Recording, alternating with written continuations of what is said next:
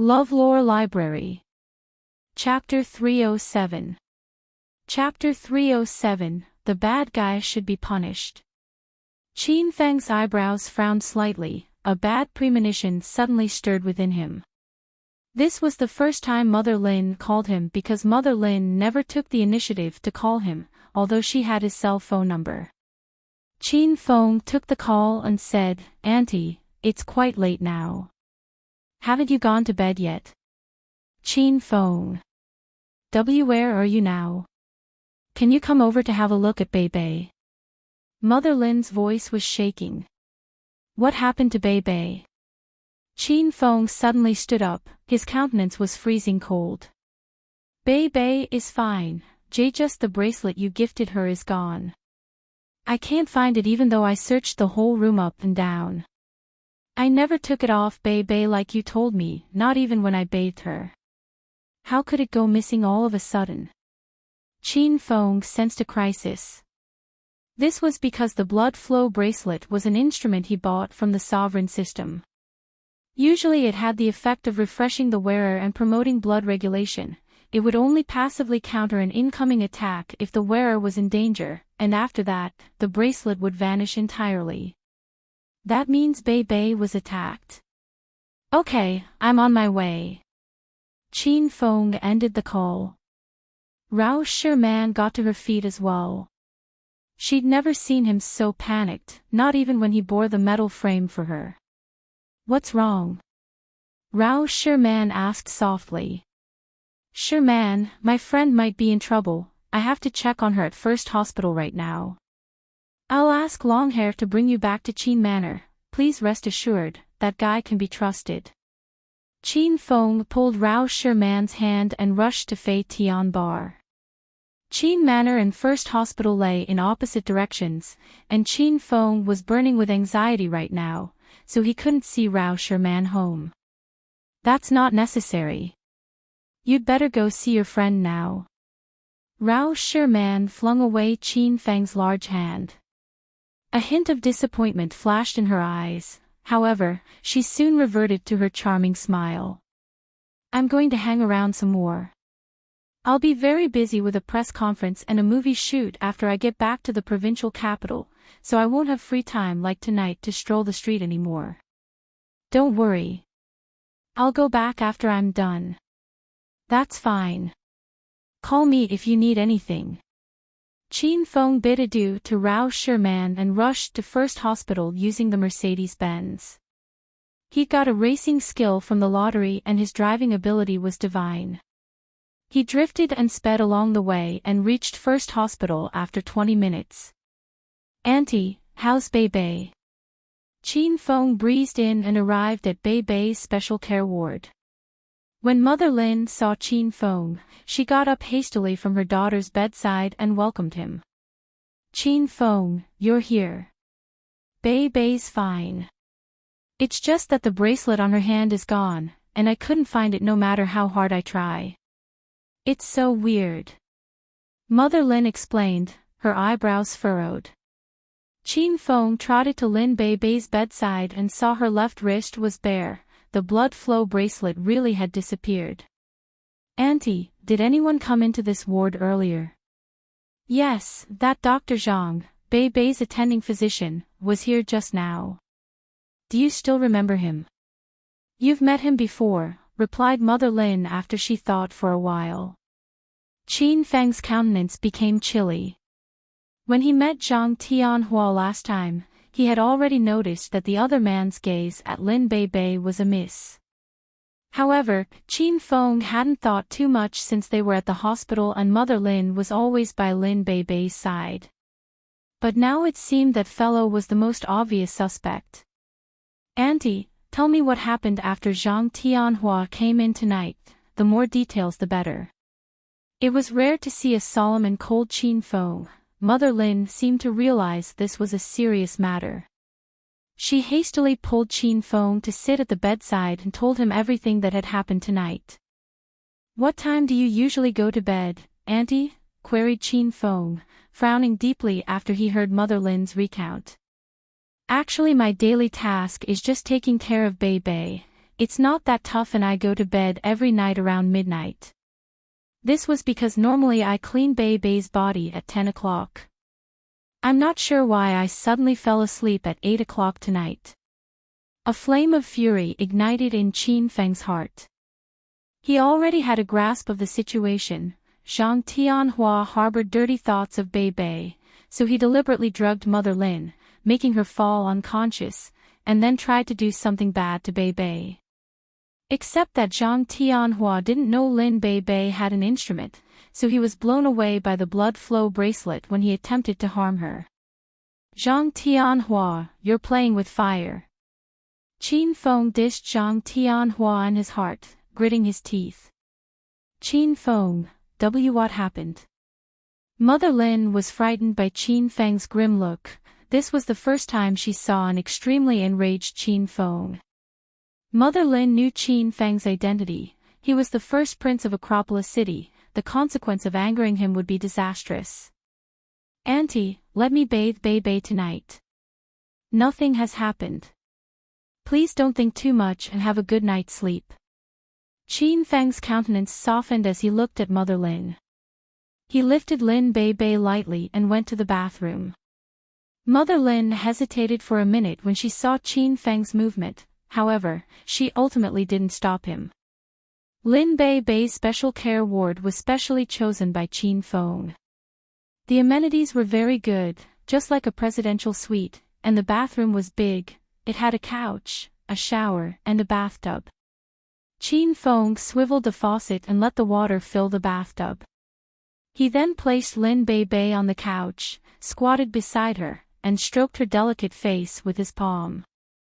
Bei, is Zhang Tianhua the one who wanted to harm you? Qin Feng stroked Lin Bei's face like he was touching a precious treasure. He knew Bei could hear his voice as he saw Lin Bei's tears suddenly stream down her face. These seemingly endless teardrops were like needles in Qin Feng's heart, and he knew this was Lin Bei's answer. That Zhang Tianhua is indeed a beast dressed in a human coat. He won't even pass up a human vegetable. Qin Feng hated himself for not protecting Lin Bei properly. He hadn't taken a good care of her when she was healthy, and he almost got her harmed when she was in a coma. Qin Feng couldn't imagine what would have happened if he hadn't bought the blood flow bracelet for Bei. He didn't dare to think, his heart would shatter by just thinking of it. Please don't cry, Bei. I'll help you bathe now and I'll settle accounts with Zhang Tianhua afterward. The blood flow bracelet protected you from his harm, and I know he didn't even lay a finger on you. But I'm still very sorry for what has happened, and I know you don't feel good either. Let me take your clothes off and help you bathe. After this, we'll just forget about this matter, okay? Qin Feng wiped off her tears. Lin Bei, who had sobbed with her tears falling like rain, stopped crying and lay quietly and obediently on the couch. Qin Feng placed his hand on Lin Bei's top and unbuttoned it. His movement was light. He kept looking at Lin Bei's eyes. Should this last shed a tear, Qin Feng would stop and give up on the idea of giving her a bath tonight. However, Lin Bei didn't shed a single tear even with her top removed, and Qin Feng had an illusion that Lin Bei was actually smiling at him. She'd widen her attractive large eyes and curl the corners of her mouth high. She was so graceful that people would care and love her unceasingly. Qin Feng carried a naked Lin Bei to the bathtub side. Lin Bei's skin was warm and delicate. She was soft when Qin Feng held her in his arms, and he felt she might slip out of his embrace at any moment. The lukewarm water nourished Lin Bei's body. This bathtub was a jacuzzi, so Qin Feng had to put Lin Bei against the bathtub and clean her body thoroughly with a white towel. This was a simple yet challenging task for Qin Feng. He had to close his eyes and breathe with his mouth opened wide several times. Lin Bei was a beauty. She was gorgeous and had a slender body figure. Qin Feng admired himself for being undisturbed when a beauty lay quietly in front of him, naked. No one knew how much time had passed when Mother Lin's voice drifted in from outside the door. Chin Feng, are you guys done? Please don't get me wrong. Take more time bathing Bei if you aren't done yet, Auntie believes in you. Because I washed the bathrobe this morning and dried it outside, please call me once you're done, I'll send you the bathrobe. Then bring the bathrobe inside now, Auntie. I'm done bathing Bei already. Chin Feng went to the door and took the bathrobe Mother Lin brought over. Mother Lin was a little bit shy. Chin Feng smiled and returned to Lin Bei's side. He held her in his arms and carefully wiped the water droplets off her body. Chin Feng, thanks for your hard work. Chin Feng walked outside with Lin Bei in his arms. Chin Feng's shirt was damp and stuck to his body while Lin Bei was sheathed in a snow-white bathrobe and lay quietly in Chin Feng's embrace. She was glamorous, beautiful, and delicate. Ah! Didn't you bathe with Bei? How did you get your shirt all wet? Mother Lin just realized Chin Feng was wet. She'd expected Chin Feng to get into the bathtub with her daughter. It wasn't that Mother Lin had a perverted mind. It was because Lin Bei was in coma now, so she couldn't move or speak and it was troublesome to bathe her. The task was smoother only if both of the people got into the bathtub together. Auntie, I'm fine. Bei just had a bath. Please dry her hair, or else she'll see a cold. I've something to do now, so I'll excuse myself first. I'll come visit Bei after a while.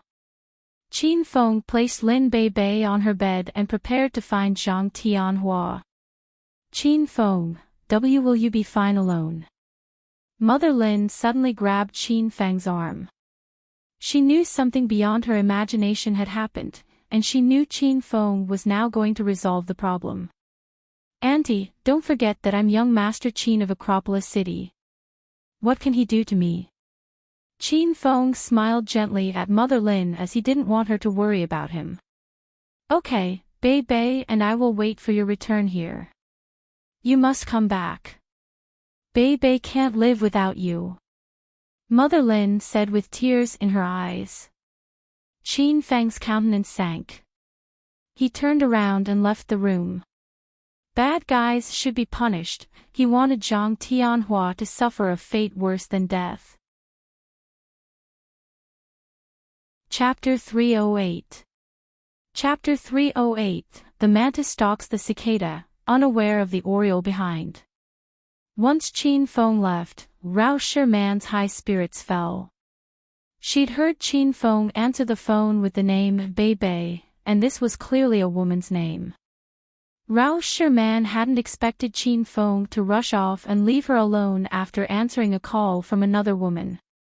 I have to leave Acropolis tomorrow, and I don't even know if there'll be any opportunity to meet in the future.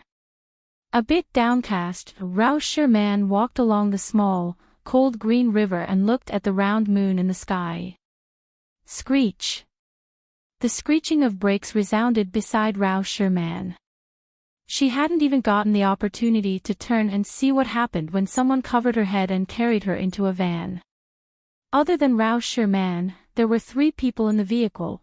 2 of them were in charge of abducting her, and the last sat in the front and drove. Wah wah. Who are you people? Release me this instant. Rao Sherman screamed for her life in the back, but the 3 people ignored her. One of the 2 men in the back pulled out his phone and made a call. Prince Zhou, we got her and we're heading back right now. Good, good, get back quickly and drive safely. In Royal Hotel's presidential suite, Zhou Kai hung up, then said excitedly to the man in a white robe beside him, Prince Sima, they're heading back. My congratulations, Prince Zhou. You'll enjoy tonight. Sima too smiled as he looked at Zhou Kai. Prince Sima, why don't you stay? I'll get an inexperienced model and we'll go at it together tonight. No, no. I've just come out of seclusion and my inner chi is unstable. It's not that I don't want to, but I'm afraid that if I play around, I won't be able to control my chi, and I might get blown to pieces. Sima too smiled and waved his hand. Since Sima too made it sound so severe, Zhou Kai didn't continue to try convincing him. Also, if Zhou Kai was completely honest, he didn't want to play with Sima Tuesday. After all, this woman tonight was the goddess of tens of millions of Chinese men's hearts. He thought it wouldn't be enough even if he played with her for a whole night. Alright, then I'll head back. I hope Prince Zhou will be freely drenched in sweat tonight. Sima too stood to leave. Zhou Kai smiled and walked Sima too to the door. When Zhou Kai returned to the room, Sima too stood at a corner of the stairs, pulled out a new SIM card, and replaced the one in his phone with it. Then, he sent a text message. Rao Sherman is in trouble in Royal Hotel's presidential suite, room 1888.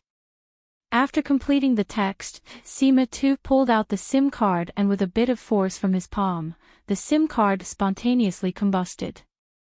Then, he swiped his original SIM card back in and made a call. Prince Sima, is it done? A man's clear laugh came from the phone. As expected, Prince Wen is truly intelligent, it's done. Sima Yu laughed as well. Happy cooperating. The call ended, and Sima too's eerie smile widened. He'd allied with Prince Wen, and now he initiated their attack on the Qin family. A couple of days ago, he'd purposely looked for Zhou Kai and enticed him into abducting Rao Sherman. Then, he texted Qin Feng to tell him Rao Sherman was in trouble. That way, he'd successfully caused strife between the Qin and Zhou families. Sima too knew Qin Feng too well. Hadn't he already annihilated entire family clans over a woman? Sima too didn't care whether the Qin or the Zhou family won the feud because no matter who won or lost, the Sima family would be the biggest beneficiary. Of Acropolis's 4 prominent family clans, only 3 currently remained. After the Qin and Zhou families were eradicated, the entire Acropolis would belong to his Sima family clan. While Sima too was immensely pleased with himself, Prince Wen sat on a sofa with a smile in a lavish villa. He was also a participant in the plan. In fact, he was the mastermind. Sima too didn't know about the relationship between Rao Sherman and Dongfang Qing Shui or the relationship between the Dongfang family and the Qin family, but Prince Wen did. This plan seemed flawless. It would point to the Qin and Zhou families as the initiators of the conflict, and when Rao Sherman was disgraced, the Dongfang family would be pulled in. However, if Rao Sherman and the Qin family were acquainted, and the Dongfang and Qin families were also connected by an engagement, this situation then became immensely different. If Zhou Kai forced himself on Rao Sherman, and Qin Feng ran over and beat Zhou Kai up, initiating a feud between the 2 families, then Rao Sherman wouldn't get the Dongfang family to deal with the Qin family but the Zhou family. If they found out that the Sima family was also related, then the Qin family and the Sima family would be at war. Previously, Prince Wen's identity was almost revealed, so he now didn't deal with Qin Feng personally. He began to help Qin Feng continuously provoke enemies and cause trouble for the Qin family. When the opposing powers were large enough in scale and size, it would be hard for the Qin family not to fall. The mantis stalks the cicada, unaware of the oriole behind. Only time would tell who was the unfortunate cicada, who was the short-sighted mantis, and who was the strategic oriole. Acropolis City First Hospital, 3rd floor on-call room. 2 people stood in the room. Zhang Tianhua had a large square of gauze on his head, and his injuries had been treated. Beside him stood an old man. This was First Hospital's director Fang Wentian. Little Zhang, are you all right? Be more careful when you walk. Fang Wentian had coincidentally bumped into Zhang Tianhua and seen that he looked like he had just gotten into a fight. Thus, Fang Wentian went into the on-call room with him. Thank you for your concern, Director Fang. It's no big deal, I'll definitely be careful next time, said Zhang Tianhua with a smile. Alright, as long as you're okay. Fong Wentian waved his hand and prepared to leave.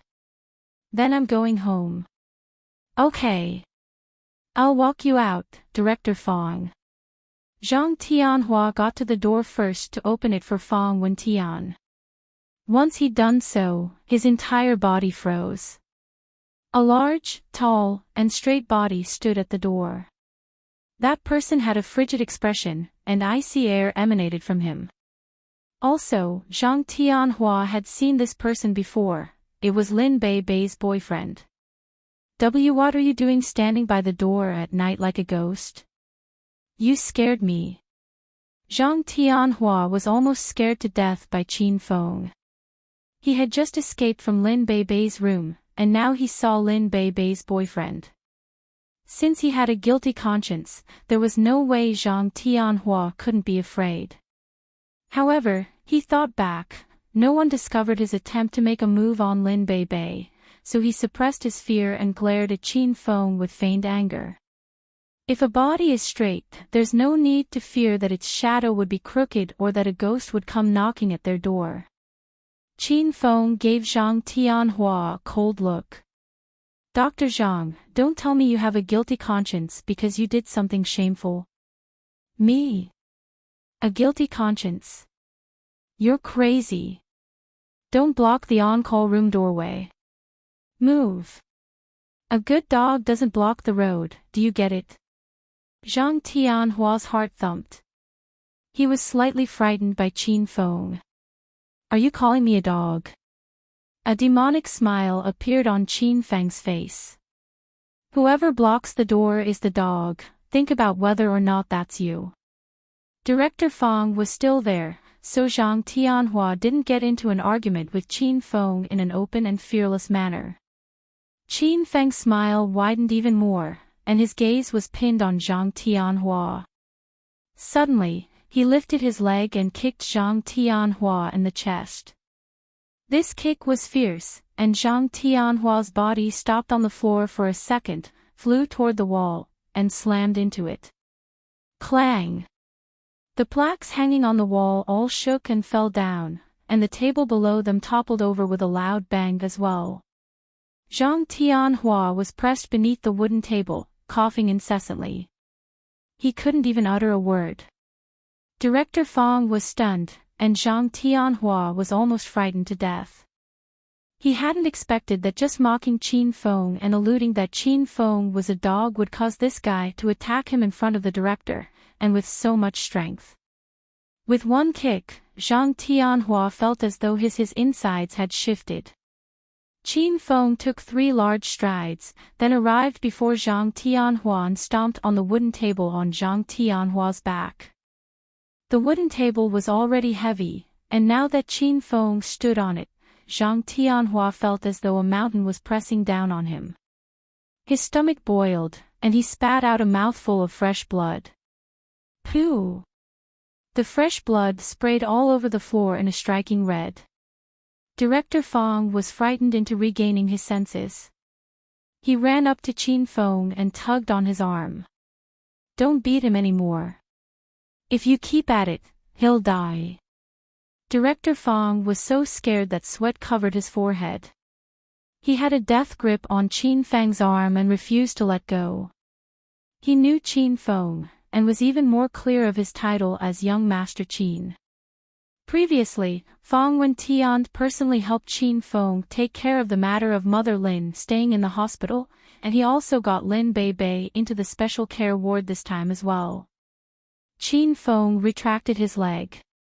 Director Fong was an old man who had a pretty good relationship with his father, so Qin Feng had to give him face. Once Zhang Tianhua felt Mount Five Finger come off his back, he used all his strength to move the wooden table off himself and crawl to his feet. Once he got up, he hid behind Director Fong. Director Fong, you saw. This person is out of control. I have nothing against him. Once he came in, he attacked me for no reason.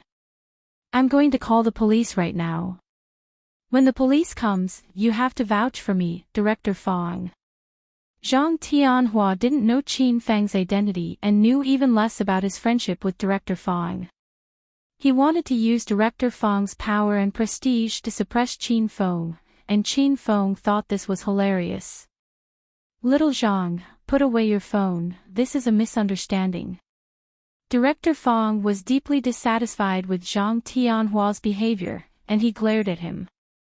Though Zhang Tianhua was confused, he put his phone away. "Director Fang, let him call the police.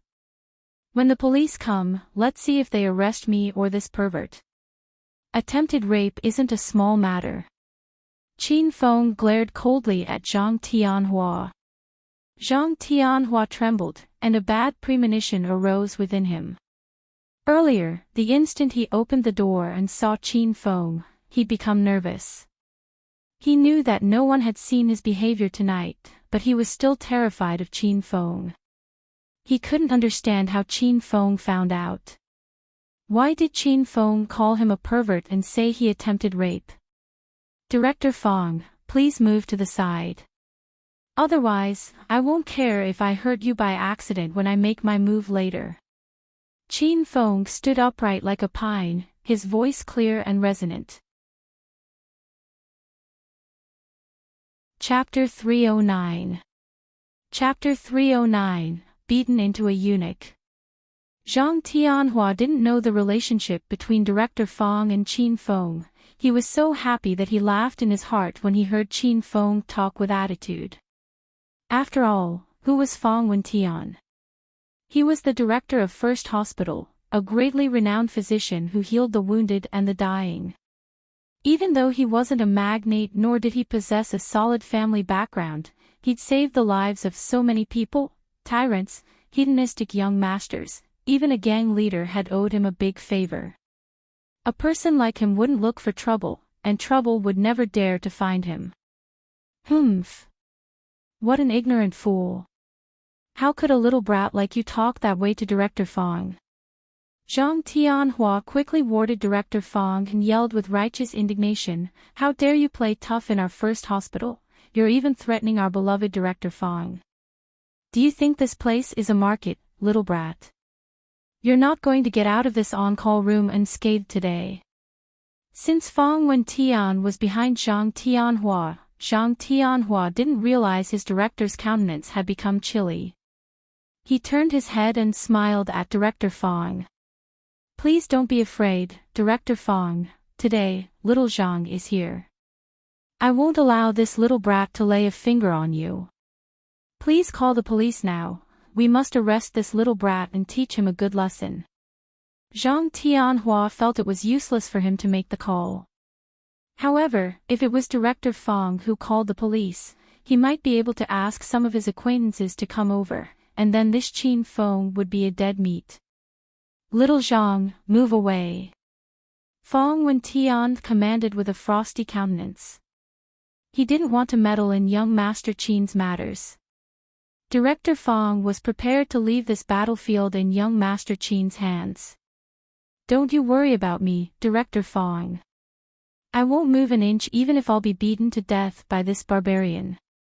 I won't let him harm you." Zhang Tianhua talked with his chest puffed out, as he was taking pride in his ass-kissing skill. Before he could finish his sentence, he felt somebody smack the back of his head. "Move!" Director Fang was an oldster. He was now choked with anger and gave a huge smack to Zhang Tianhua's head. Dazed, Zhang Tianhua turned his head to look at Director Fang. Is this geezer crazy? How could he casually hit someone? Zhang Tianhua wondered in his mind. Slap. Director Fang gave another slap on Zhang Tianhua's face and yelled coldly, "Move." Zhang Tianhua was totally flabbergasted. This was the first time he'd seen an angry expression on the face of that friendly and kind Director Fang. Zhang Tianhua didn't dare defy Director Fang anymore. He instinctively turned aside and gave way. Fang Wentian ignored him entirely. He walked up to Qin Feng and smiled. "Young Master Qin, give this old man face, just don't kill him." "Thank you, Director Fang." I'll personally pay you a visit for a cup of tea afterward. Qin Feng nodded. Director Fong left the on-call room directly, he even shut the door for them. He was wise enough to see through the situation. If young Master Qin accused Zhang Tianhua of attempted rape, then Zhang Tianhua must have really perpetrated such a filthy affair. Otherwise, why would young Master Qin proactively look for trouble with a nobody like Zhang Tianhua? This was because Qin Feng needed no reason to get rid of Zhang Tianhua, he'd just end this whole story by giving him a few punches. So Director Fong chose not to meddle in this matter as he still remembered the incident where young Master Qin had eliminated the entire Hao family because of a woman. Only Qin Feng and Zhang Tianhua were in the on-call room after Director Fong left. Zhang Tianhua was scared and he felt weak in the legs. He seemed to have realized the seriousness of this matter. Apparently, this Qin Feng was a bigwig. "Don't you come over. What are you trying to do, you little brat? We don't know each other and there's no enmity between us, you can't simply hit me for no reason." Seeing Qin Feng closing in on him, Zhang Tianhua was so frightened he couldn't speak fluently. Slap.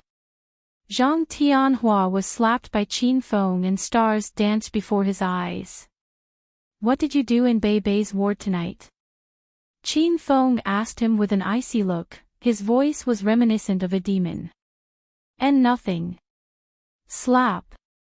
Qin Feng slapped him again using the back of his hand and turned Zhang Tianhua into a pig head after 2 slaps.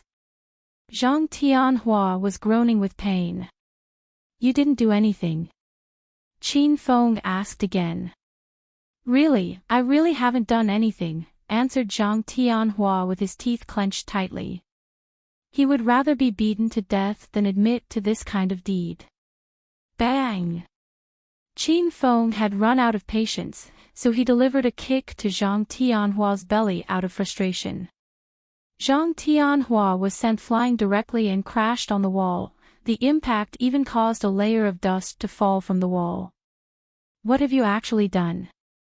Qin Feng rushed forward and single-handedly picked Zhang Tianhua up like a chick. Blood was gushing from Zhang Tianhua's mouth. He was in so much pain that everything before his eyes turned dark. He felt like a tempestuous storm was raging in his belly, making him want to spit out his organs. I really haven't." Shroom. Before Zhang Tianhua could finish his sentence, Qin Feng tossed him, and this person flew into the air again. He then fell hard on a glass fish tank, shattering it. Glass shards splashed all over his body, leaving numerous wounds on his body and a pool of blood on the floor. "Still don't want to admit your sin?" Qin Feng would never be lenient to a bad guy who defiled his woman.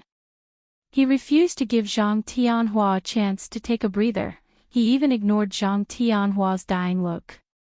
He single-handedly picked Zhang Tianhua up, ready to perform another trapeze act. "Brother, big brother. I'll talk, I'll lay it out. I harbored dirty thoughts about Lin Bei and almost violated her tonight. But I really didn't touch her. A strange stream of air pushed me at the very last second. And then Auntie woke up, so I had to rush back here and tend my wounds." The last defense line within Zhang Tianhua had crumbled. He was really scared of Qin Feng. Qin Feng wasn't human. He was a demon who'd crawled out from hell as all his attacks were aimed at taking Zhang Tianhua's life. Before, Zhang Tianhua hadn't wanted to admit it because he'd thought Qin Feng wouldn't dare make a big deal out of it and would only thrash him. Only now did he realize, Qin Feng was actually willing to kill him. Click. As soon as Zhang Tianhua finished speaking, Qin Feng tapped the sound recorder on his phone. Once again, he waved his large hand and Zhang Tianhua was sent into the air. Qin Feng quickly sent a kick between Zhang Tianhua's legs and a thump echoed, as if something had exploded. Zhang Tianhua was in so much pain that all his veins bulged, and he shrieked non-stop as if he was dying. When Zhang Tianhua landed on the floor again, he had already fainted. He'd been incapacitated by Qin Feng. He would be a eunuch if this was in ancient times. The commotion in the on-call room was too obvious, so a few nurses and doctors rushed over to check what had happened. When they saw the mess in the on-call room through the glass, all of them thought a war had taken place here. Qin Feng pulled out his handkerchief, wiped off the blood stains on his hands, and walked out the on-call room to wash his hands in the restroom. His expression was bland and his steps were light, as if Zhang Tianhua inside the room hadn't been beaten by him. After he cleaned off all the blood stains on his body, Qin Feng then returned to Lin Bei's special care ward. He chit-chatted with Mother Lin for a moment, and a group of police officers arrived at the hospital. The leader of these cops was the fatty police officer that wanted to arrest Qin Feng at Lotus Lake last time. He already knew Qin Feng's identity, so he acted politely in front of Qin Feng. After Qin Feng transferred the voice recording on his cell phone to that police officer, the fatty police officer then brought Zhang Tianhua back to the bureau. Qin Feng's mood was slightly eased after he'd settled with Zhang Tianhua. He sat at Lin Bei's bedside, stroked Lin Bei's face lightly, and shared some anecdotes of his recent activities. However, Qin Feng received a text from an unknown number before he could finish his story. Rao Sherman is in trouble in Royal Hotel's presidential suite, room 1888. The text only had one sentence. Qin Feng's eyebrows furrowed deeply after he read the text and he became nervous. He hastily called Rao Sherman's cell phone, to no avail. Her phone was shut down. Qin Feng then made another call to Su Ruoro, and she told him Rao Sherman hadn't returned to Qin Manor yet. Qin Feng's mood became grimmer. Rao Sherman attended the royal group event as their VIP. If she encountered any mishap during her stay in Acropolis City, needless to say how severe the consequences would be, Qin Feng knew he would forever blame himself. "Auntie, I have other things to do now. I'll visit Bei next time when I'm free." Qin Feng got up and headed outside. Mother Lin saw him out partway until the door. Qin Feng drove the Mercedes-Benz to Royal Hotel after he got out from the hospital. While driving, he considered who was after Rao Sherman. Why'd they choose Royal Hotel as their base? Don't they know Royal Hotel is my territory? The Golden Assassin crew. But they shouldn't have launched an attack so soon. Mentally sorting through his enemies, Qin Feng realized there were so many possibilities and he couldn't pinpoint the culprit. Besides, the opponent might actually have been aiming for Rao Sherman and just happened to choose Royal Hotel as their base. Anyway, Qin Feng wouldn't allow anything bad happen to Rao Sherman. Qin Feng cared for her, especially after learning Rao Sherman was the little girl from 8 years ago. The Mercedes-Benz breezed down the roads at lightning speed, the sight even more thrilling than the Fast and the Furious. Qin Feng darted along the way and soon arrived at the entrance of Royal Hotel. Chairman Qin. Oh. It's young Master Qin. It's been a long time since you've been to Royal Hotel. Qin Feng drove his dad's car, so the hotel security guard had mistaken him for Chairman Qin after seeing the car's plate number. Qin Feng followed hotel security guard to the front of Royal Hotel. He suddenly halted his movement, raised his head, and looked up the towering skyscraper, countless of emotions flashing through his heart. Before he gained the Hedonist sovereign system, Qin Feng practically spent more than 10 days a month in this royal hotel, indulging in carnal activities every day. And then, he'd spent another 10 more days at Royal Clubhouse with the same dissolute and unruly demeanor. Now that he stood once again at the foot of this hotel, he felt the life he previously led was far away from him. Indeed, it had been a long time since he came to Royal Hotel. The last time he came here was to look for Bai Qing.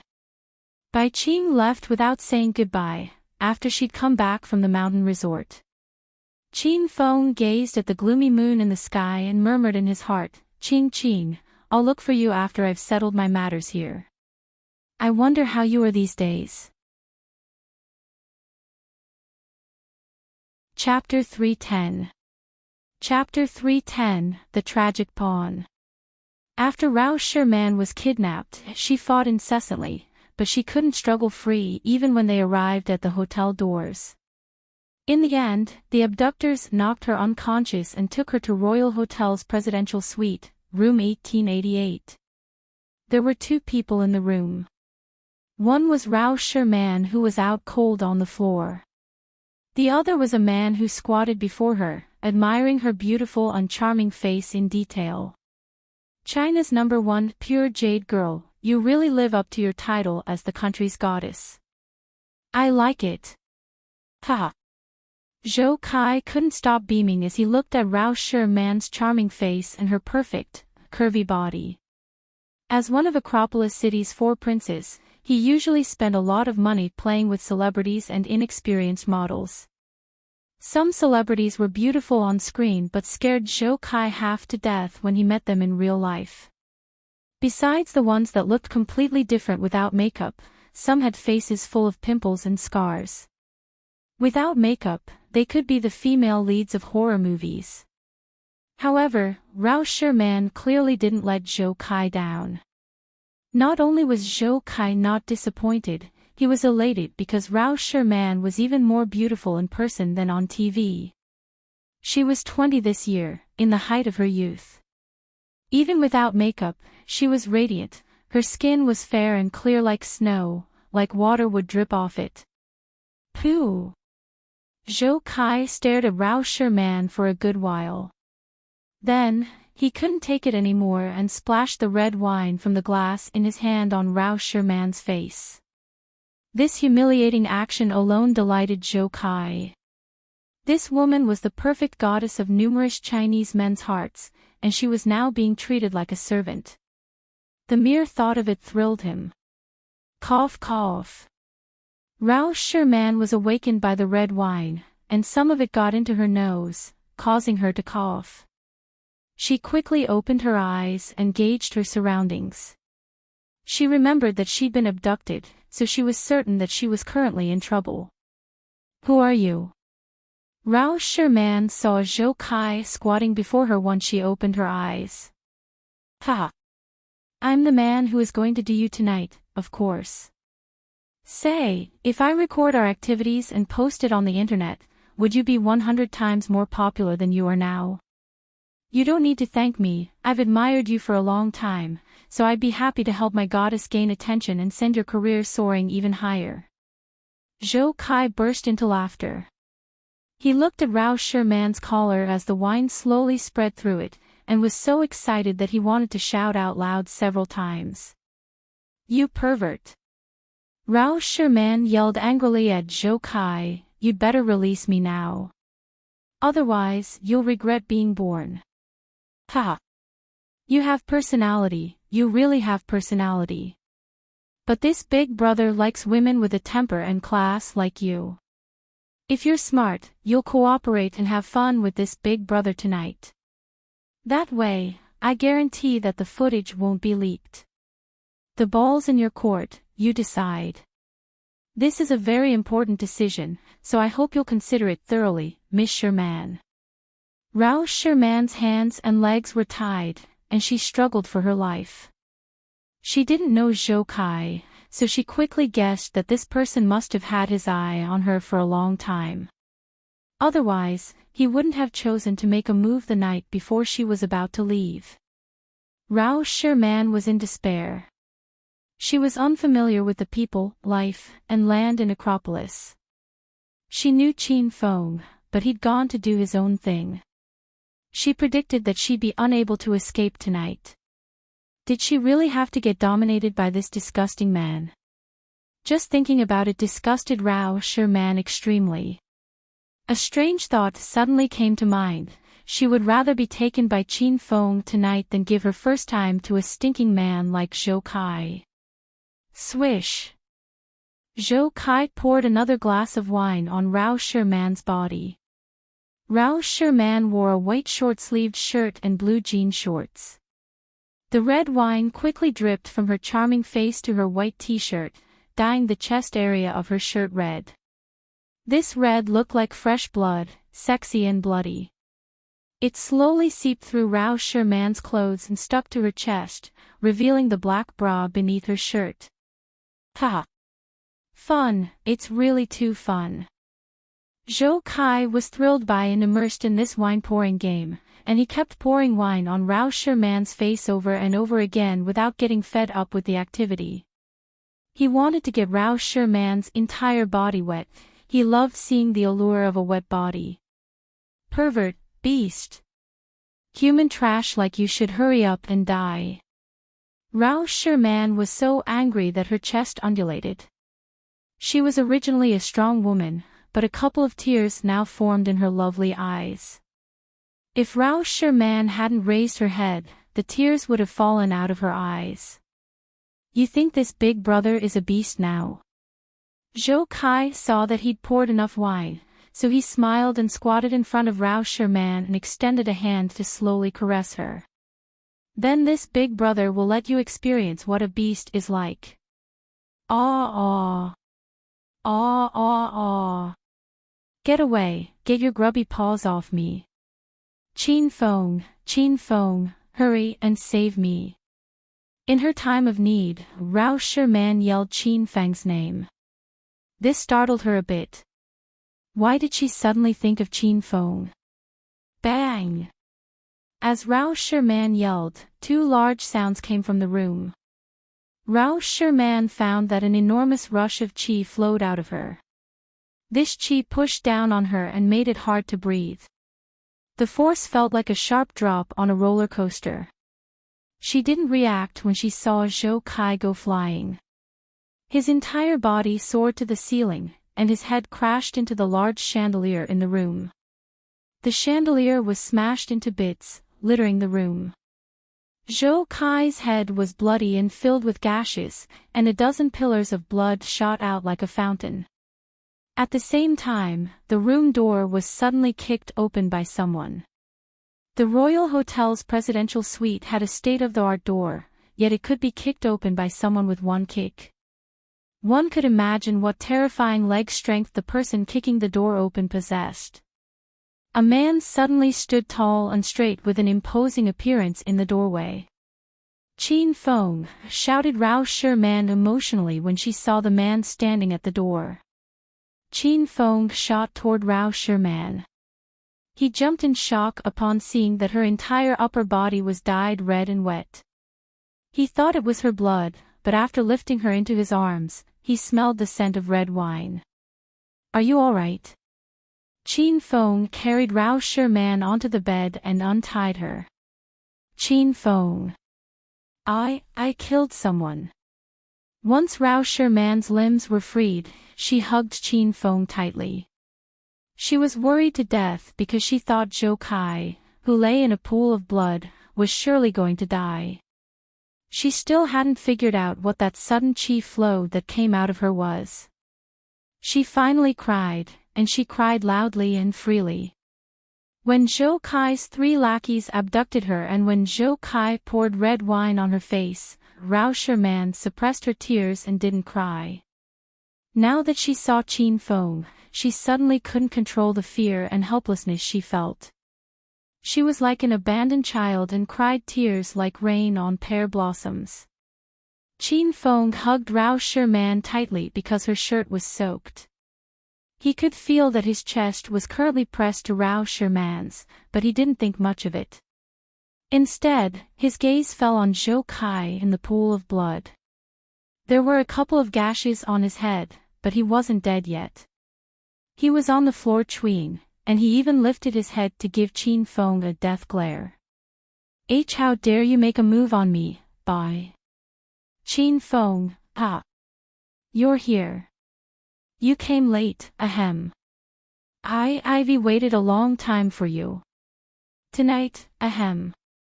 I called over the famous celebrity Rao Sherman want to play as well. Zhou Kai was already in a manic state. He knew that he was about to die, but if he was going to die, he wasn't going to let Chin Feng live freely. Young Master Chin, what you probably don't know yet, ahem, this is a trap. The instant you entered this clan war. Ahem, you can force yourself on Rao Sherman with me, Zhou Kai, tonight, but if I die, how do you think the Zhou family members will deal with you? Right, I'll tell you something else. Prince Sima allied with me. The Sima family will join hands with the Zhou family and kill you. Qin Feng listened quietly to Zhou Kai's words. Who would have thought that this guy was already scheming to deal with the Qin family?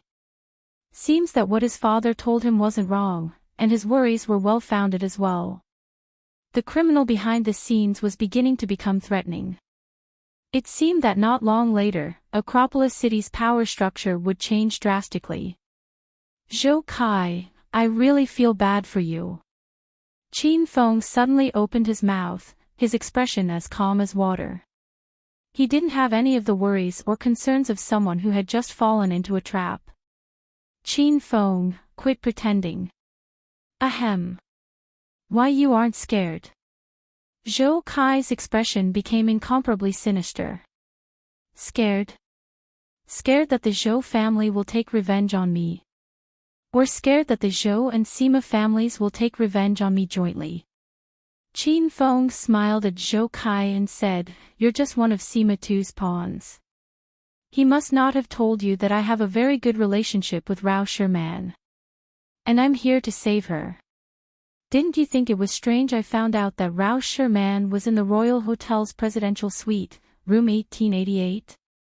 It's because someone texted me, and I'm certain that that person was Sima Tuesday.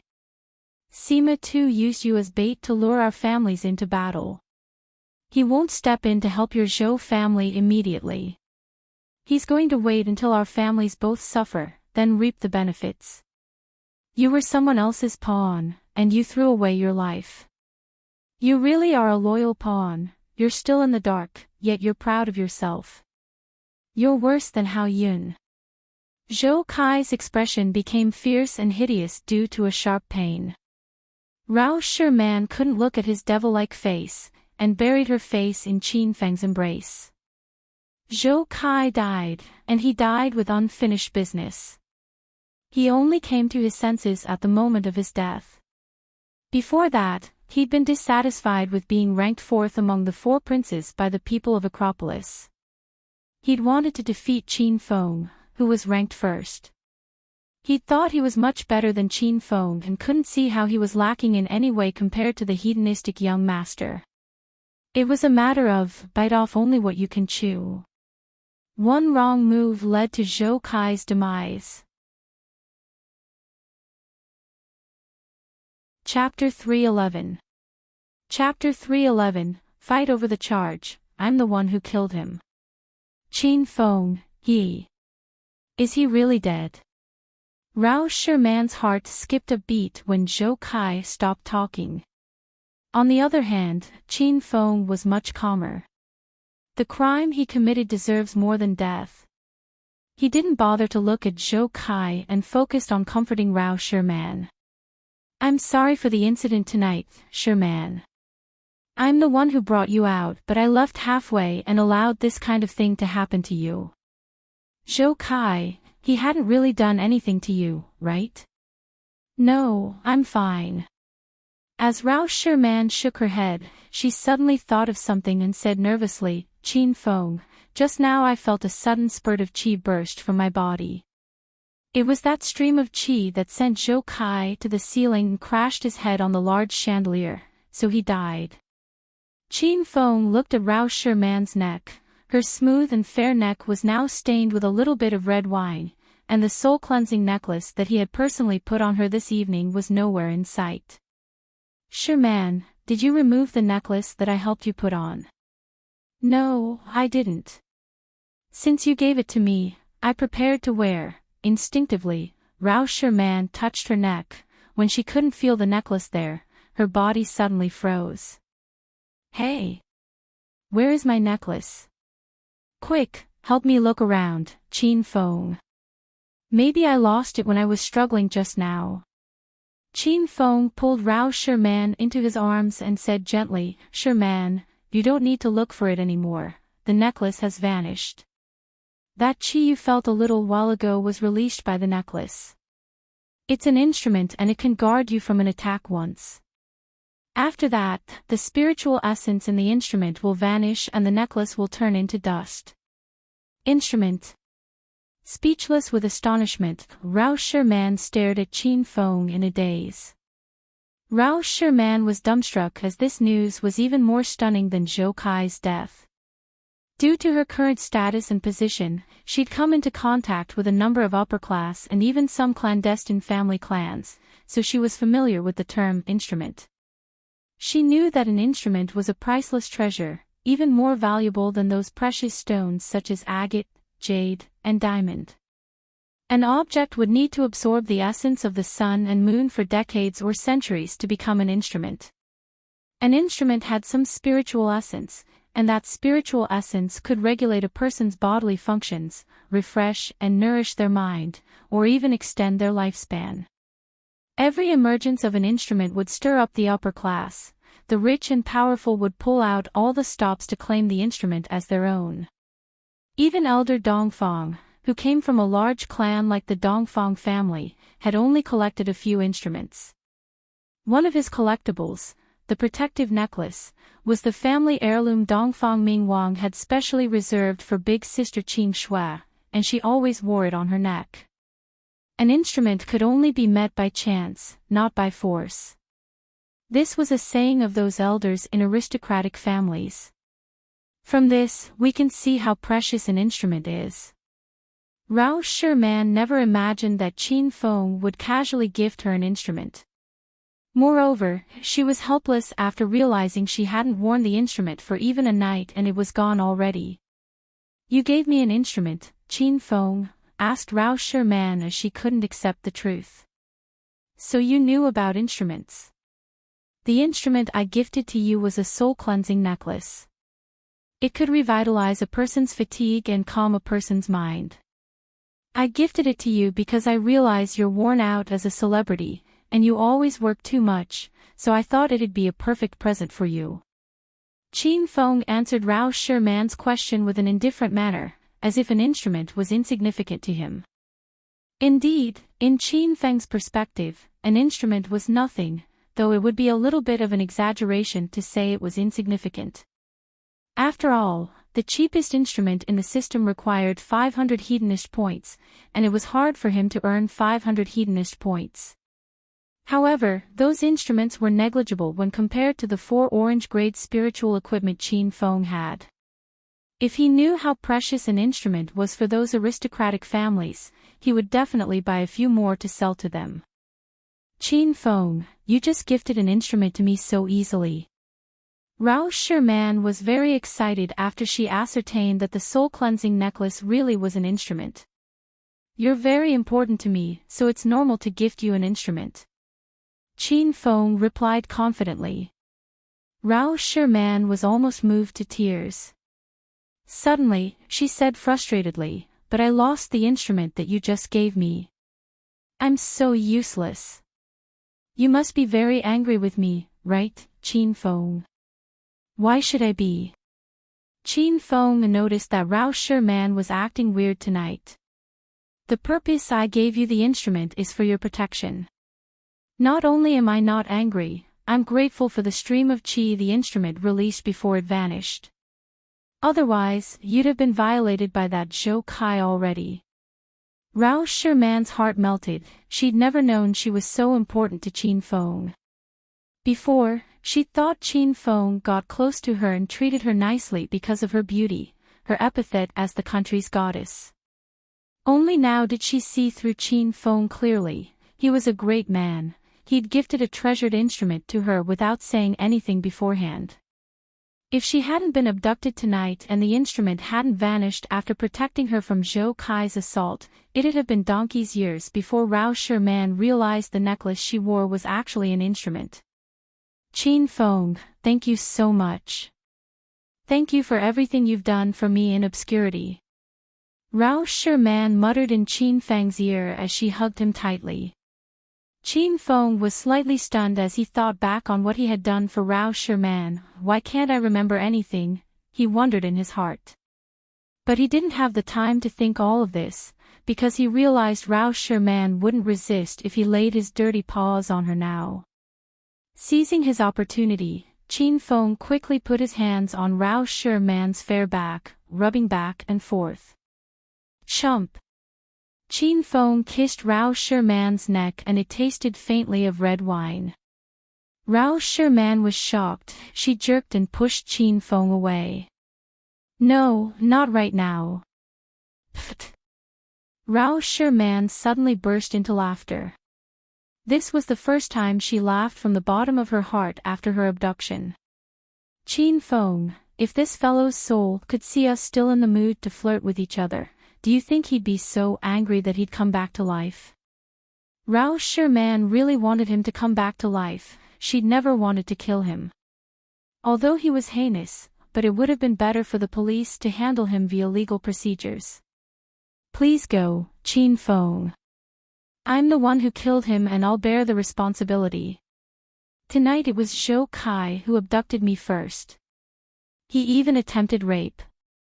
I believe Big Sister Qing Shui will try her best to bail me out of jail if she learns about this incident. Rao Sherman suddenly pushed Qin Feng back, and tried to shoo him away. Not wanting to leave, Qin Feng grabbed Rao Sherman's arms and pulled her into his embrace again. Sherman, I've called the long-haired fellow, he's on the way now. I'll ask him to bring you back to Qin Manor later.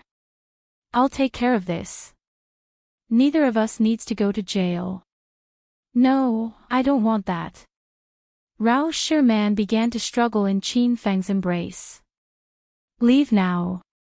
I don't want to see your face. Who gave you the permission to take the rap for me? I'm your nobody, and you don't even have the finesse to be my scapegoat. Rao Sherman didn't want Qin Feng to stay. She knew Qin Feng was only young Master Qin's double. If he took the blame, nobody would stand up for him. Sherman, stop this shit right now. Just listen to me for once. Qin Feng's countenance became grim. I don't want to listen to you. Go away. Get out of my face. Rao Sherman covered her ears with her hands. She stomped her feet in fury, and used all her might to push Qin Feng away. However, her efforts were futile as Qin Feng was stronger than her. She couldn't push him even an inch. Young Master Qin. Sister-in-law. Longhair had rushed over. He was dumbfounded as soon as he entered the room. Longhair, send Miss Sherman back to Qin Manor now. Qin Feng ordered. Rao Sherman became even more anxious. She stuck her butt on the floor, refusing to leave. Now, she didn't have the aura of a superstar nor the prideful and dignified ethos. She was like a spoiled little girl who started to throw a tantrum because she couldn't get herself a candy. Choked with tears, she then begged Qin Feng, "Wah wah. Qin Feng. I beg you. Please leave, just go. Longhair, can't you hear me?" Qin Feng yelled at Longhair. He was enraged. Longhair hastily ran to Rao Sherman. He suddenly halted and looked at Qin Feng. Young Master Qin, please leave with sister-in-law. I'm the culprit, I'm the one who killed this fellow. Qin Feng and Rao Sherman were stunned by Longhair's statement, especially Qin Feng. A gush of warmth welled up in his heart. He felt he hadn't lived in vain. He now had so many women whom he loved and who loved him back, and a few brothers who were willing to risk life and limb for him. Qin Feng still remembered that when he killed Uncle Feng at the underground fighting arena in the Amethyst Dragon Palace, Zhang Biao had proactively shouldered the murder rap and was now still hiding somewhere. Today, Zhou Kai was dead, and Rao Sherman and Longhair were fighting to claim the charge for themselves. Even though both of them knew this was a capital offense, neither of them had hesitated or stepped down. Qin Feng was touched by them. This is fucking life. He suddenly felt that the former dissolute, hedonist young master Qin was dead, and that he'd been reborn into a real sovereign hedonist young master. Don't argue with me anymore. Long hair, bring her away now. Qin Feng's voice had softened. The death of Zhou Kai isn't as simple as it seems. Somebody manipulated this whole incident from the shadows and he has only one objective, to pull the Qin family down. My staying behind is not to accept the guilt. I'm staying because I want to negotiate with the Zhou family, and both of you have no use here. Longhair hesitated for a while but finally obeyed Qin Feng's order. He quickly covered Rao Sherman with a blanket and brought her away. Once Longhair left, Qin Feng sat on the couch calmly. He reviewed the whole incident and linked it to recent events. After he reflected for a while, he then pulled out his phone and proactively made a call to an elder of the Zhou family. "Hello, who am I talking to?" Very soon, a hoarse voice drifted over from the phone. "It's me, Qin Feng." Qin Feng replied with a bland voice. The other side fell silent, then began to talk after a period of time. "Why'd you call this elder?" "It's late and I think Elder Zhou has sleep already, so in order for the elder to sleep better, I purposely made this call to tell you some good news." Qin Feng then said with a faint smile, "Elder Zhou, your grandson, Zhou Kai, is dead." Chapter 312. Chapter 312, Negotiation.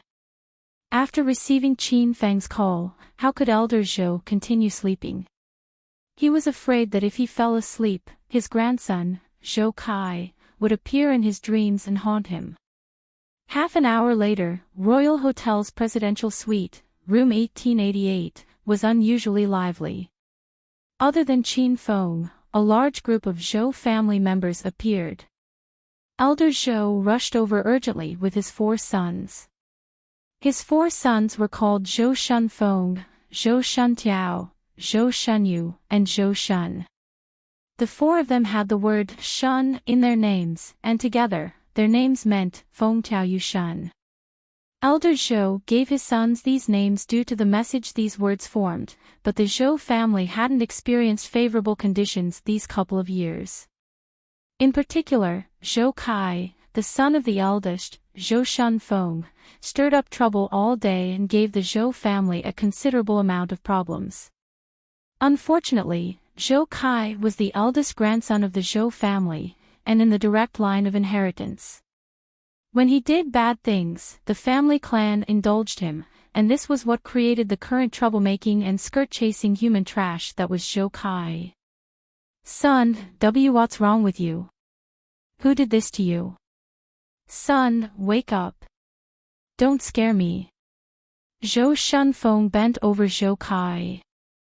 Elder Zhou and the 3 remaining sons waved from the sidelines. The 4 of them had extremely cold expressions, especially Elder Zhou.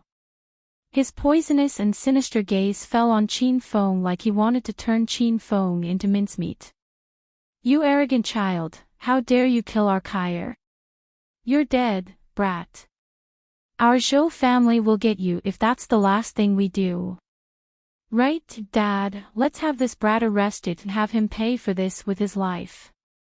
"Oh, Qin Feng, you commit crimes all day with the Qin family's power, but our Zhou family isn't afraid.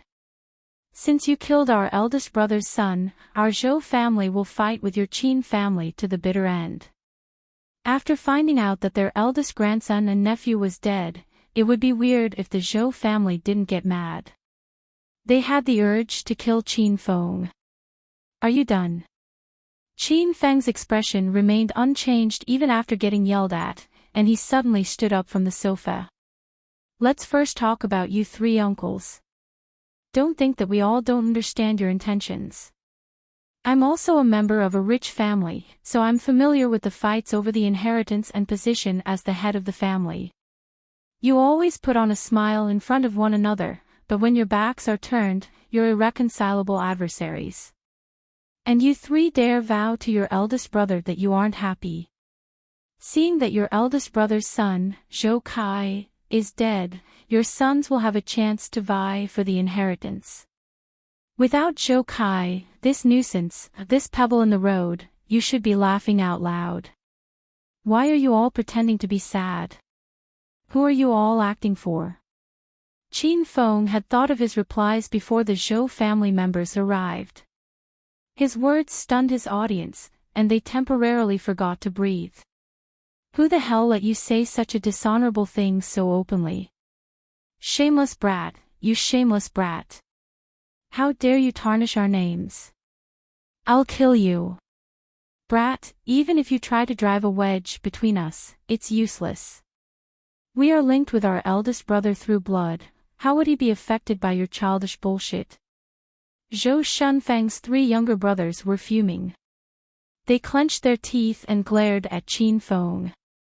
They weren't even this angry when they saw that Zhou Kai was dead. The youngest, 4th brother, couldn't take it anymore.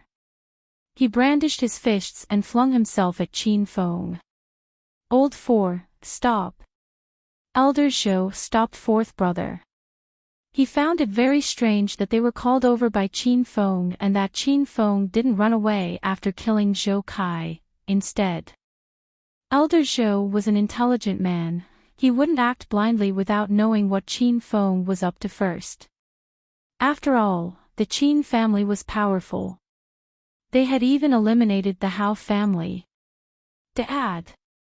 4th brother looked at Elder Zhou with dissatisfaction.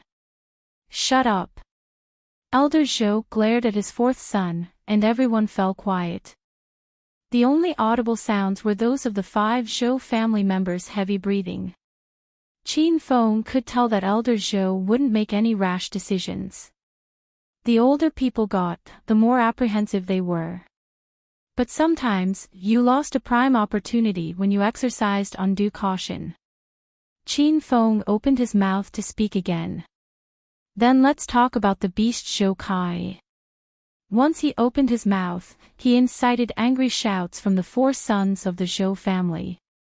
In the end, they were stopped by a look from Elder Zhou. Zhou Kai is dead, this is already a reality. Now, let's discuss the crimes this beast committed when he was alive, and then we'll talk about who would bear the weight of these crimes now that he is dead. Qin Feng spoke with nonchalance and neither too loudly or too softly. However, they struck the Zhou family members' heads like lightning. They all looked at Qin Feng with amazement, and even wondered if their ears had gone bad or if Qin Feng had some problems in the head. You killed someone, yet not only are you not apologizing, offering to make amends, or kowtowing in guilt, but you're fucking coming out with arrogant bullshit and telling the Zhou family members to bear the weight of the crimes Zhou Kai committed during his life. Not only were the 4 brothers feeling this way, Elder Zhou couldn't take it anymore either.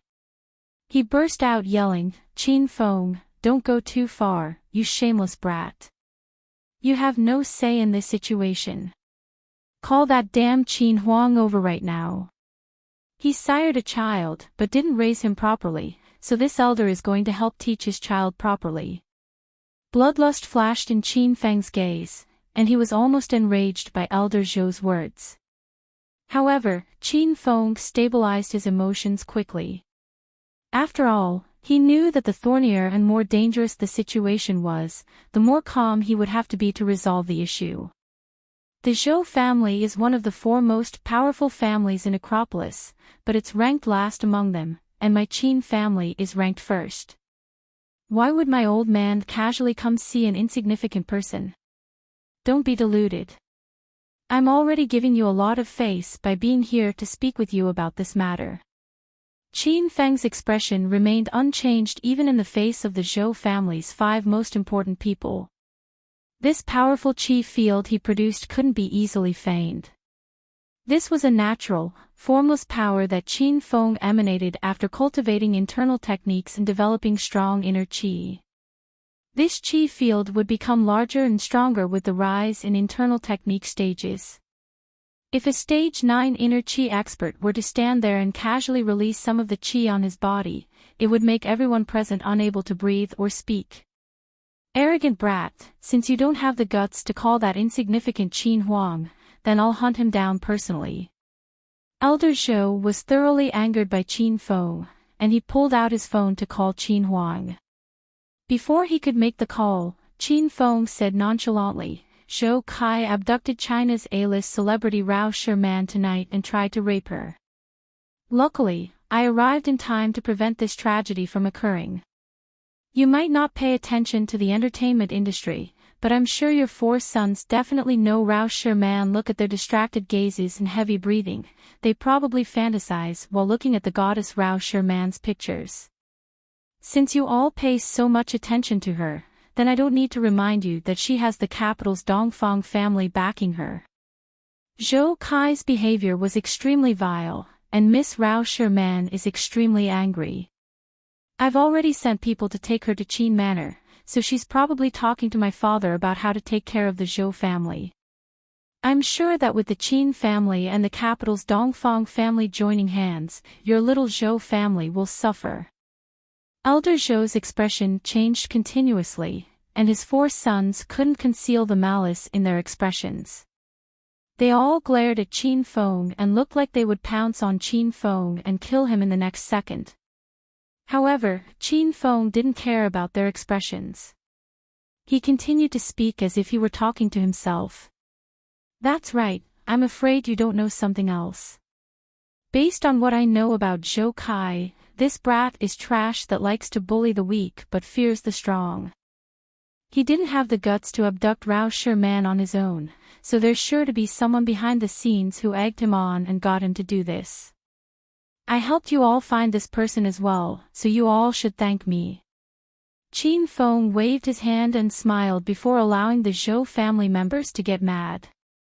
Never mind, we're all members of the four most powerful families in Acropolis, so we're all good friends. It's only natural that I do something like this. There's been no need for you to thank me or give me any presents. The person behind the foolish Zhou Kai was Sima Tuesday. He's also a lecher, so why didn't he kidnap Rao Sherman? Why did he hand this assignment to Zhou Kai? Zhou Kai didn't even see such an obvious answer. Sima too used Zhou Kai as a tool, and purposely chose Royal Hotel as the place to commit his crime to drag our Qin family down as well. Then, the Qin and Zhou families would fight. The Sima family wouldn't contribute but would sit back and reap the rewards of the fight. After saying all this, Qin Feng paused, then smiled and continued, "Oh. This situation really is a bit complicated. It's not limited to what I just mentioned. There are also hidden powers at work that I can't guess at easily. Simply put, Zhou Kai deserved to be played like a pawn this time. If your Zhou family wants to fight our Qin family, we would be happy to oblige. We have the Dongfang family backing us, so we're not afraid of you. I hope you guys can also find such support. Otherwise, if we really do fight, it'd be such a bore. In the end, the Zhou family will follow in the footsteps of the Hao family and will be completely eliminated from Acropolis and China in its vast entirety." Qin Feng analyzed it all very logically and clearly. The four Zhou brothers were so angry that they almost swallowed their teeth. They clenched their fists hard enough to make popping noises. They were agitated by Qin Feng's words, and forgot about their prior plans and reflections. This was what Qin Feng needed. If they didn't act upon their plans, then after tonight, they could only pretend nothing happened. Qin Feng, I'll admit that I underestimated you in the past. Someone who schemes so strategically and is so imposing and calm as you is quite rare among people your age. Too bad that brat Hao Yun died in your hands, and too bad the Hao family was eliminated by your Qin family. And strange smile appeared on Elder Zhou's sinister face. He looked at Qin Feng like he was looking at a dead man. But you didn't think of everything. This elder now commands my four sons to kill you. Chapter 313. Chapter 313, Tough Decision. I now command my four sons to kill you today. Ginger gets spicier as it get older. Indeed, Elder Zhou was wise as he had lived long enough. Though the four brothers were blinded with rage, Elder Zhou had already found a way to shatter Qin Feng's plot and to avenge Zhou Kai, that was by killing Qin Feng now. Otherwise, it'd be too late after tonight. Ha! Dad's right. A murderer must repay with his life. This little brat should die now. Let's do it now, Dad. I can crush this feeble dandy with just one hand. Hee hee. I have waited too long for this moment. As soon as Elder Zhou finished his sentence, the four brothers couldn't wait any longer and had already formed a circle, trapping Qin Feng inside. With anxious faces, 4 people and 8 eyes stared fixedly at Qin Feng. They were afraid he'd escape from their clues. Qin Feng was delighted and smiled even brighter than Elder Zhou. Killing him in this dark, gusty night without any witnesses was indeed a way to avenge Zhou Kai and to solve the problem. However, how could Qin Feng not have considered his own safety? Not only had he thought over this matter, he even considered his own safety first. The 4 sons of Zhou family. Even if all the personnel in the Zhou family came at him together, the outcome of this battle wouldn't change even the slightest. With Qin Feng's current stage 4 external strength plus stage 3 inner chi strength, not many in Acropolis City could dominate him in a fight. Moreover, among the 4 major families of Acropolis City, only the descendants of the Sima family and the Qin family had cultivated the martial arts.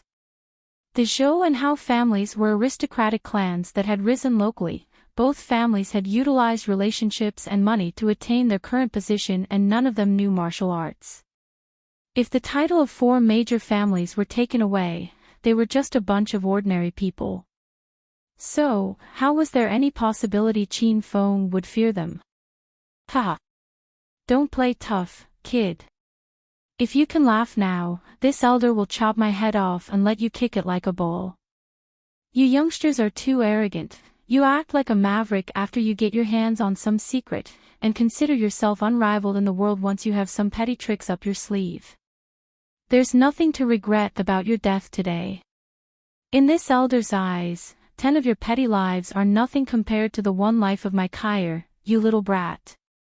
The countenance of Elder Zhou suddenly became gloomy and cold. When he smiled, he was an amiable old geezer. However, once he tore off his mask, he was a vicious, twisted old man. Kill. Kill him now. This elder is going to use his unworthy blood to mourn the soul of my dead grandson. Elder Zhou suddenly gave out a loud roar, and those 4 restless sons now pounced on Qin Feng. Big brother and second brother held wooden sticks as their weapon of choice. Since third brother and fourth brother were still in the prime of their youth, they took Qin Feng on unarmed. With a faint smile, Qin Feng suddenly waved his fist and thrusted it at fourth brother lunging at him. Bang! 2 fists collided. Qin Feng didn't even need to use his Thunder Tiger fist. Just by releasing a strength 6 times stronger than an ordinary person's, he had already destroyed fourth brother's arm. His bones shattered with a sharp crack. Fourth brother was in so much pain that he rolled on the floor with his wasted arm. Bang! After he delivered a punch, Qin Feng rotated his body and performed a kick. This kick was directed at third brother's belly. Third brother's countenance suddenly changed. He never expected that a tall and flimsy brat could deliver such a powerful kick. He was sent flying directly and slammed into a wall. The impact even caused the painting on the wall to fall to the floor. Third brother had fallen down as well. His body felt like it was falling apart from the impact. He covered his roiling belly with his hand, afraid he would spit his organs out. His condition was more miserable than fourth brother's. He was in so much pain he couldn't speak. However, from his hideous expression, the agony he was suffering was obviously beyond imagination. 4 of them had just launched their attacks and third brother and fourth brother had already retired. All of these happened within a mere 2 seconds. Big brother and second brother halted their assault and stared at Qin Feng as if seeing a monster. Before, all of them had acted arrogant, vowing to avenge Zhou Kai's death, but now, they only wanted to retreat. Especially Elder Zhou, a bad notion suddenly surged up his mind. It seemed this Qin Feng had deliberately provoked them all, and waited for him to order his sons to kill him. After that, Qin Feng had a good excuse to fight back, and bashed 4 of his sons without the slightest scruple. Elder Zhou's sunken eyes were filled with astonishment and his body involuntarily backed 3 steps. If that's the case, then this youngster is such a terrible demon. He deceived even me, an old wise man, with his ingenuity. Why my stick, Qin Feng? This elder doesn't believe your body is harder than a copper wall and stronger than an iron fort. Recovering from the short moment of amazement, second brother suddenly brandished his wooden stick at Qin Feng's head. Qin Feng, on the other hand, didn't evade his attack, allowing that wooden stick to fall on his skull. Bang! Second brother used all his strength on this attack and a muffled thud sounded as soon as that wooden stick hit Qin Feng's head. That wooden stick broke into 2, half of it was still in second brother's hand, while the other half went flying. However, Qin Feng's head remained unscathed, the imagined scene of a bloody Qin Feng failed to appear, and there was not a single bloodstain or wound on his head either. It was like nothing had happened. Freak, you're a fucking monster. Second brother let out a ghastly yell. Big brother's eyes turned red. He darted forward like a beast and pointed the wooden stick in his hand directly at Qin Feng's back, then attempted to stab him. This elder doesn't believe I can't defeat you. At this moment, Qin Feng turned around, facing Zhou Shun Feng directly with his belly. The wooden stick mercilessly stabbed at his abdomen. However, with his improved flying dragon armor, Qin Feng didn't feel anything. Qin Feng laughed and grabbed the center of the wooden stick. He then utilized a bit of strength and cracked the spot where he grabbed. The wooden stick broke into 2 and the other half fell to the floor with a crisp sound. You guys want to kill me? Too bad, your strength disappoints me. Slowly, Qin Feng opened his hand, and a fistful of sawdust spilled out. Not only had he cracked the wooden stick, he even reduced it to sawdust. All of them were stunned. The room suddenly fell into a deathly silence, only the heartbeats of 5 people could be heard. Bang bang! Qin Feng leaped forward at the heads of big brother and second brother. He delivered 2 kicks at the same time and sent both of them flying. When they landed hard on the floor, the 2 felt some of their bones had broken. Before, 5 people from the Zhou family had stood in this room, now, only Elder Zhou remained standing. However, he couldn't remain calm anymore. Although he was standing, his legs trembled in fear as he'd already acknowledged Qin Feng's unparalleled strength in his heart. He was clear in his mind now, this Qin Feng had pretended to be a dandy all these years. Rumors had said Qin Feng was an idle fellow, a troublemaker, and a womanizer. They even said he was an ignorant fool versed in neither the literary nor martial arts, and had a feeble, frail body. Elder Zhou really wanted to shout out loud now, bullshit. Which foolish runt gave out that misinformation? Come out now. I swear I won't kill you. Elder, you wanted to kill me just now. Qin Feng had already arrived in front of Elder Zhou. He enjoyed the feeling very much, everything was nothing but a floating cloud when you had the strength. Before, the above the masses and dignified Elder Zhou, whom even his own dad needed to address with an honorific, was now powerless in front of him. Elder Zhou didn't even have the right to choose his own destiny. This was the sensation of an emperor, majestic, supreme, and overwhelming. Only now did Qin Feng profoundly realize the changes the hedonist sovereign system had wrought in him. The system had raised his mindset and horizons to a higher level. The person and power that he hadn't dared to assault was now beneath contempt before his eyes. Acropolis City's 4 major families were already nothing in his perspective. The enemy he was facing nowadays was as powerful as the top assassin organization in China, the Golden Assassin Crew. Even a legendary assassin organization like the Golden Assassin Crew had failed a couple of times in Qin Feng's hands. What could a mere elder Zhou do to him? Why, you are a martial artist. Why, you cultivated in secret and your strength is unmade. Elder Zhou still couldn't accept the fact that Qin Feng was a martial artist. Although none of the Zhou family could cultivate the martial arts, he knew there were a bunch of hidden masters in this world. They didn't meddle in the world of mortals, but immersed themselves entirely in pursuing the realm of truth. Each and every one of them were armed with otherworldly martial arts, and any one of them could single-handedly eliminate a small family clan. Luckily, Acropolis City was a mid-sized city, and Elder Zhou only knew of one family that cultivated martial arts from generation to generation. However, only now did Elder Zhou realize how narrow his vision was. He hadn't even noticed Qin Feng was a martial artist, although he'd known him for decades. Elder Zhou knew the Sima family was this kind of clandestine family. He also knew Sima too was tasked by the elder of the Sima family to concentrate on cultivation. Sima too had just recently come out from his seclusion, and it was said that he'd already broken through the first bottleneck of a martial artist and stepped into the realm of stage 4 inner chi. Originally, he thought Sima too was the #1 martial artist among his peers in Acropolis City.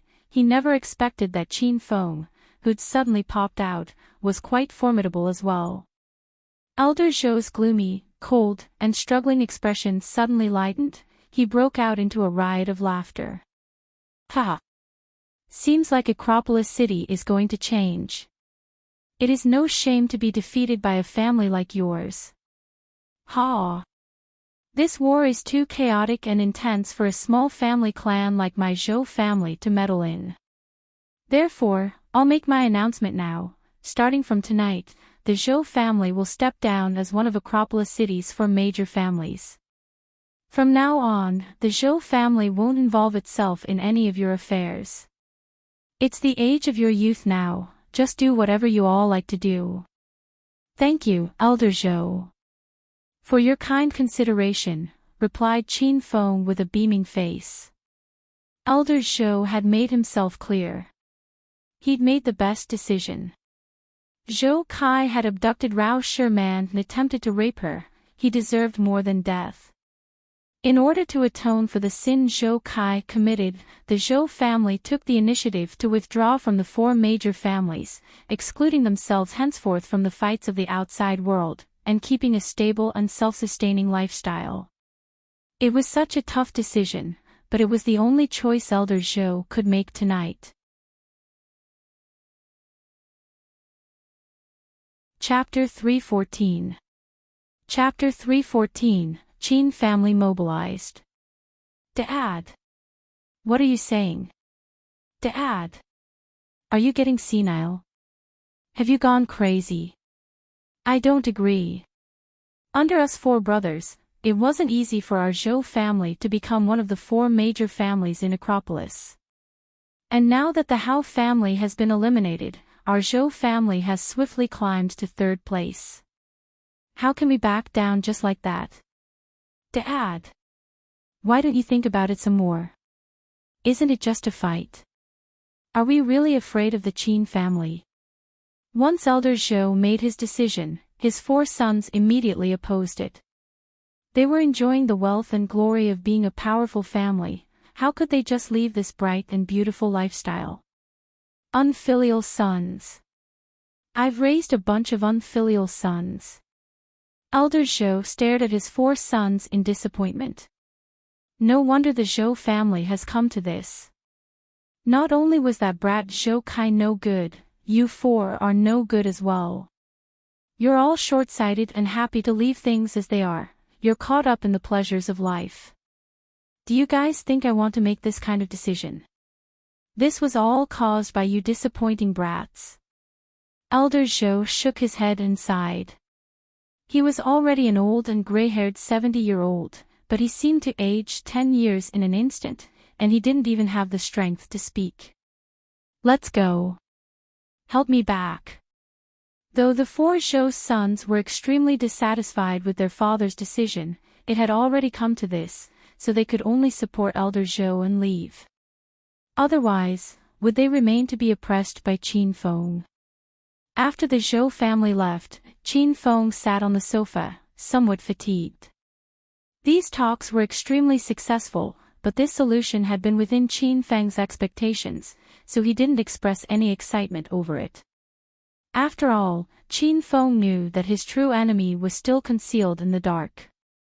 They were always there, continuously causing him and the Qin family trouble, an established enemy.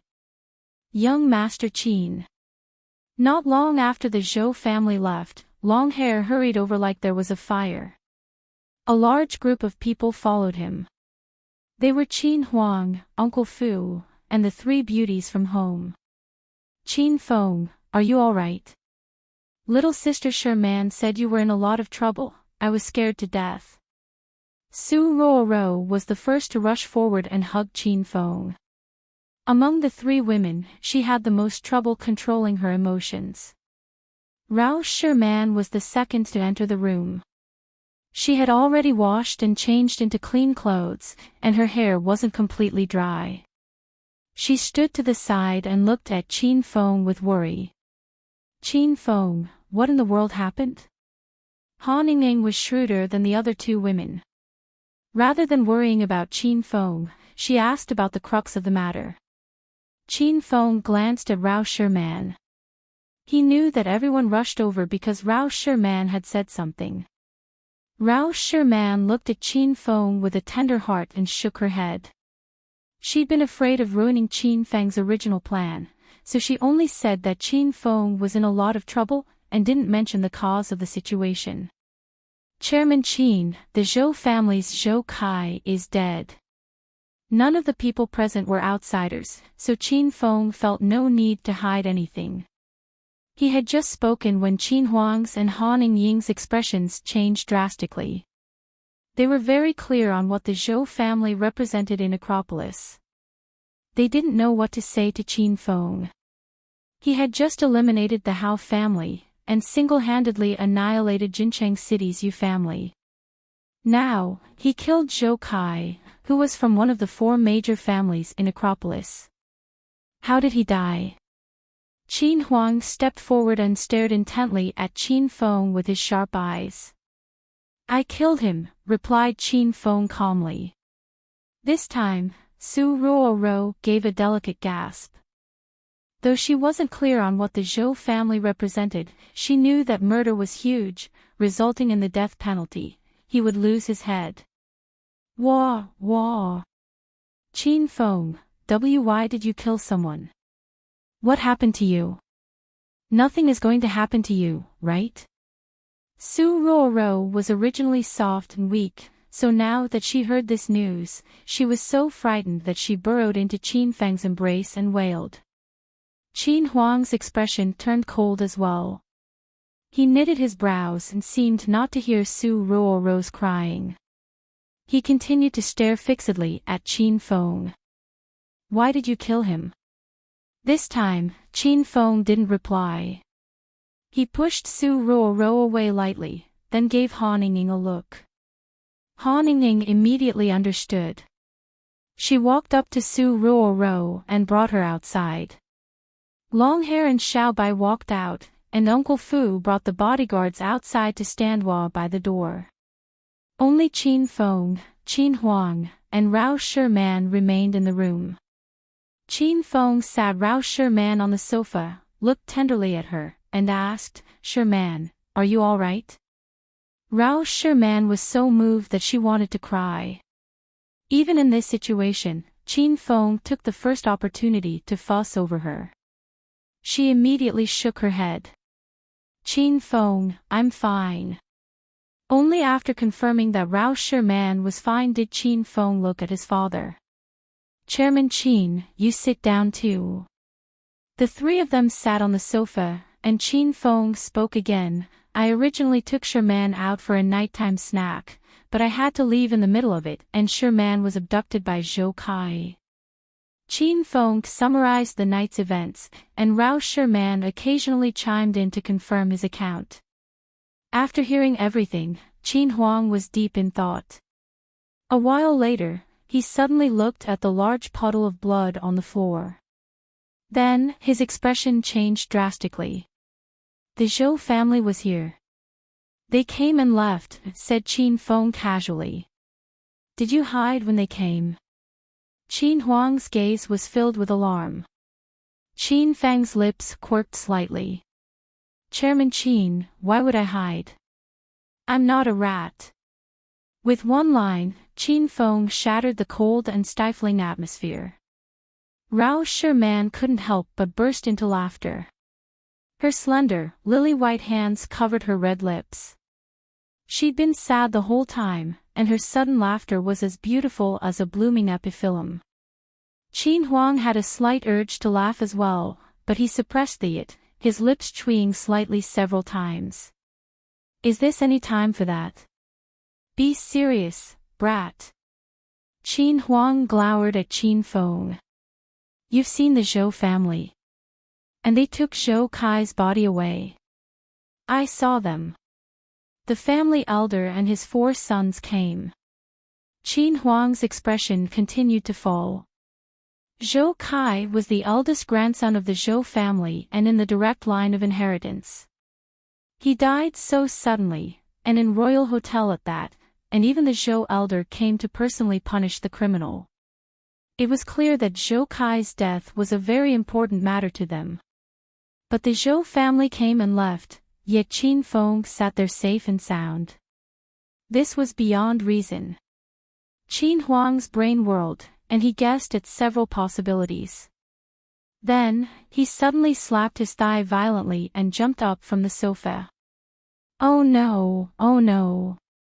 The Zhous probably couldn't accept what happened, so they've gone crazy. They're likely to mobilize their entire family to attack our Qin family tonight. You two, get back to Qin Manor right now. I'm going to summon all the Qin family bodyguards to Qin Manor. This is going to be a violent and bloody battle. After hearing what his old man said, Qin Feng was speechless. On the other hand, Rao Sherman was frightened. She also stood up, cluing Qin Feng's arm with a guilty expression. Qin Feng, I'm sorry, I'm really sorry. I really didn't think things would come to this. Why don't you confess the truth to Chairman Qin? Never mind, I'll ask for forgiveness myself. Rao Sherman was going to tell Qin Huang the truth. She killed Zhou Kai. How could she let Qin Feng take the blame for her? And this blame was too large, so large that it will cause the Qin and Zhou families to engage in a bloody battle. Rao Sherman hadn't yet gone up to Qin Huang when Qin Feng held her back. He didn't control his strength, and the tug sent Rao Sherman diving into his arms.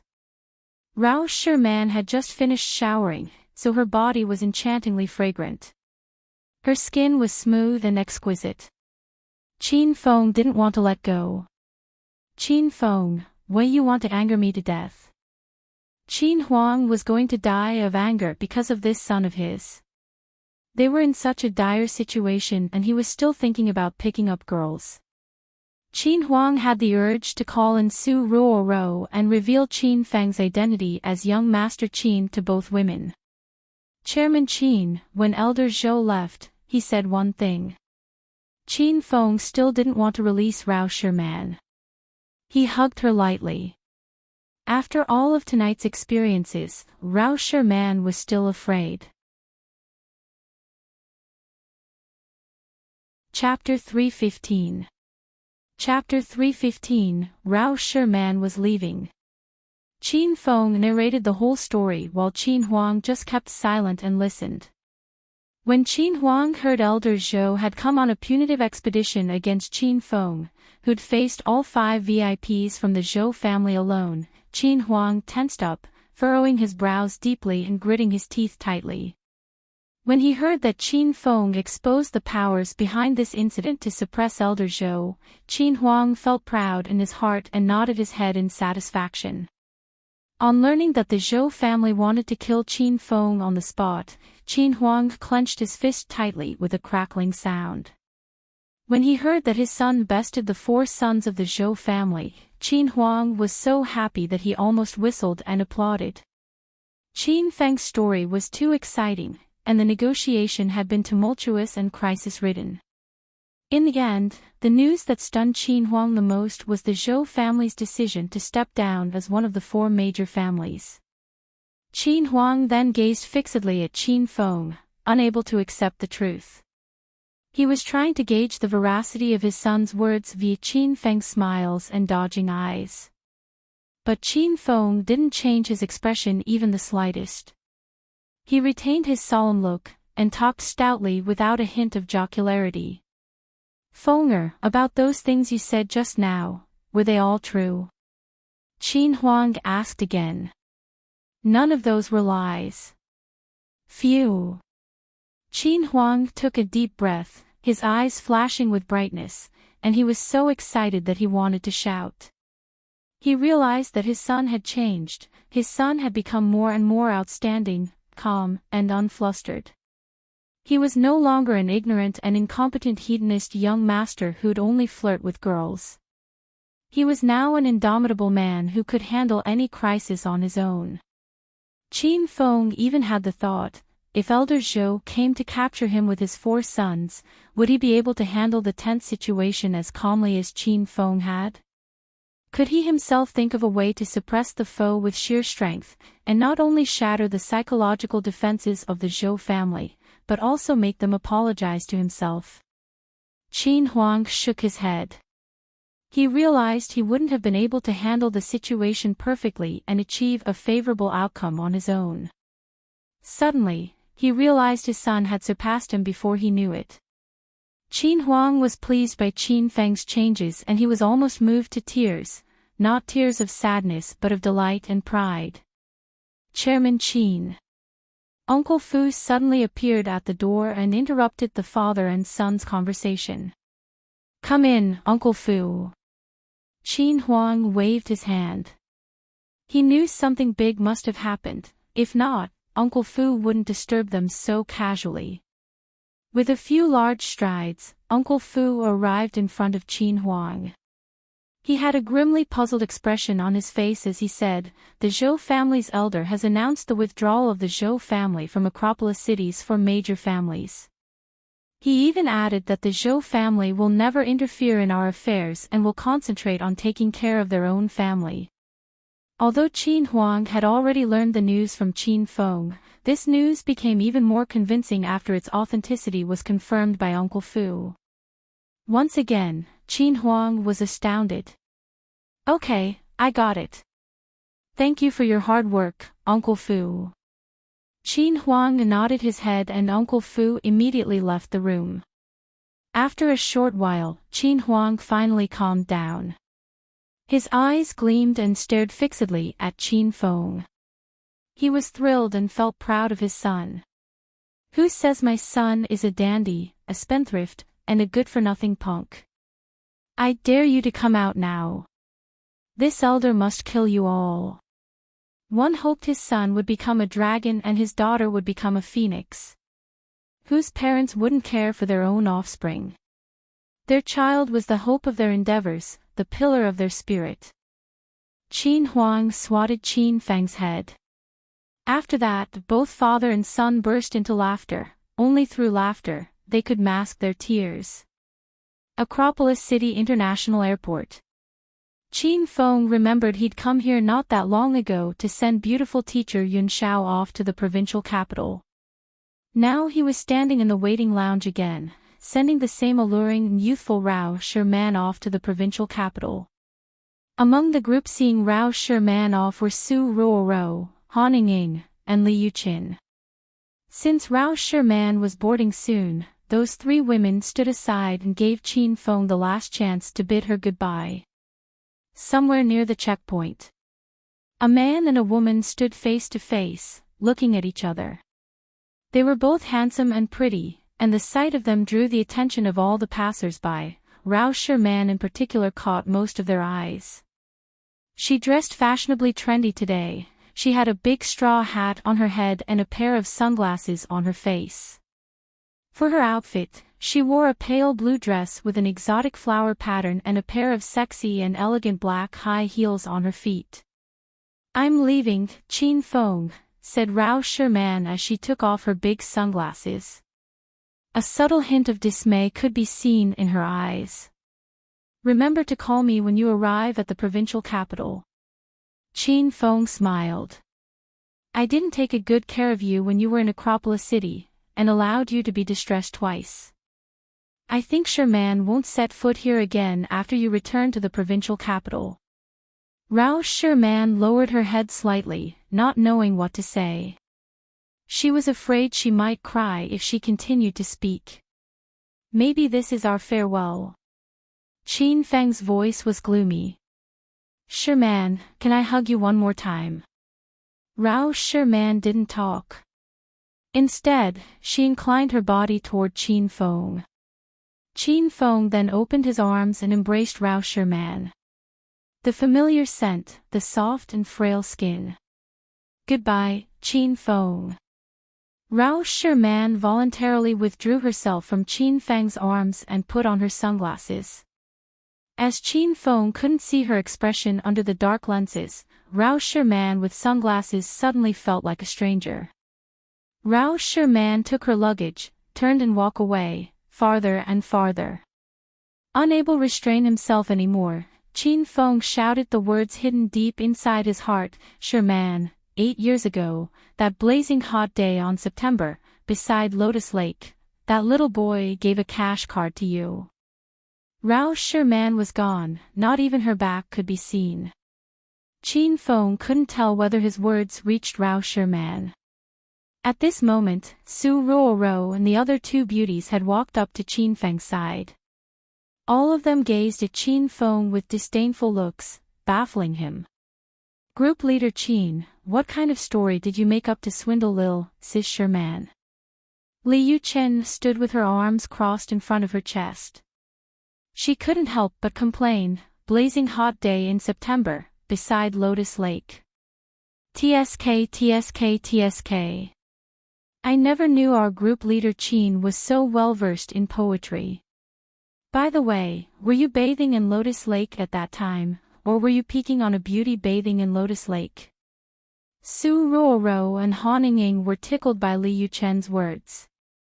They couldn't help themselves either, and smiled charmingly behind their hands. Qin Feng realized Li Yuchen had started bickering with him again. Just as he was going to fight back, he noticed this lass was sexy today. Before, she'd promised Qin Feng she would wear white stockings, and she really did sport a pair of white stockings today.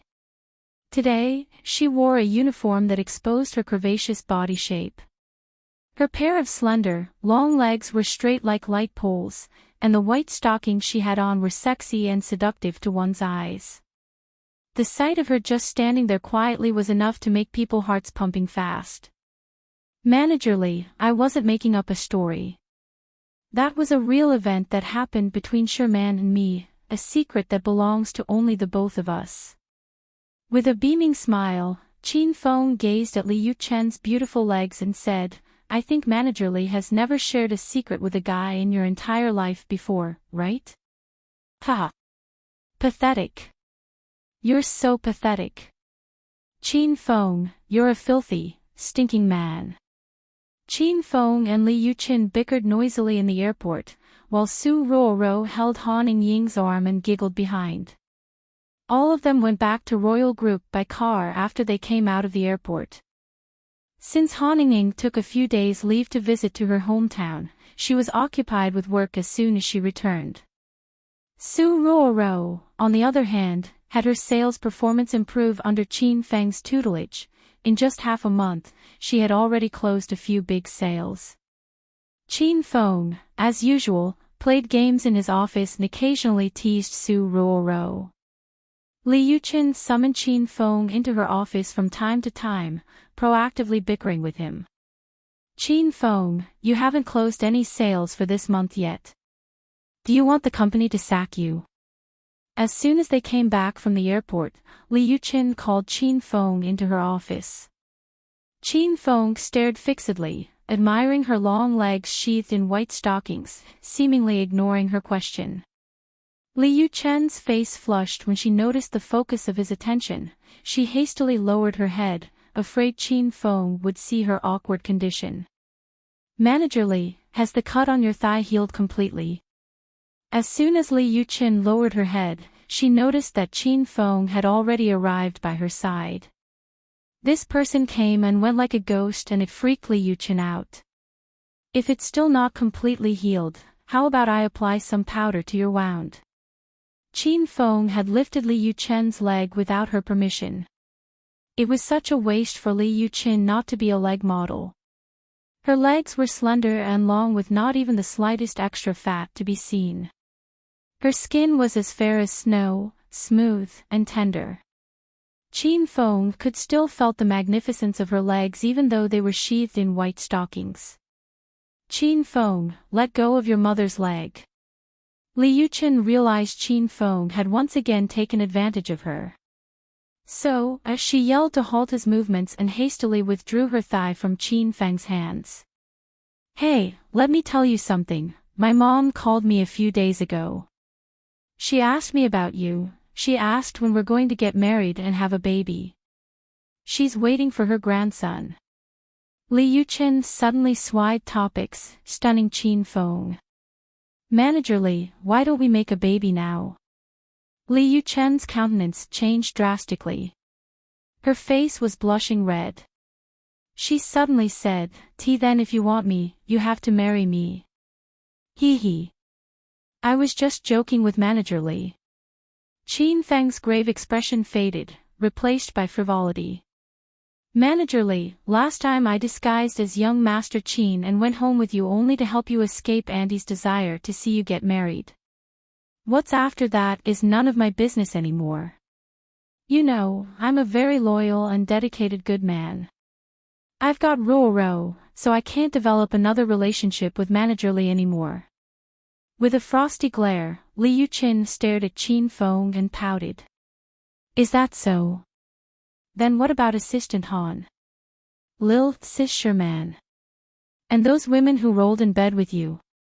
You've forgotten them all." Ahem. "Manager Li, I suddenly realized I still have a lot that needs to be done, so I'll excuse myself now." Qin Feng hastily ran out of Liu Chen's office. Liu Chen leaned back in her chair. Her breasts rose. She then let out a long helpless sigh in sadness and frustration. As soon as Qin Feng arrived in his own office, his cell phone rang. Looking at the phone number, Qin Feng almost jumped with joy. "Hey! Beauty Su Qiuyu, finally you're willing to call me." Chapter 316. Chapter 316, So They're Beautiful Sisters. Sky City's #1 noble beauty, Su Qiuyu. She was gentle and cultured, dignified and virtuous, and an outstanding beauty. When Qin Feng saw from the caller ID that it was Su Qiuyu calling, her exquisite features came to mind. The two of them had first met on Coiled Snake Mountain. At the time, Wei Xiaolei set up an illegal car race to harm Qin Feng, but not only had Qin Feng won the race, he also got rid of Wei Xiaolei and Williams. Before leaving, Su Qiuyu had taken the initiative to hug Qin Feng. In reality, she shoved a sprig of 100-year blood lotus into his arms. This was the main ingredient in cultivating blood qi pills. Qin Feng was in a rush to break through stage 4 inner qi so he could cultivate a blood qi pill and awaken Lin Bei Bei. "Is this Qin Feng?" A woman's gentle voice came from the phone. It was neither pleasantly surprised nor cold. "It's me. Is Beauty Su Qiuyu looking for me for something?" Nervousness flashed in Qin Feng's eyes. He was worried that Su Qiuyu was calling about the 100-year blood lotus. If this was the case, should he give it to her or not? "Young Master Qin, would you happen to have time to come visit the Su household in Sky City?" "Visit Sky City?" "Ah. I've had a lot of things on my hands recently. I'm afraid I'll have to invite young Master Qin to stay a couple of nights. I've prepared a room for you. If you aren't used to it, I can chat with you all through the night. Qin Feng hadn't finished speaking when Su Qiuyu's pleasant voice was heard. Hey! Though I've had a lot of things on my plate and work is busy, since Miss Su Qiuyu is so sincere, I couldn't possibly refuse. Give me a sec, Miss Su, I'll drive over right now. Thank you for giving this humble girl face, young Master Qin. Then I'll wait for you at the Su family mansion. Su Qiuyu hung up, and a hint of anxiety appeared in her lovely features.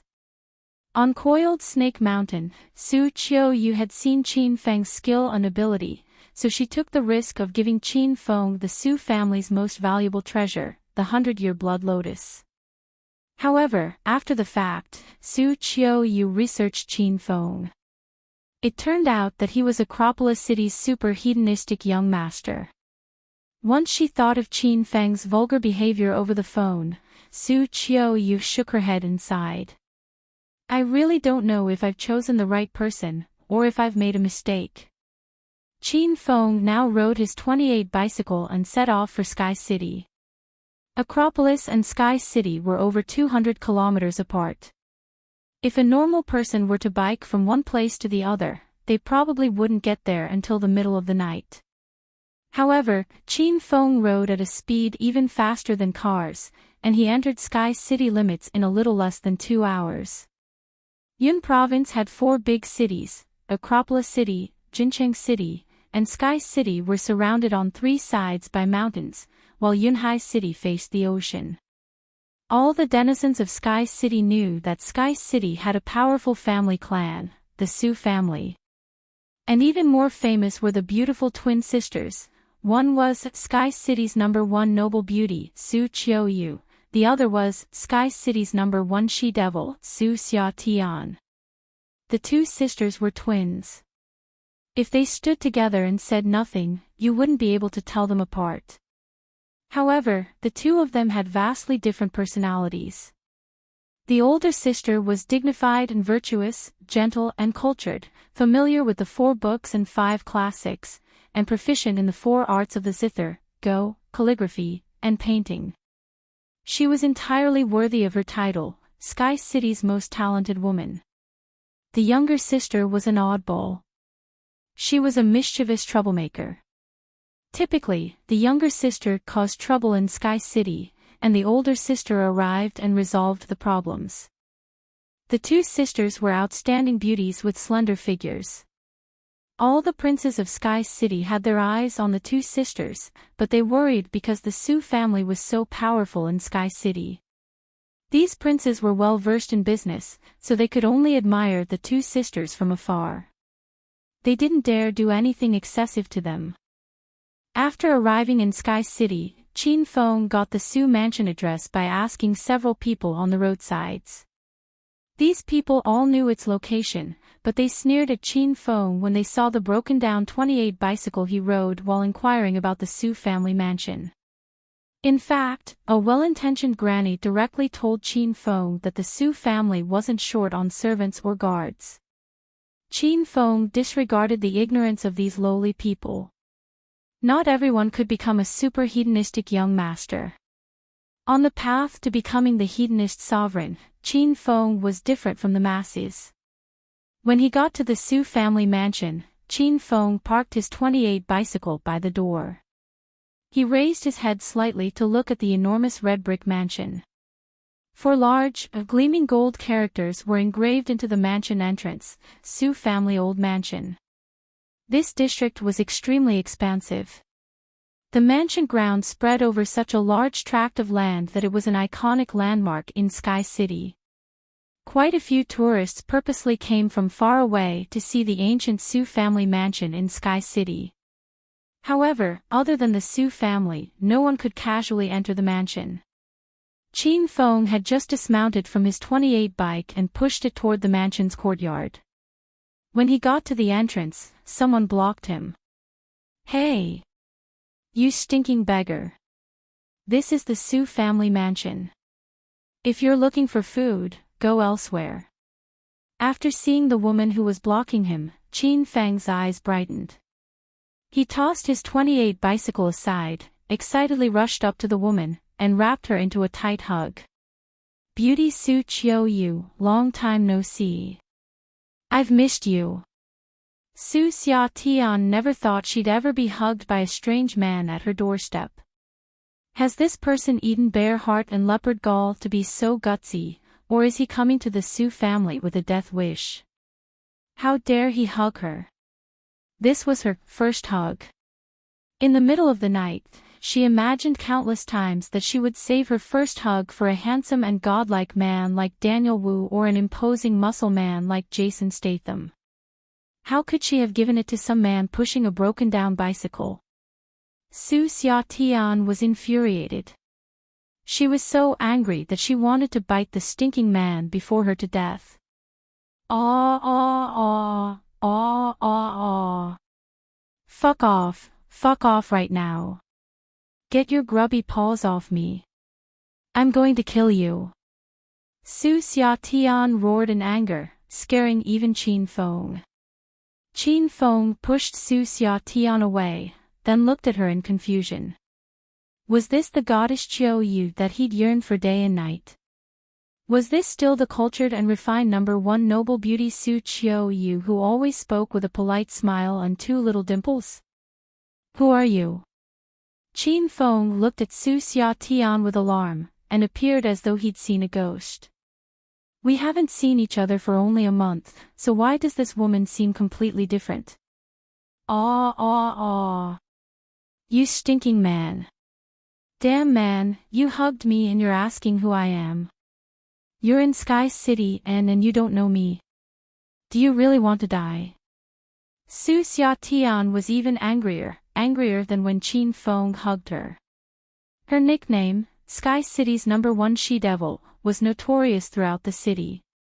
No man between toddler age and 99 didn't know Su Xiatian, but this stinking man didn't. This was an insult to Su Xiatian. I might know you, but you don't have this kind of personality. Aren't you dignified, virtuous, noble, and refined? Are you Su Qiu Yu or not? You just called me and told me to come find you. Qin Feng was brimming with questions. Su Xiatian finally calmed down a bit. So this stinking man was looking for Big Sister. Before leaving, she had mentioned that a very important guest was coming over and told her to keep her temper in check. She never imagined this important guest would be the vulgar man before her. Humph. Why are you looking for my older sister? You pervert, if you hug my big sister once you see her, I'll thrash you. Su Xiatian glared domineeringly at Qin Feng with the air of a high and mighty heiress. Qin Feng's brain went dead. Older sister. This girl had an older sister? Fuck. Were they beautiful twin sisters? Qin Feng suddenly was so happy that he wanted to shout out loud. The Hedonist sovereign system had a quest regarding Su Qiu Yu, to take down the Sky City Su family's business. The quickest and most direct way to take down the Su family business was to take down the Su family's women. Qin Feng was originally prepared to take the beauty Su Qiu Yu, and now it seemed that incidentally there was a lookalike sister. When Qin Feng thought about the beautiful twin sisters, one gentle and cultured and one with an explosive temper, Qin Feng was afraid he'd find it hard to manage when they all lived together. Ha! So you're Miss Qiu Yu's younger sister. Little sister, what is your name? Tell this big brother. Qin Feng looked at Su Xiatian with a smile. He really liked this woman's personality. You piece of trash, put your vulgar gaze away. If you keep looking at me like that, I'll gouge your eyeballs out.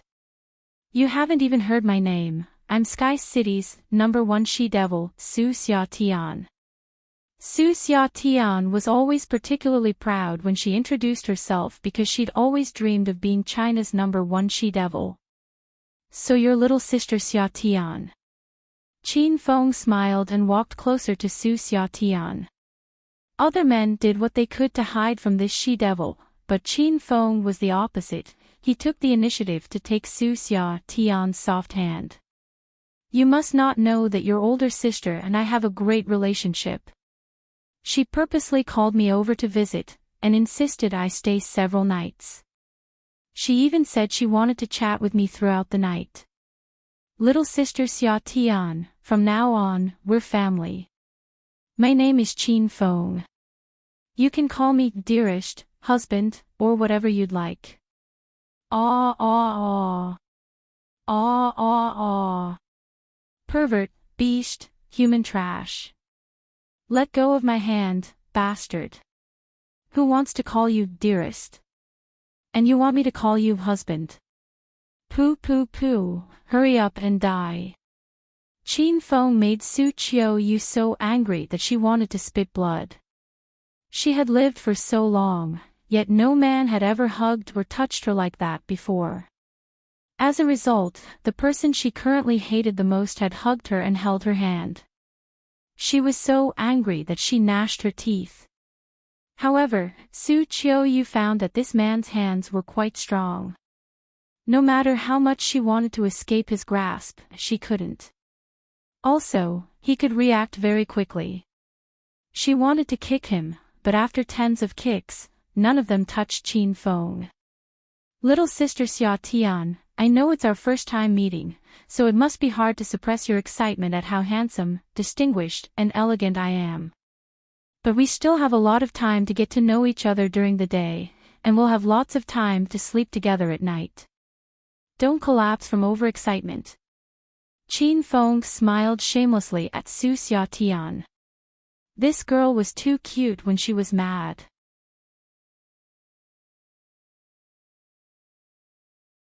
As she giggled, Su Xiaotian suddenly felt a warm sensation spreading from her thigh.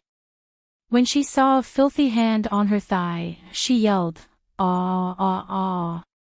What are you doing, Qin Feng?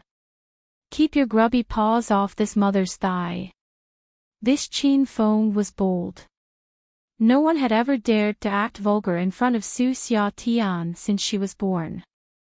Please drive nicely, little wife. You almost rammed the car into a tree just now. Do you know how to drive a car? Please don't tell me that you don't have a driving license. I'll have you know, your little hubby's life is very precious. Please don't ever kill me in a car crash. Qin Feng looked at Su Xiaotian nervously, but he didn't even move his hand an inch from her thigh. Scumbag. I got my license when I was 18 years old, and I've driven for 5 years. My driving skill is #1 among women in Sky City. If it weren't for you, how could I possibly drive the car off the road? Ah ah ah. Get your filthy hand off me right now, you rascal.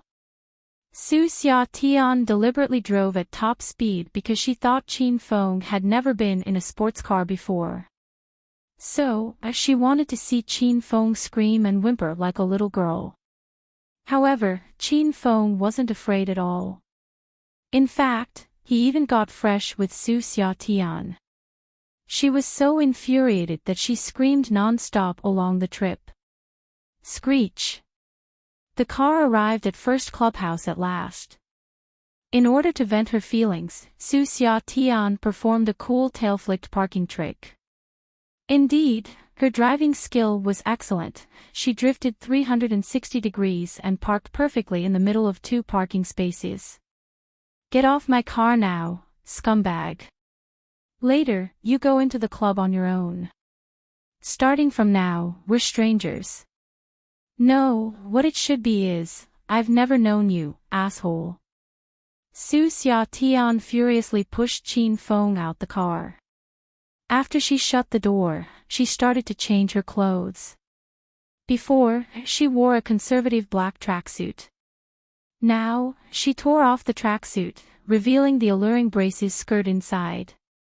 The braces skirt was a miniskirt, exposing her white as snow, slender legs to the air after she removed her sports pants. Paired with crystal high heels on her feet, Su Xiatian really didn't fail her title as the #1 she-devil in Sky City. She was sexy and energetic. Qin Feng arrived at the first clubhouse's entrance after he alighted from the car. He was halted by the guard before he could enter the building.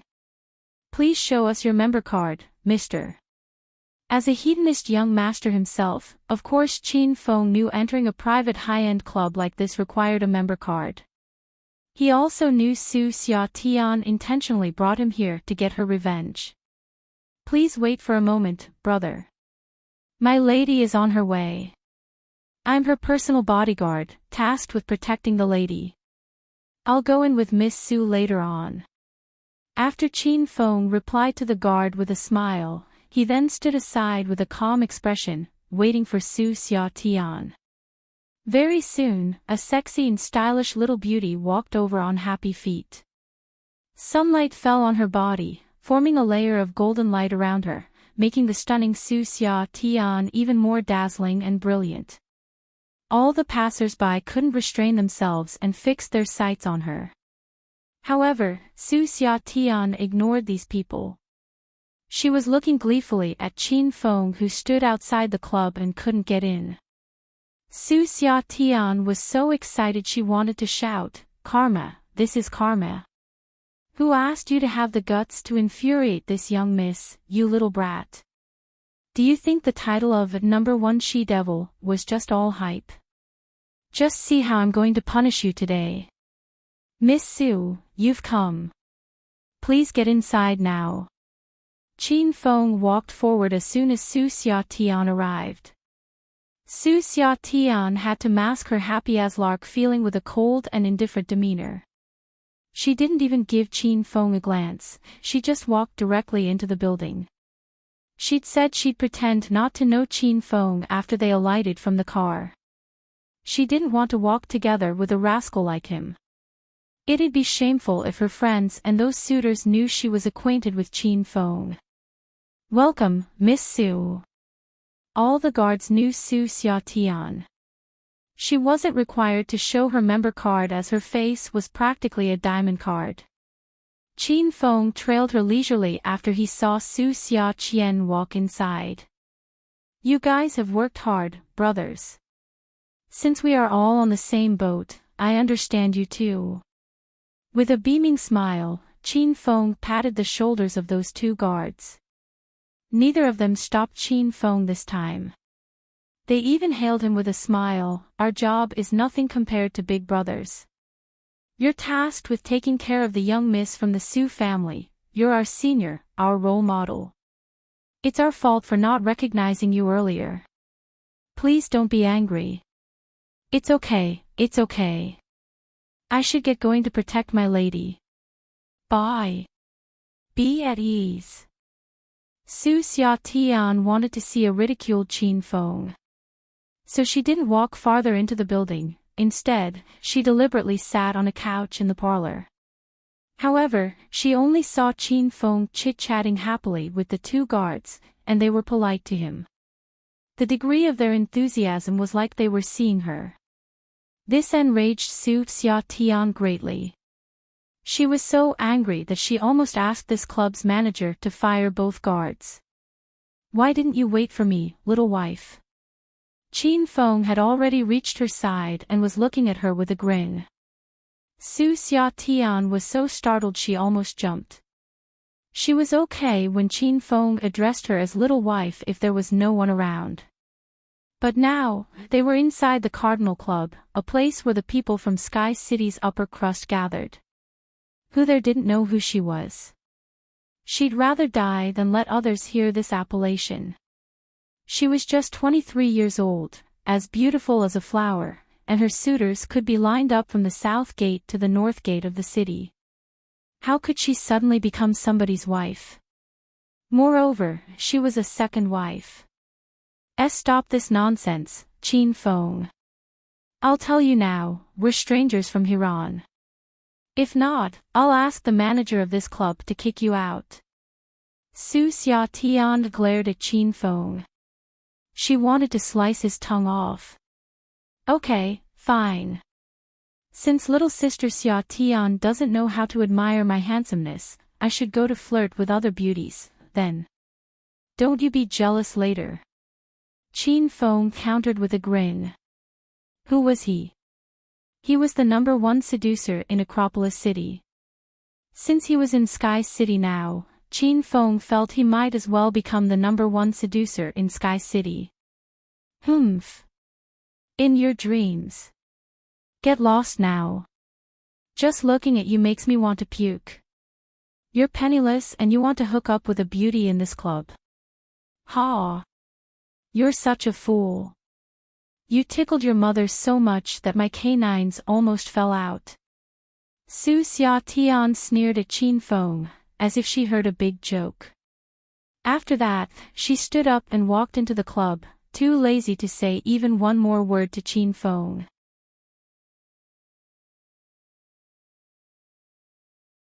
Chapter 318. Chapter 318, Sky City's 4 Talents. In the first clubhouse's men's restroom, 4 men with unordinary auras dressed brightly and neatly were gathered with their heads and voices lowered as if in discussion. The tall and strongly young wearing a purple suit suddenly spoke, Su Xia Tian is here. The expressions of the remaining 3 men shifted slightly. Wen Su, a man with dyed blonde hair and a sky-blue suit, said, the girl really is here. We can implement our plans for today.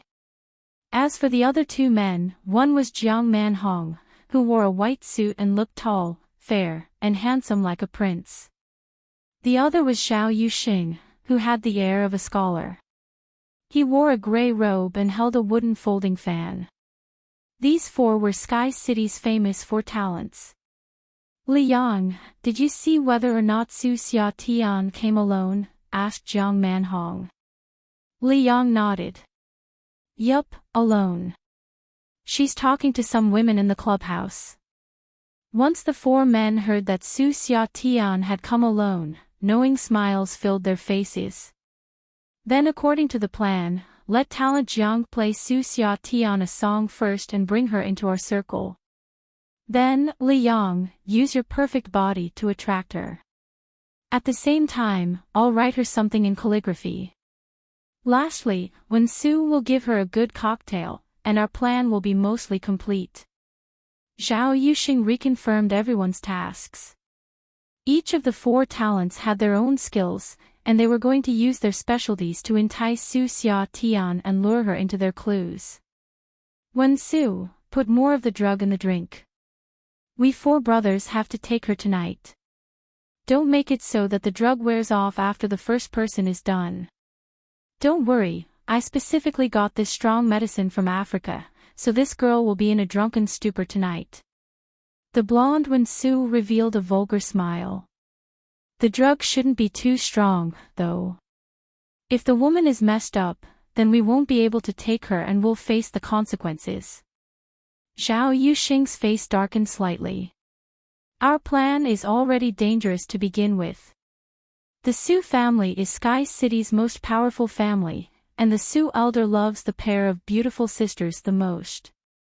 Otherwise, with such quality good looks and figure, who knows how many rich young masters would have played with Su Xia Tian already. This pair of sisters are still virgins because no one dares to provoke the Su family. We'll record footage of tonight as backup to threaten Su Xia Tian with exposure of what happens. With the video, I think this girl won't reveal the situation to preserve face. But if this girl dies halfway when we're playing with her, then it'll be trouble. The 4 men present were all sons of major families in Sky City, so they were clear on the seriousness of Zhao Yuxing's warning. 3 sets of eyes fell on Wen Su.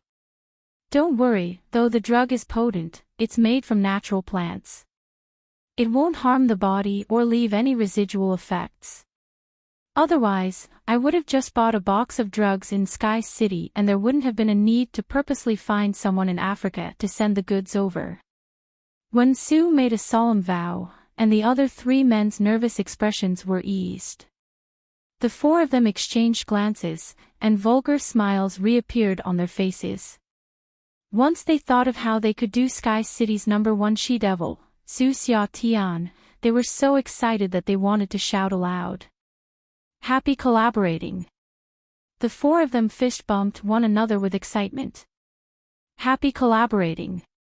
Then, an unfamiliar voice was heard, scaring the four talents and turning their legs to jelly.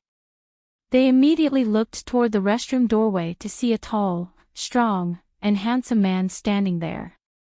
None of the four men recognized him. Brothers, what are you chatting about in the restroom? If you're collaborating, count me in. Qin Feng smiled and walked up to the four men.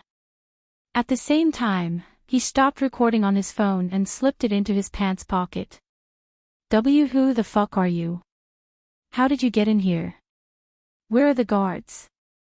Where are the guards that I stationed at the door? The four talents stared at Qin Feng in alarm. They had placed 2 bodyguards at the entrance to prevent anyone else from entering the restroom because they had very important things to discuss. However, Qin Feng now walked in nonchalantly. This defied the four talents' understanding. Their hearts were in turmoil, and they were so pale that they were about to break into a cold sweat. They were all very worried. This guy wouldn't have happened to have heard their plan, would he? Guards. You mean those 2 guys lying asleep by the entrance? Qin Feng walked in, pulled down his zipper, and began to urinate. So those 2 are your guards. You guys are dressed so lavishly, how could you have found guys like that to be guards? They fell asleep at the doorway to the restroom. Say, how did they fall asleep? Qin Feng appeared as though he cared nothing of the four talents, and he urinated while whistling. The four talents weighed Qin Feng's back with a fierce frigidity. Then, they all nodded in unison and stalked toward Qin Feng. Regardless of whether or not this brat heard their plan, the four talents were going to knock him unconscious, strip him bare, and toss him into the clubhouse. Stinking brat, drink piss. The muscular Li Yang was the first to rush up, while the remaining 3 talents followed. Li Yang had just uttered half of his insult when he suddenly stopped. Qin Feng had turned and shot a stream of warm yellow liquid at Li Yang, wetting his entire head. Li Yang went from being a handsome, high-spirited guy to a drowned dog stuck in a sticky situation. You called me. Qin Feng turned and looked at Yang Su in astonishment. He even intentionally shook his ass to spray the other 3 as well. Fuck, turn back around. No one called you, just keep pissing. Fuck, don't move around. You've gotten it all over me. The restroom was instantly filled with the cries and complaints of the four talents. The four talents had rushed over violently to beat up Qin Feng, and they were all covered in urine. They wanted to die. They shouted stupidly for a good while before running over to the sinks, where they began to rinse their clothes and heads. Qin Feng finished urinating, pulled up his pants, and left while whistling. When he passed the sinks, he looked at the 4 men. Ha! Did you come into the restroom to shower? This isn't a public bath. Did you guys walk into the wrong place? The expressions of the 4 men darkened, so angered by Qin Feng that they almost spat blood. After washing his hands, Qin Feng used water to style his hair handsomely. He then went to the ballroom of the clubhouse, where lots of men and women were gathered. The men were all clad in tuxedos, ties, and black dress shoes. They put on gentlemanly fronts and flirted with the pretty ladies. The women were all dressed splendidly. They either wore long dresses or qipao of the see-through style. They held glasses of red wine, wore heavy makeup, and chatted about bags and brand name ways worth tens or hundreds of thousands. This was a social gathering for the upper class. Qin Feng remembered the last time he participated in a similar gathering for the rich and powerful, that was when Heartwarming first came to Acropolis. It felt like a lifetime ago now that he stood in a ballroom again. Handsome, could I have a drink with you? Qin Feng was tall and handsome with an impressive appearance. Once he stepped into the ballroom, a very beautiful woman walked over. Qin Feng took a glass of red wine from the tray a passing waiter held and replied, "That would be my pleasure." Clink. The two of them clinked their glasses. Qin Feng drank the whole glass of wine in one gulp, while the beauty took a small sip. She saw that Qin Feng was a new face, and she wanted to check his background.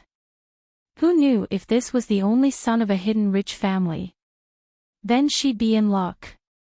However, when she saw Qin Feng's lowly and rough manner in drinking wine, disappointment and disdain flashed in the beauty's eyes.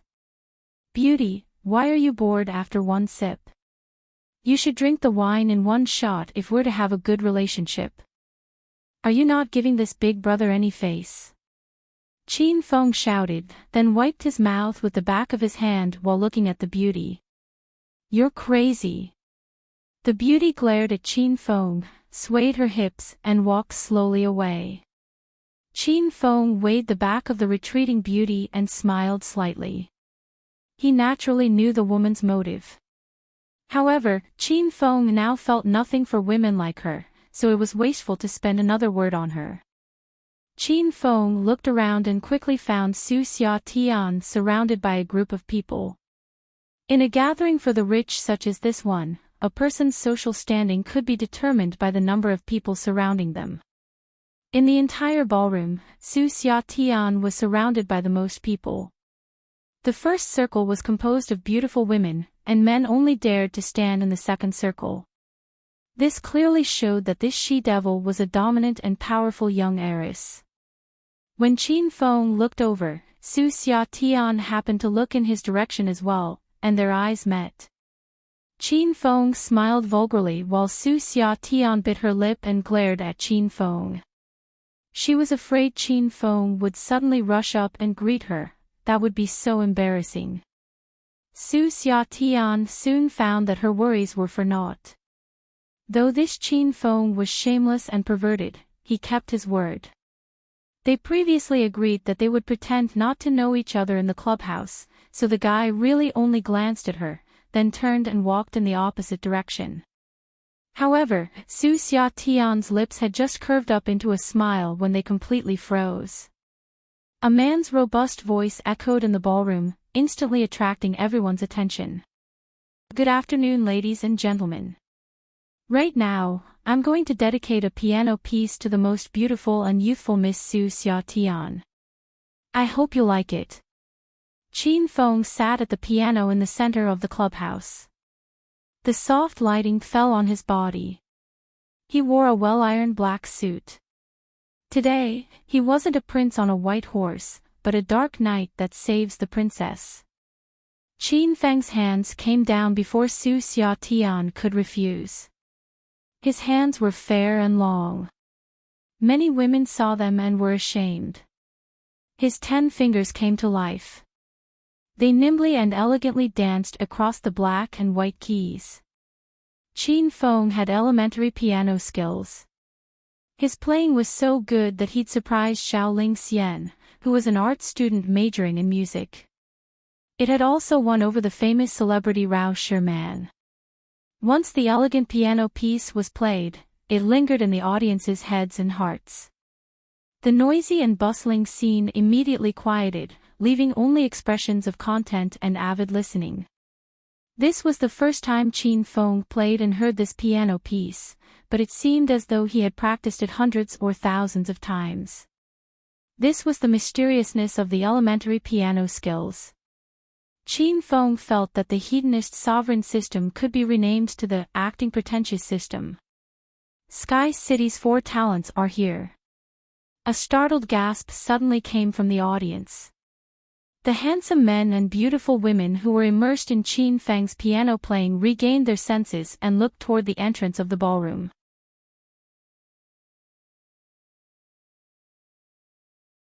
Chapter 319. Chapter 319, Courting Envy. Qin Feng looked over in curiosity. He was one of the 4 princes in Acropolis City, and the top-ranked playboy. He never expected Sky City had a F4 group as well, They even called themselves the Four Talents of Sky City. The corner of Qin Feng's mouth quirked vigorously when he heard their title.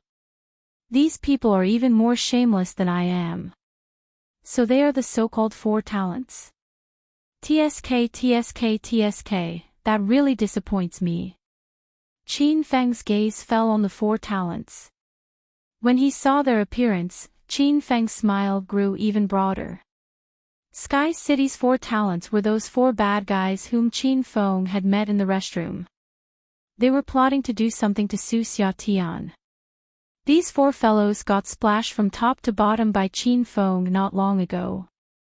But now, they showed up in tuxedos and leather shoes. Li Yang, in particular, who had been the first to rush up and get his head drenched by Qin Feng in the restroom, had washed and restyled his hair already. The Four Talents walked in formation with a 50 centimeters spacing between each of them. All of them strided with their heads high and chests puffed out.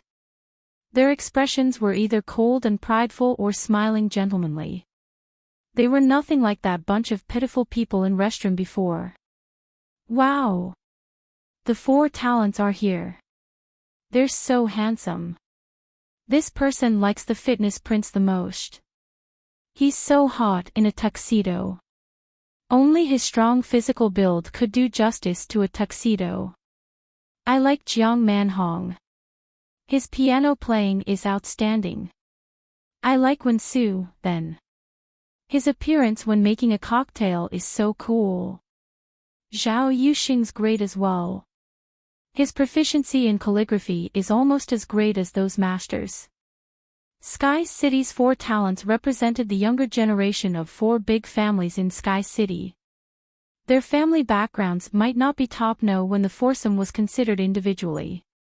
It was only because the four of them had formed a group, and at the same time the families backing them collaborated each other, that they could become well-known in Sky City, almost as famous as the number one noble beauty Su Qiuyu and the number one she-devil Su Xia Tian. These four guys were tall and handsome.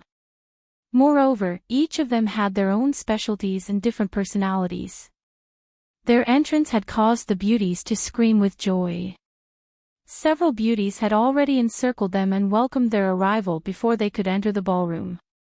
Four Talents had looked at Su Xiatian as soon as they entered the ballroom. The four of them then approached her after they ascertained that there were no bodyguards near her.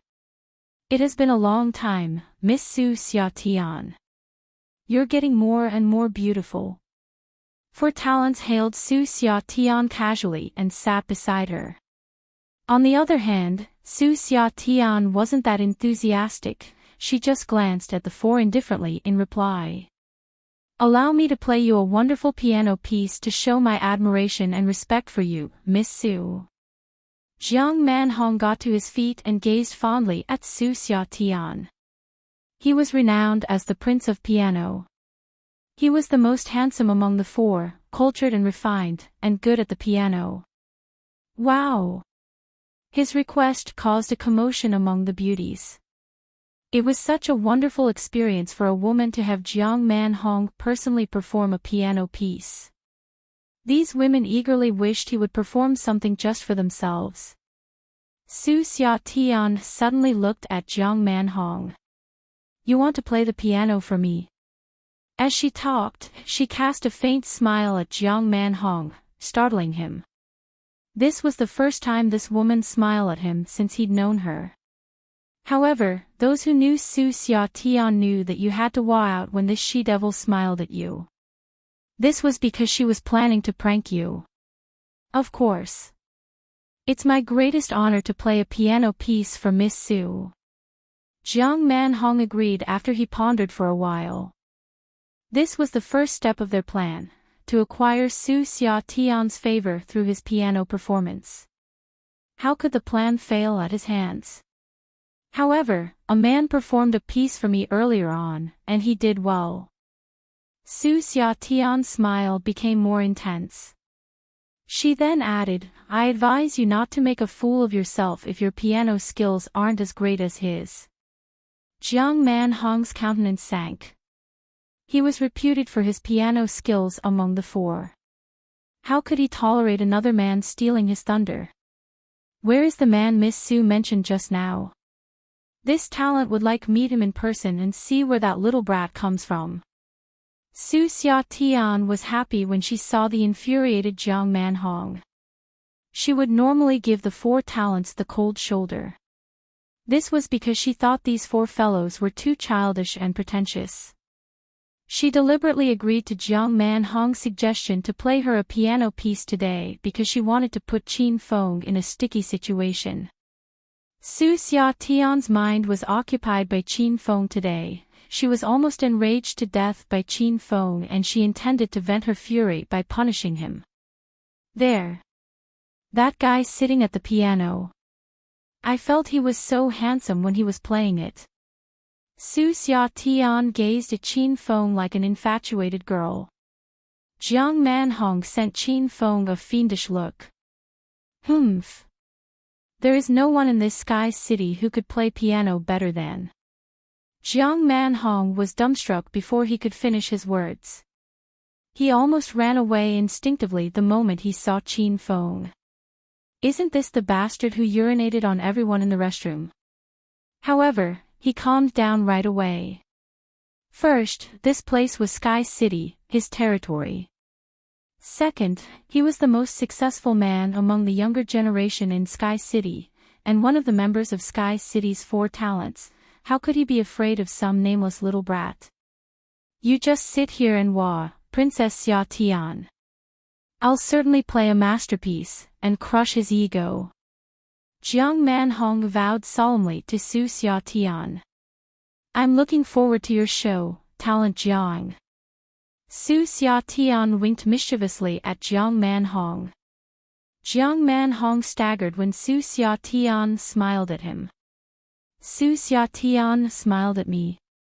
She even winked at me. Does this mean she's fallen in love with me? Jiang Manhong suddenly felt full of energy. Even without Su Xia Tian, he'd already planned to get his revenge on Qin Feng. This fellow dared to pee on the 4 of them, a feat which no other man in Sky City would dare to do.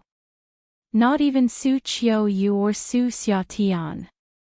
Of course, the 4 talents were willing to be peed on by both of them. Move away, brat. Jiang Manhong arrived at Qin Feng's side as everybody looked on. Hey! Were you guys done bathing so soon? Qin Feng refused to stand up. Instead, he smiled at Jiang Manhong. People from the city really know how to enjoy life. Bodyguards sleeping outside restrooms and their masters bathing inside it. Don't tell me you guys even pee and poop in the shower room. Qin Feng's words raised a hubbub among the audience. They were not jeering at Jiang Manhong but angered by Qin Feng's vulgar and confusing words. In their perspective, these words were a pain in the ears and one shouldn't simply speak such indelicate words at a high-class gathering like this. None of them could restrain themselves, casting disdainful looks at Qin Feng.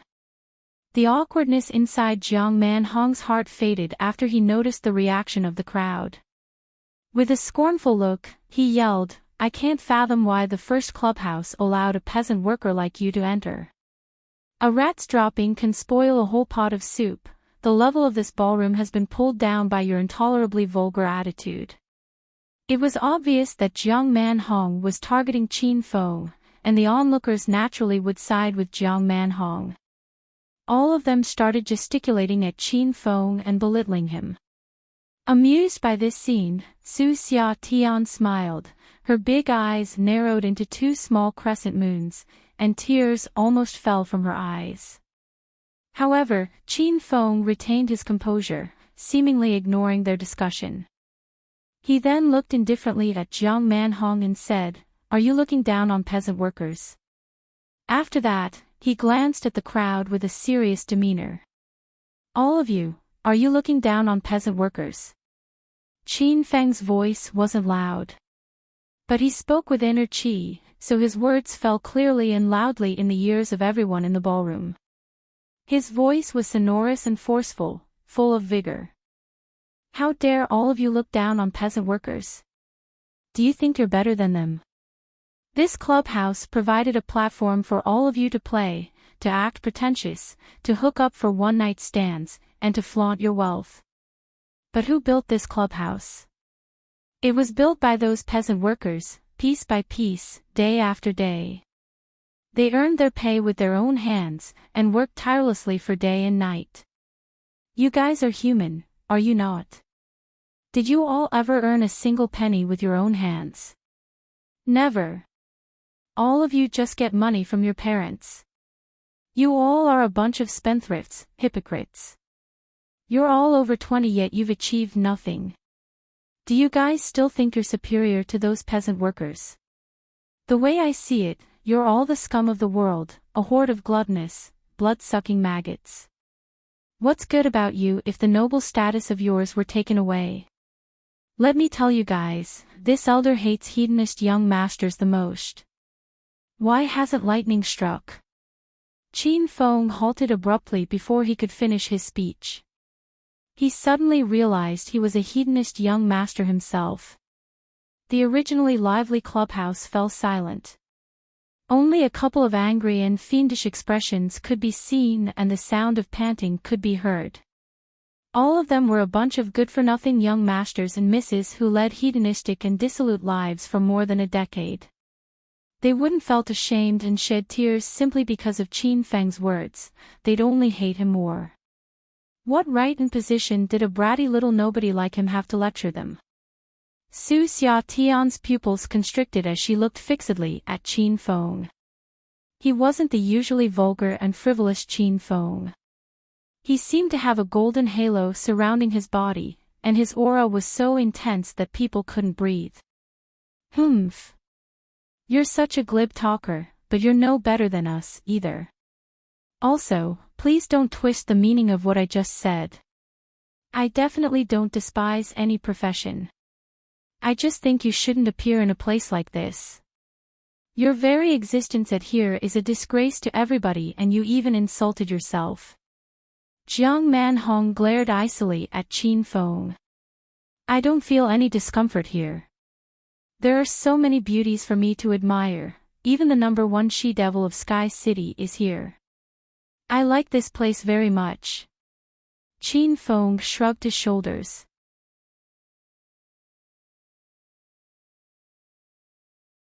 They had either expressions of contentment or faces of excited immersion in the beautiful music.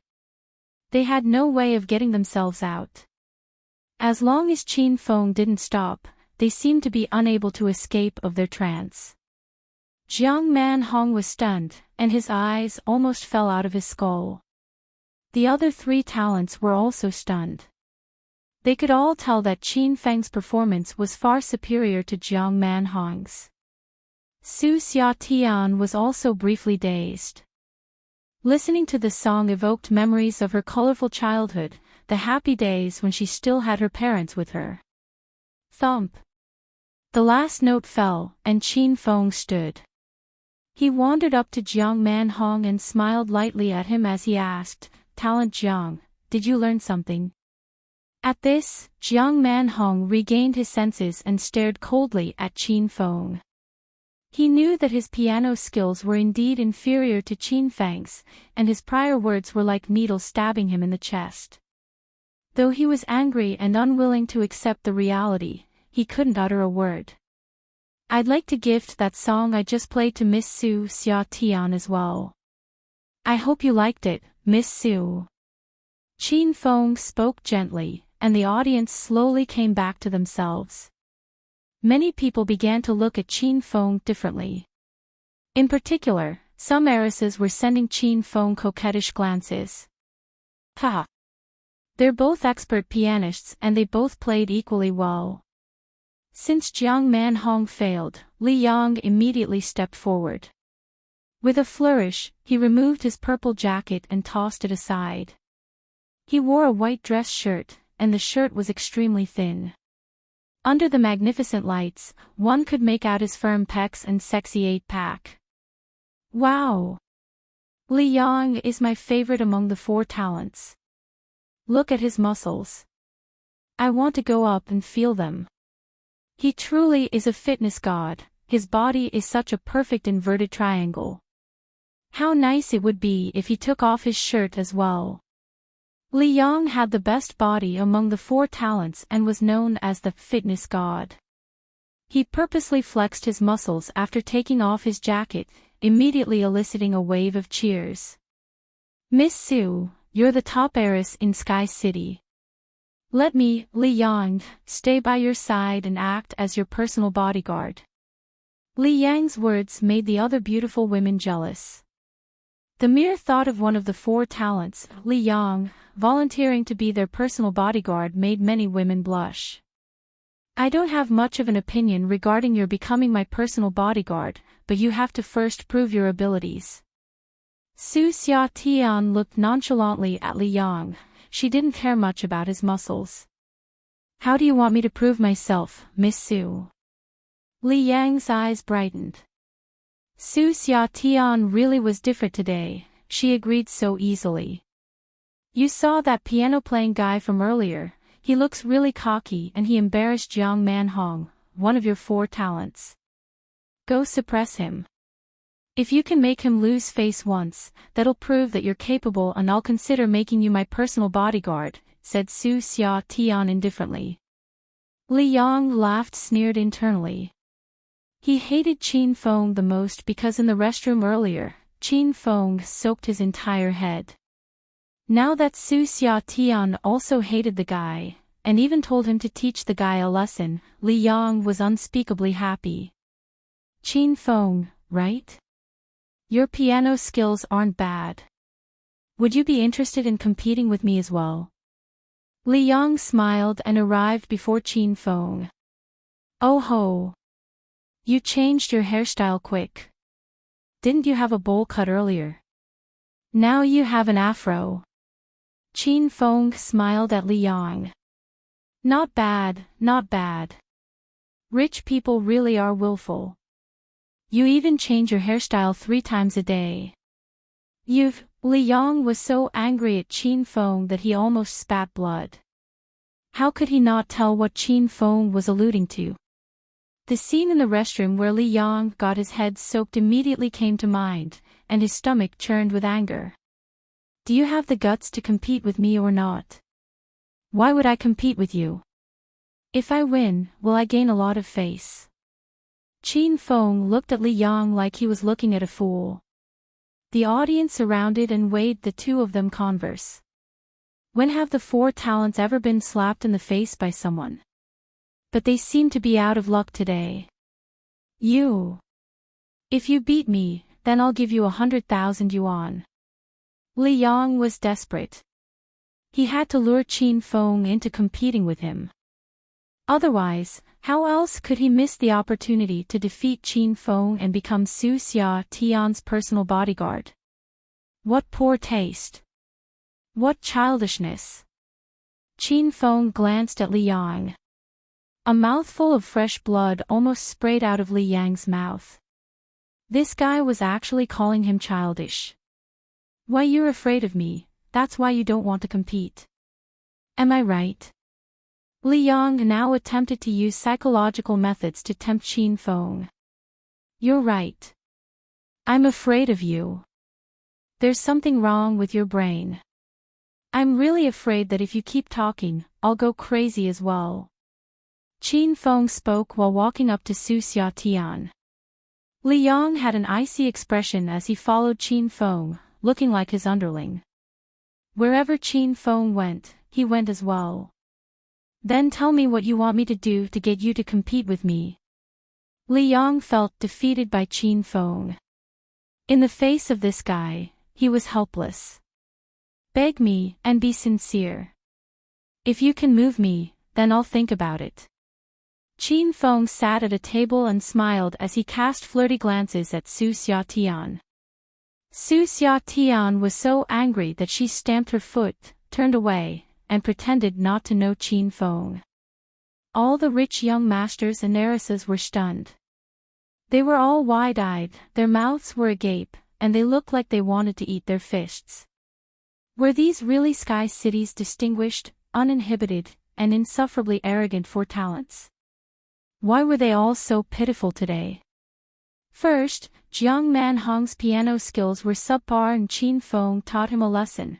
Now, Li Yang was like an underling begging Qin Feng to fight him.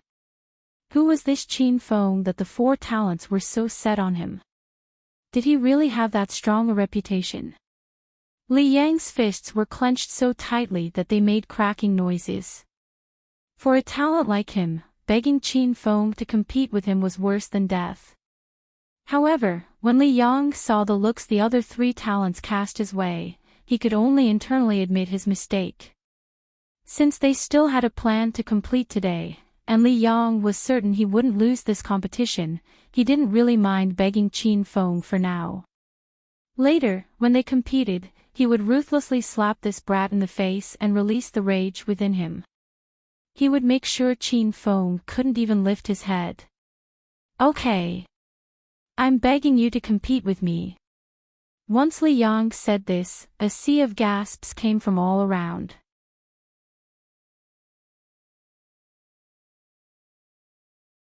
Chapter 321. Chapter 321. Please make up your mind. Do you want to take it out or not? Were they still the cold and prideful, pretentious F4 group? Were they still the high and mighty four talents of Sky City in everybody's heart? I can't feel your sincerity. Your expression is blank and your voice is flat. Just forget about it. You should find another person for a competition. Qin Feng scoffed, waving his hand. He discovered the conspiracy of the four talents at the restroom. He also knew these four fellows would proactively come looking for trouble with him because of Su Xia Tian's provocation. Qin Feng realized the world was too sinister. He just wanted to be a low-profile flower boy at Sky City. Why did everybody have to target him? However, Qin Feng relaxed soon after. Well, it wasn't his fault that he was a prodigy brimming with talent. He was simply born to be envied by others. Brother Qin Feng, it's our destiny to meet each other today. Can you have a friendly ma with me to commemorate the beginning of our friendship? Although Li Yang spoke with a friendly expression, he was actually angered to death in his heart. Qin Feng was Su Xia Tian's only companion, so he had to protect her. Since somebody was plotting against Su Xia Tian, Qin Feng couldn't remain indifferent anymore. He then answered Li Yang with a smile. How do you want to compete with me, Talently? Li Yang jumped with joy when Qin Feng agreed to the duel. It's just as simple, ma. Friendship first, competition second. How about arm wrestling? Li Yang's words stirred up the crowd. Although Li Yang looked harmless now, appearances were deceptive. His muscle strength and sheer power were the top among the four talents. During their debut, many young masters loathed them and challenged them to duels. As a result, countless Herculeans had lost to Li Yang in arm wrestling. Most of the challengers had their arms broken by Li Yang. In the most minor case, someone had his fingers snapped. Sima Zhao's ill intent is known to all. And now, Li Yang wanted to arm wrestle with Qin Feng. It was obvious that he wanted to destroy Qin Feng at this point. Okay. Arm wrestling is good, easy, and straightforward. I like it. Qin Feng agreed. He then added, that ancient clad in a robe is one of the four talents, right? Isn't he going to want to have a calligraphy contest with me later? Let's cut to the chase. I'll arm wrestle with you using one hand and have a calligraphy contest with him using the other. 2 contests at a time, it'll be more efficient. Everybody's jaw dropped to the floor when they heard Qin Feng's suggestion. The four talents' expressions were malicious when they looked at Qin Feng again. This was because they were certain that Qin Feng had overheard their secret plan. Otherwise, how would he know Zhao Yuxing wanted to do calligraphy? Zhao Yuxing got to his feet. He sent a gloomy glare at Qin Feng and said, "Humph. This elder should fulfill your death wish, then." Qin Feng ignored their expressions and sat opposite Li Yang. A tea table on the left side had been cleared and the 4 treasures of the study were put on it. As soon as Xiao Yuxing sat by that tea table, he'd picked up his writing brush and dipped it in ink already. Qin Feng had acquired an elementary-grade Thunder Tiger Fists, elementary-grade piano skill, and elementary-grade calligraphy skill during his first lottery. After that, he got an intermediate-grade car racing skill and intermediate-grade painting skill from the second lottery. He had never used the elementary-grade calligraphy skill before, so he thought today was the right time for him to use this skill. Otherwise he might grow rusty if he didn't use it for a long time. Qin Feng clamped his right hand with Li Yang's while holding a writing brush with his left hand, dipping it in ink. Both contests began at the same time. Li Yang brought to bear all his strength as soon as the battle started, planning to break Qin Feng's arm before Qin Feng could write calligraphy. He also planned to retire Qin Feng from the rest of contests. However, the situation didn't go as he planned. He'd gone all out, but Qin Feng's arm was as steady as a hill and didn't budge even an inch. Besides, he also noticed Qin Feng seemingly hadn't used any of his strength yet. Qin Feng didn't even pay attention to his right hand, concentrating instead on writing on the xian paper.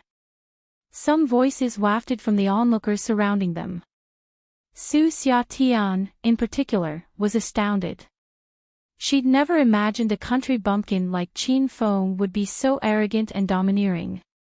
Li Yang's right hand bulged with veins, large drops of sweat started to ooze from his forehead. He was ashamed and annoyed because he heard somebody talking behind his back. He was the powerhouse of 4 talents, an undefeatable entity. How could he meet a monstrous Qin Feng today? He even began to wonder whether this kid stuck his arm to the tea table. Bang! A loud noise came from the crowd. This noise startled everyone.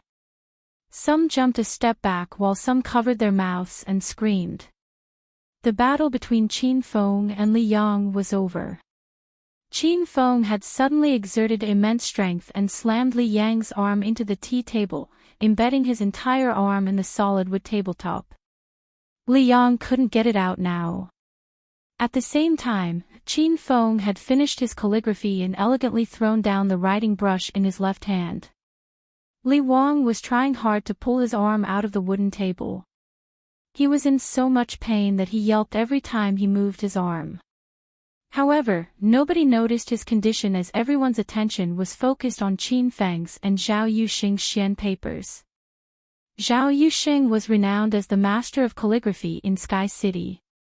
Last year, a calligraphy master praised his calligraphy skill at a calligraphy exhibition in the provincial capital, and due to the recognition of that calligraphy master, he had been catapulted to fame.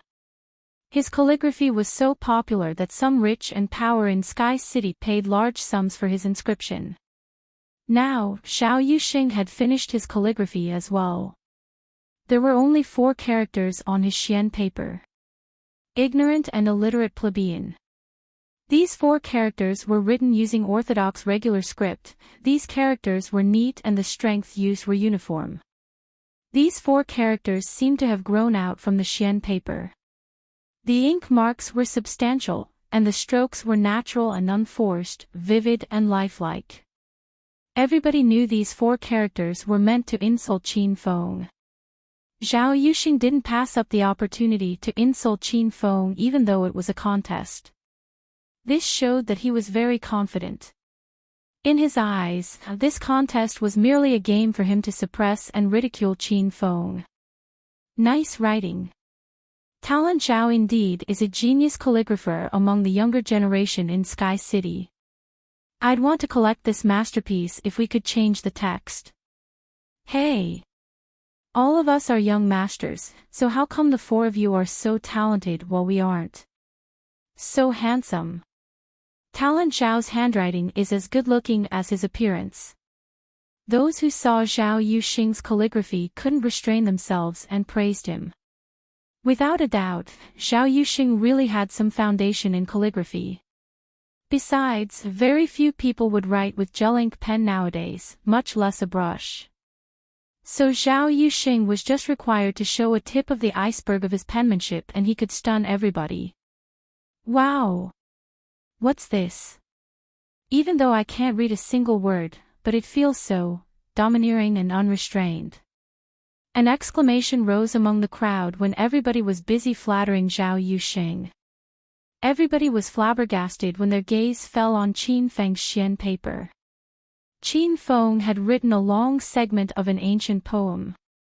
There were hundreds of words on Qin Feng's xian paper.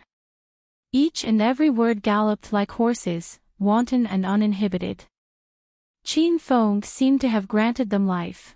They were now galloping and soaring freely on xian paper. They were like a magnificent army with thousands of men and horses, or an army battalion fighting fiercely on a battlefield. Even though the handwriting was hard to understand, it could boost the morale of anyone who saw it. Wild scribble. It's cursive script. Finally, somebody from the crowd was able to recognize Qin Feng's handwriting. It was cursive script, the hardest to learn and master in Chinese calligraphy. This type of script was loose and ski. Not only did it take years to master this script, it required the calligraphy to have a wild-minded and bohemian characteristic as well. How could a person write true wild cursive script without a wide-ranging and carefree life experience? Zhao Yusheng was astounded. He stared at Qin Feng's xian paper with a pale expression, unable to accept the truth. Zhao Yusheng never imagined Qin Feng could write such a beautiful and wild script at the same time as he was arm wrestling with Li Yang. Furthermore, it was an ancient poem with 150 words. How could he accomplish this amazing feat in such a short time? Not even he, Zhao Yusheng, could have done it. He could only write at most 50 words in the same amount of time. Talently, what's wrong with your arm? Who the fuck did this to you? Didn't we agree to put our friendship ahead of the contest? We battled wholeheartedly. Whose heart is so wicked to do such thing to you? While everybody was stunned by Qin Feng's cursive script, he suddenly looked at Li Yang, who had been putting all his effort into extracting his arm from the wooden table. The corner of Li Yang's mouth quirked vigorously. He almost ranted in anger. But he choked it off at last. This was because he knew only Qin Feng could help him remove his arm. Is this person human or a demon? How come he has such a terrifying strength?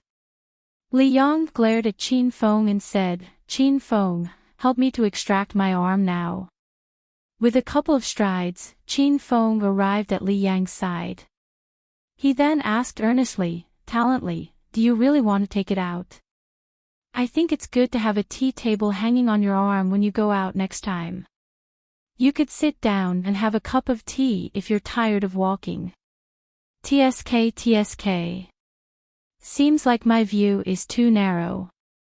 People from the city really know how to entertain themselves. You son of a bi, cursed Li Yang in his heart. He then pasted a smile on his face and said to Qin Feng, that's a good joke, brother Qin Feng. Anyway, please help me to take out my arm first. Well, since Talently insists, I'm glad to give you a hand. As soon as Qin Feng finished his words, he grabbed Li Yang's arm with his large hand and pulled it out instantly. It was just that Qin Feng's strength was too powerful. The skin and flesh of Li Yang's arm were scraped by the wood splinters in the tea table. It was so painful that he wailed like a ghost and howled like a wolf. Seeing Li Yang's anguish expression, Qin Feng slammed Li Yang's arm back into the table again with a bang. With a puzzled face, he then asked Li Yang, talently, do you want me to take it out or not? Please make up your mind. You're confusing me.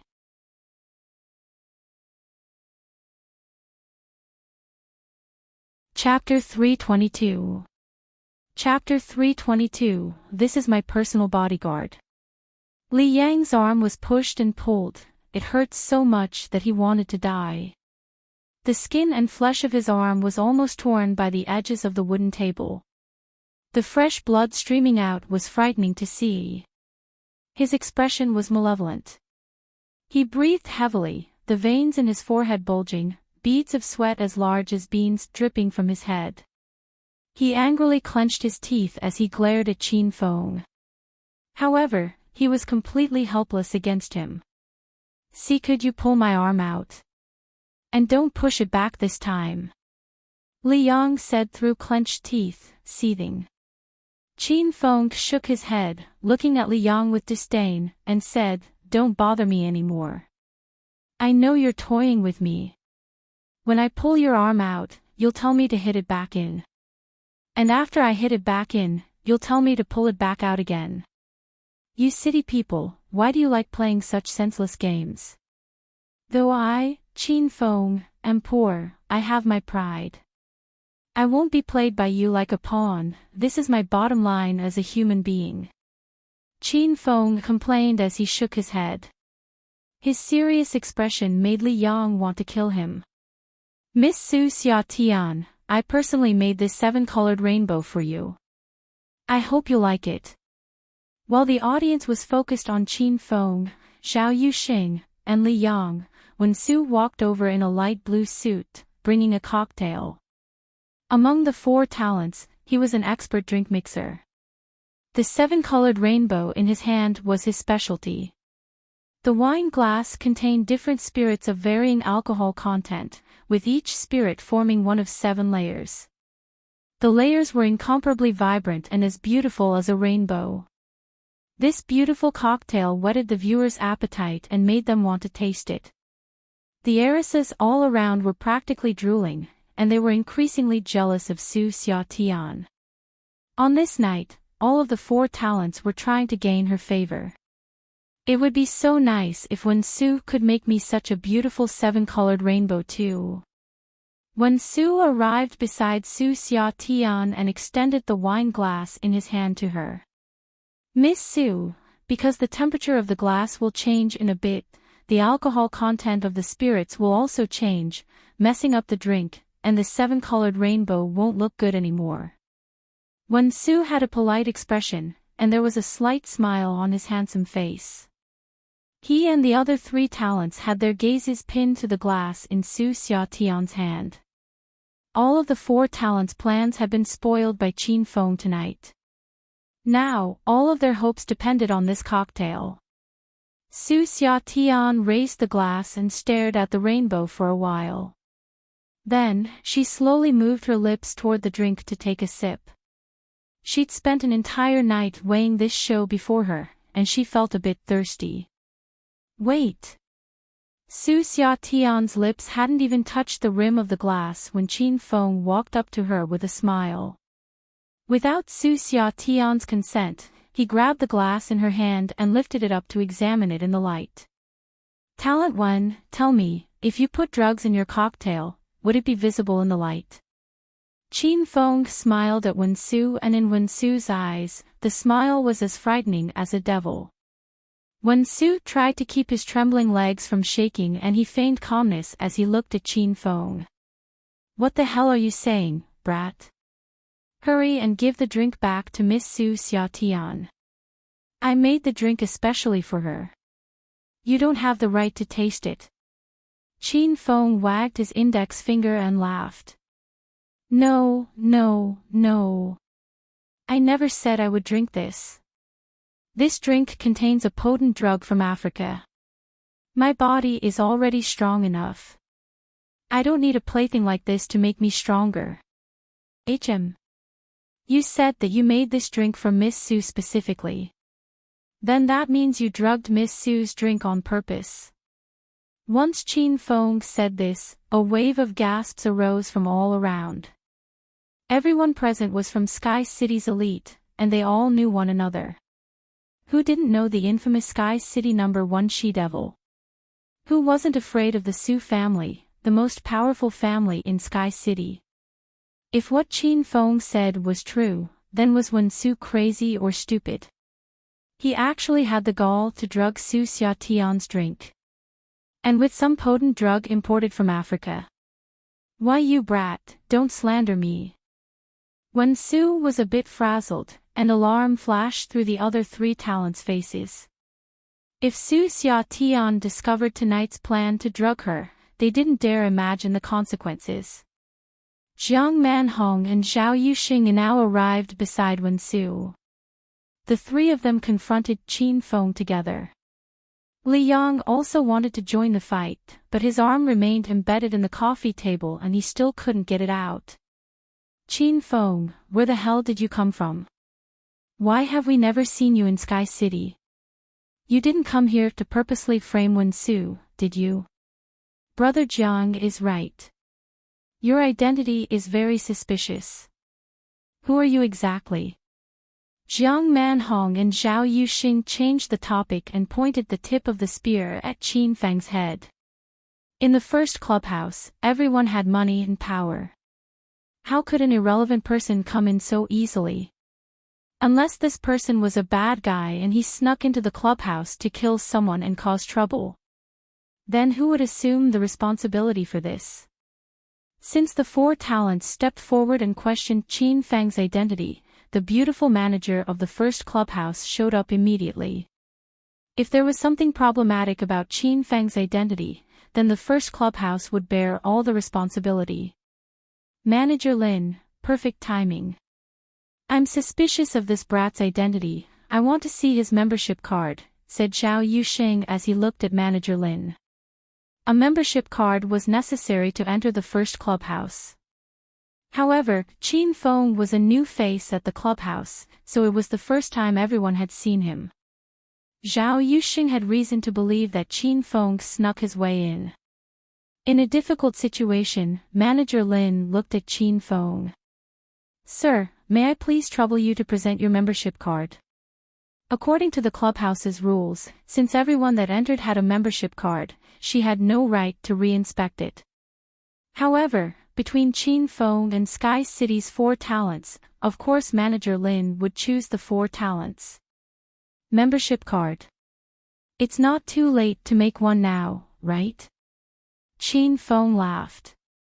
Surprised cries and discussion arose in the crowd. This person really didn't have a membership card and he easily admitted it. But how did he get in?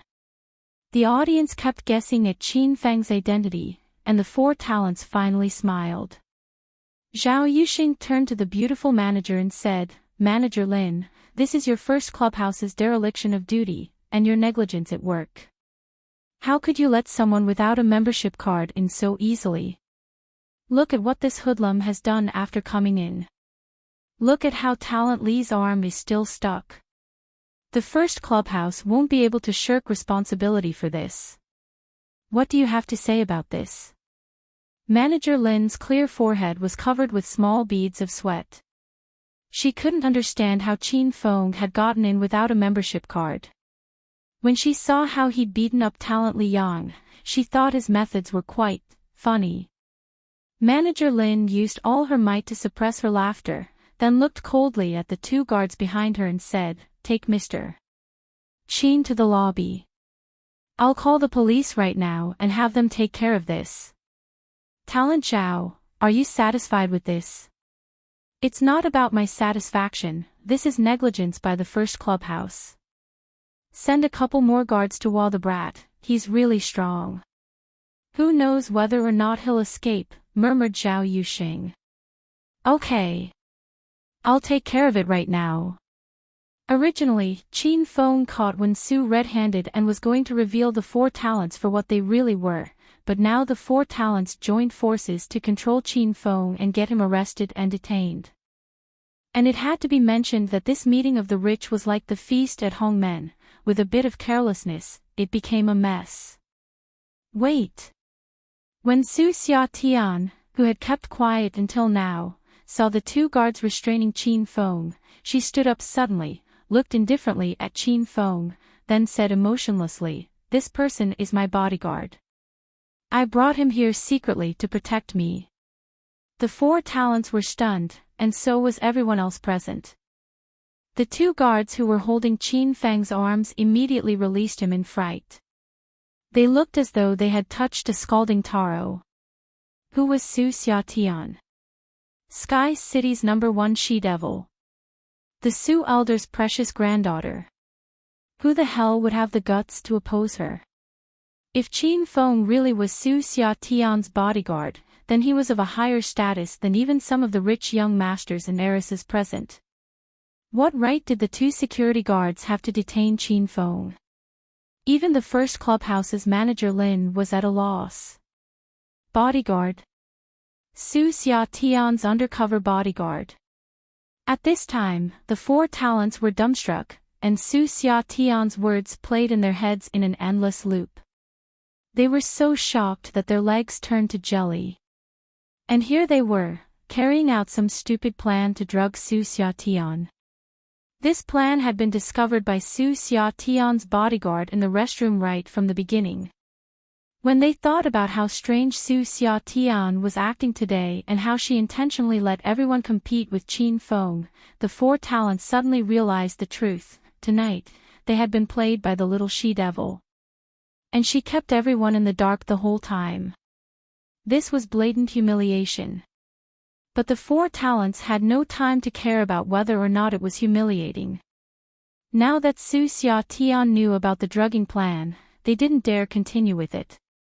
How would Sky City's #1 she-devil punish them? That's right.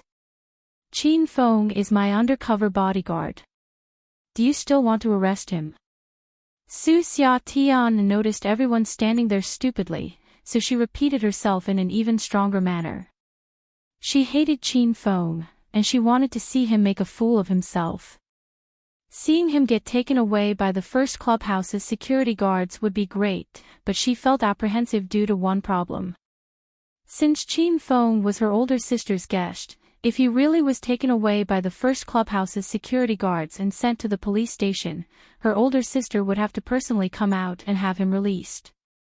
Then, when her sister speaks to Qin Feng and discovers that she brought Qin Feng to the first clubhouse and didn't save him, wouldn't she be the one to get punished in the end? Su Xiatian wasn't that stupid. Thus, she stepped forward to protect Qin Feng.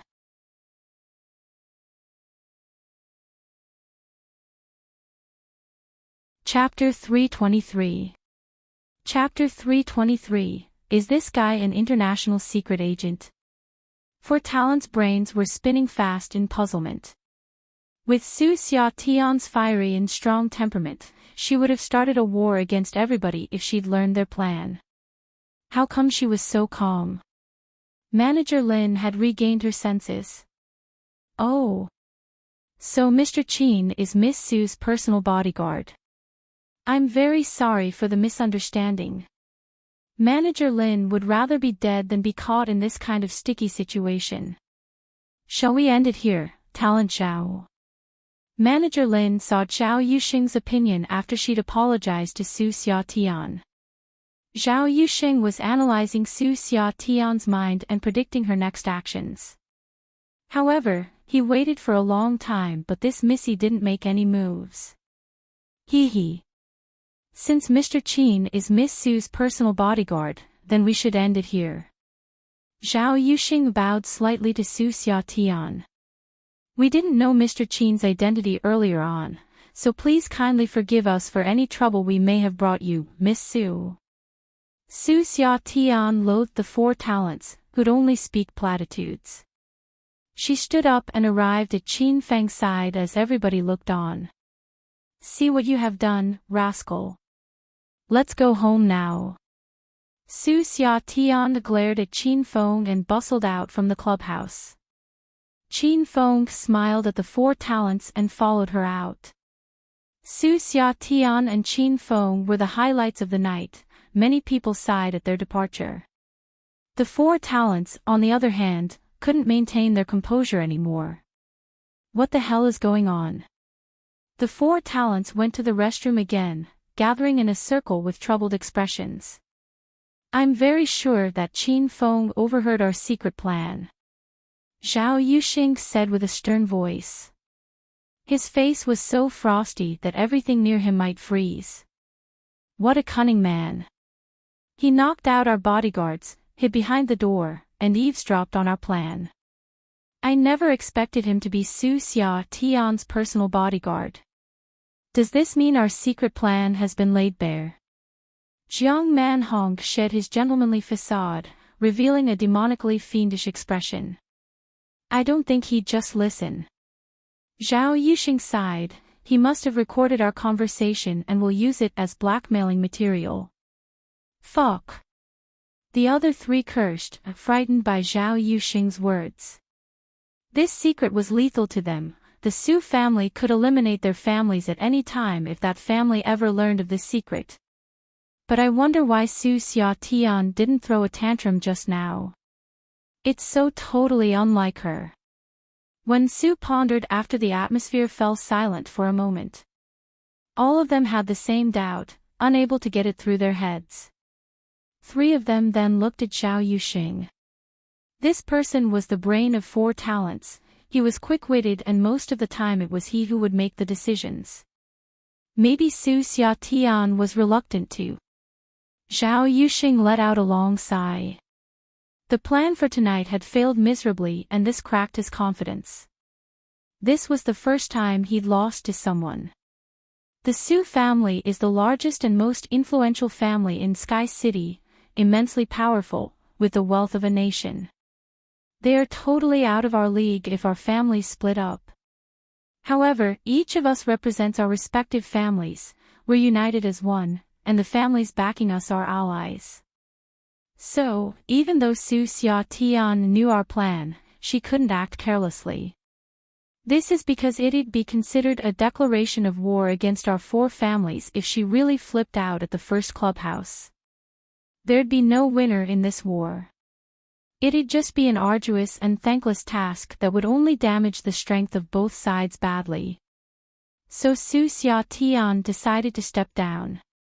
She didn't explode, but will be holding on to the secret of our 4 families, and she will certainly use this secret to threaten us, or to seek some benefits from our families. Zhao Yuxing's countenance became grave as he spoke. Before, I thought Su Xiaotian was a willful chick that hadn't grown up, and that she was a lot worse than her mature sister. Now it seems that those 2 women of the Su family are profound. We might have a rough time after this. The 3 other talents' faces became ill after they heard Zhao Yuxing's analysis. They'd concocted a secret plan against Su Xiaotian and at the end of the day, they'd fallen into her trap instead. They were like a bunch of dumb people tasting bitter herbs, unable to express their suffering. Hey! Did I allow you to get into my car, rascal? Get the fuck out of my car now. Su Xiaotian started bickering with Qin Feng as soon as she came out from the clubhouse. However, only Su Xiaotian kicked up a fuss. Qin Feng was happy. It's very impolite not to bring me back after you took me out, little wife. You're an heiress from a reputable family. I think your sister will be very mad if I tell her about your bad attitude.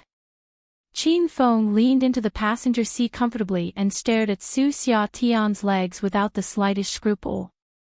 Scoundrel, big bad wolf. Humph. After Su Xiaotian sent a frosty glare at Qin Feng, she stomped on the accelerator and the sports car hurtled forward like a beast. Qin Feng admired the sight racing past outside the window, his head pillowed on his hands. His countenance suddenly became grave. Please be extra cautious with those 4 talents next time, Xiaotian. Su Xiaotian was slightly stunned. Qin Feng had been a frivolous, lascivious rascal in her mind. She was not used to it when Qin Feng called her name instead of a little wife, with a stern expression. Seems like you're not accustomed to my sudden change. Aren't you? Qin Feng looked at Su Xiaotian. Su Xiaotian nodded her head. She noticed that she didn't really know Qin Feng.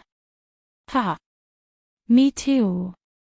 I think calling you little wife is much nicer. Qin Feng suddenly guffawed.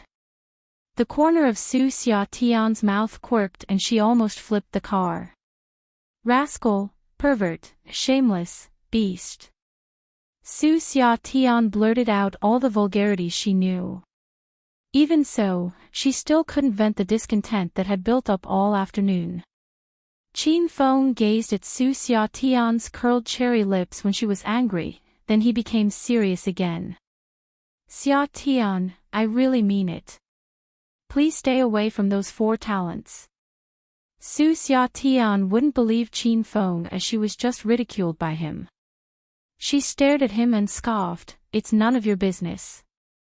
Although I think those 4 talents don't deserve their reputation, I believe they are 100 times better than you, you little brat. You rascal. Qin Feng played the recording in his cell phone without waiting for Su Xia Tian to finish her words. Su Xia Tian is here. This was Li Yang's voice. Su Xia Tian's countenance became grave in an instant when she heard the voice. The girl really is here. We can implement our plans for today. When Su's voice followed.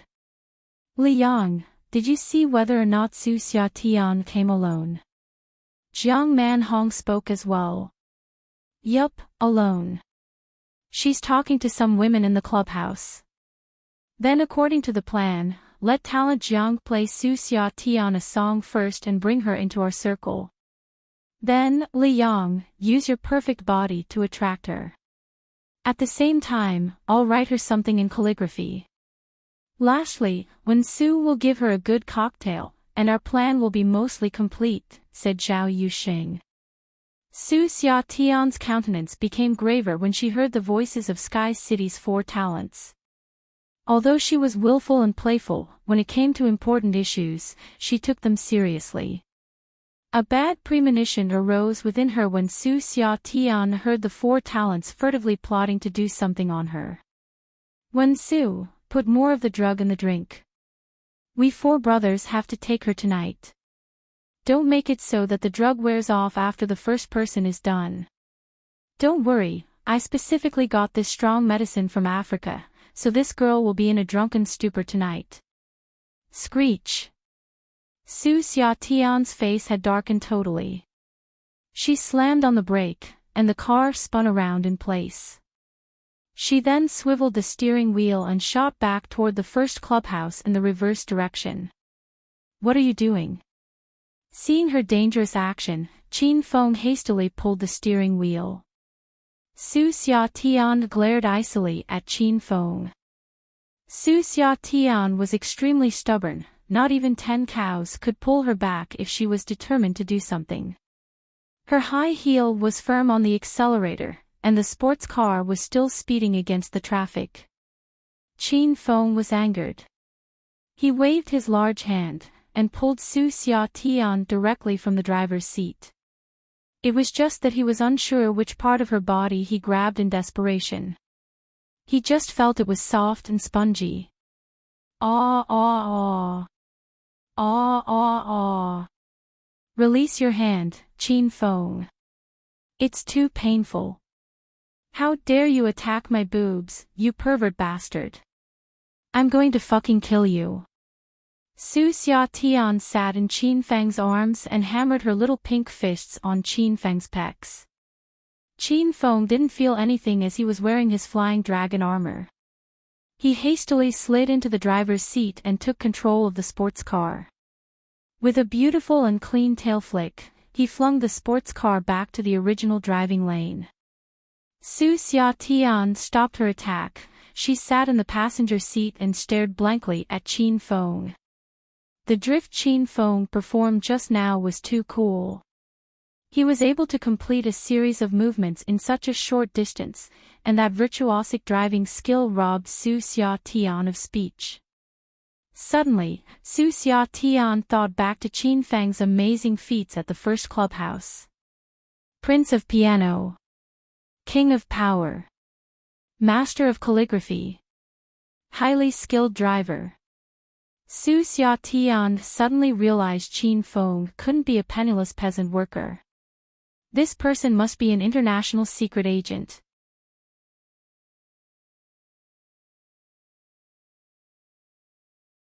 Chapter 324. Chapter 324, Slowly Torment Them. Qin Feng stopped the car at an empty spot on the roadside, and Su Xia Tian regained her senses. She looked at Qin Feng in alarm. Tell me, who the hell are you? Are you a secret agent from the Dragon Group? So the dragon group really exists. How do you train? Do you have a 12-pack? Are you hiding a gun in your pocket? Let me see. Qin Feng blushed a bit. Did he want to show this girl his hidden gun? What if she took a liking to it after seeing it? Xia Tian, I stopped the car to talk to you about serious matters. Qin Feng put his dirty thoughts away and became serious. He'd come all the way to Sky City to complete the system's quest. He had to take down Sky City's Su family's business. Thus, the moment Qin Feng stepped into Sky City, he'd been gauging the power dynamics. Since he participated in the gathering of the rich in the first clubhouse earlier, Qin Feng had a much better picture of Sky City's power structure. And now that Qin Feng had information to use against the four talents, this would be very helpful in taking down the Su family in the future. That's right. Since those four beasts wanted to rape me, Qin Feng, rush back to the first clubhouse. I want to kick their balls until they burst. Su Xia Tian thought of the four talents plan and was infuriated once again. Qin Feng's face darkened. This Su Xia Tian really is the #1 she-devil, she can say anything. Qin Feng felt really lucky. Good thing I haven't offended this fiery chili pepper, ahaha. Let's not go back. Why are we not going back? Are you afraid of those 4 pieces of trash? Humph. If you're afraid, get the hell out of the car. I'll go kill them myself.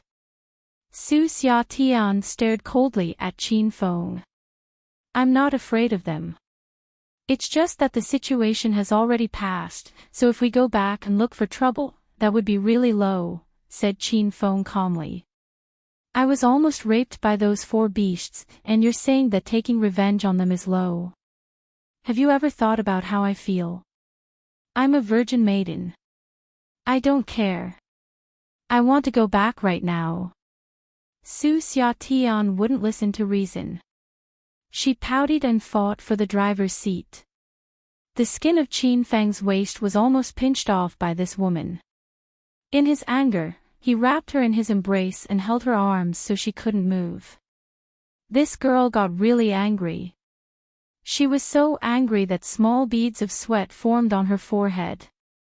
A fruity fragrance wafted from her body, and her chest heaved. The proximity of the sight almost made Qin Feng lose control of himself. Stinking trash, let go. What are you trying to do to me? Su Xia Tian kicked her slender legs and struggled. Qin Feng let her do what she wanted. Xia Tian, if you go back now, they'll probably still be there. Then, you'll rush up and slap them 10 times each. They probably won't retaliate. After all, we have information that implicates them. Then the 4 originally handsome faces get slapped so much that even their moms won't recognize them, and you'll send 4 kicks at them to ruin their happiness for the rest of their lives. That would be so cathartic, and you'd finally be satisfied. Right. I want to punish them like that. Su Xia Tian nodded earnestly. Let go. I'm going to go back now and cripple them. Qin Feng didn't let go. He looked earnestly at Su Xia Tian and said, and then. Su Xia Tian ground her teeth and stared at Qin Feng. What do you mean by, and then? There's no, then. You probably haven't thought of this problem because your big sister always cleaned your behind after you caused trouble. Since I'm your good husband, then I'll break it down for you this time. Then, the 4 talents would have their family lines ended and the 4 family clans behind them would be furious. Each of the clans is an opponent of the Su family, so they'll join hands to attack the Su family. For a momentary thrill, you'd send the Su family into the heart of a storm, you'd push your sister and family into a living hell. Maybe the Su family would win the war, but it would suffer greatly. Sooner or later, it would no longer have the power and wealth of the #1 family in Sky City. Many families coveting the role of #1 family would stir and mobilize against you. They'd all continue to suppress you and seize and split your power and wealth. The end would be tragic. The Su family would fall from the ranks of the powerful family clans. The rich young masters that coveted your older sister's beauty and yours would then have no more reservations. They would kidnap you too and forcefully ravish your bodies. They might even sell you to Africa and make you prostitutes. Then, they'll sell you to Vietnam and make you cheap wives. Say no more. Don't saying anything else. Su Xia Tian blanched. She was so afraid that she cut Qin Feng off. Though she was mischievous and immature by nature, her intellect was sound and mature. She understood everything that Qin Feng explained. Also, she felt that the possibility Qin Feng spoke of was very high. If she went back to cripple the four talents right now, the Su family would really fall into the pits of hell. When Su Xia Tian was really young, her parents died in a car accident. She had a thoughtless personality, but in this world, there were still two people whom she loved and cherished, and would use her life to protect. One was her older sister, Su Qiuyu, and the other was the Su elder, Su Hao Nan. Su Xia Tian could be stubborn and irrational, but she couldn't hurt her two family members. Qin Feng, then what should I do? They went too far, so we can't let them get away with it, right? Su Xia Tian never thought her headstrongness would be so problematic. After hearing Qin Feng's explanation, her entire head felt muddled. She pinned her large, vibrant eyes on Qin Feng, waiting for him to make a decision for her. Little wife, now you know how useful your good husband is. Qin Feng smiled and traced Su Xia Tian's pointed chin. He said, "Wifey, first kiss me, and then I'll tell you how to take care of those four beasts." As Sky City's #1 she-devil, had Su Xia Tian ever let a man touch her chin? She was about to explode with anger, but at the moment, she could only rely on Qin Feng and suppress her anger. She pursed her lips and mumbled, Tell me what the plan is first. What if you're tricking me and you haven't actually thought of anything yet? Then I'll have kissed you for nothing. I'll kiss you after I've heard your plan and confirmed its feasibility. Su Xia Tian's lovely eyes darted about, and a crafty look even flashed through them. How could Qin Feng not know what this girl was thinking? However, he had only been joking. He didn't actually want to force Su Xia Tian into kissing him. After all, the two of them had just met, and Su Xia Tian had such a strong personality. Sometimes, it was better not to overdo it. Alright, then seeing how good our little wifey is, I'll tell you. Qin Feng smiled and said, we have this recording on hand, this is the worry that the four beasts can't get rid of. As long as the recording is in our possession, they wouldn't be able to sleep properly. We'll use this and have them groveling. If you've taken a liking to any business or power their family clans possess, then with this evidence, you'd be sure to gain unimaginable benefits. This evidence will trap the four beasts' family clans and make them little wifey's prisoner. Since they had dirty thoughts about you, let's deal with them slowly and let them feel the consequences of offending Sky City's #1 she-devil. We'll make them wish they were dead. Qin Feng's plan was completely reasonable, and also extremely feasible. Su Xia Tian originally had her lips pursed in irritation, but she was blooming with happiness soon after. Her smile was radiant, and she smiled so widely that her mouth was about to tear. Ha! Qin Feng, your idea is great. You're right. You're doomed if you offend me, Sky City's #1 she-devil. Su Xia Tian was extremely elated. The anger in her heart dispersed. She hugged Qin Feng's neck emotionally and bounced in her seat. Qin Feng felt the girl's smooth arms and saw the large, bouncing white rabbits before his eyes. He felt a bloody nose coming. Ah! You pervert, where are you looking? I'll gouge your eyes out. And when did you put my arms around your neck? Shameless. Qin Feng felt very wronged.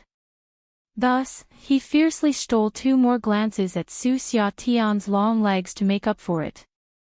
Little wifey, you change faster than flipping the page of a book. I had just thought of a good plan to deal with the beasts, and now you've become hostile. You even said you were going to kiss me at first. Su Xiaotian really had said that. Flustered, she demurred, when did I say that? Why don't I remember? Oh no. The sky's getting dark. Hurry and take me home. I'm a good child, when it's time, I have to go home for dinner. Qin Feng knew Su Xiaotian would feign ignorance, so he smiled and drove. Since he called Su Xiaotian little wifey a good number of times earlier, the girl had gotten used to it and didn't pursue the matter anymore. With Qin Feng's many years of experience courting girls, he was sure that not long from now this girl Su Xiaotian will fall into his clues, and she won't be able to escape. Under Su Xiaotian's guidance, Qin Feng quickly drove back to the Su family old mansion. On the way back, Qin Feng exhibited his startling and mysterious driving skills. Even Su Xiaotian screamed a couple of times in fright. She discovered that Qin Feng was in no way as simple as he seemed on the outside. This guy was pretty much capable at anything. He was unflustered and farsighted, reasoning clearly and planning thoroughly. He was truly a formidable person. Qin Feng, wait. As Qin Feng was about to get out of the car, Su Xiaotian held him back. Qin Feng looked at Su Xiaotian with a distrustful and happy expression. Has this girl been tempted by my handsomeness into wanting to shake the car?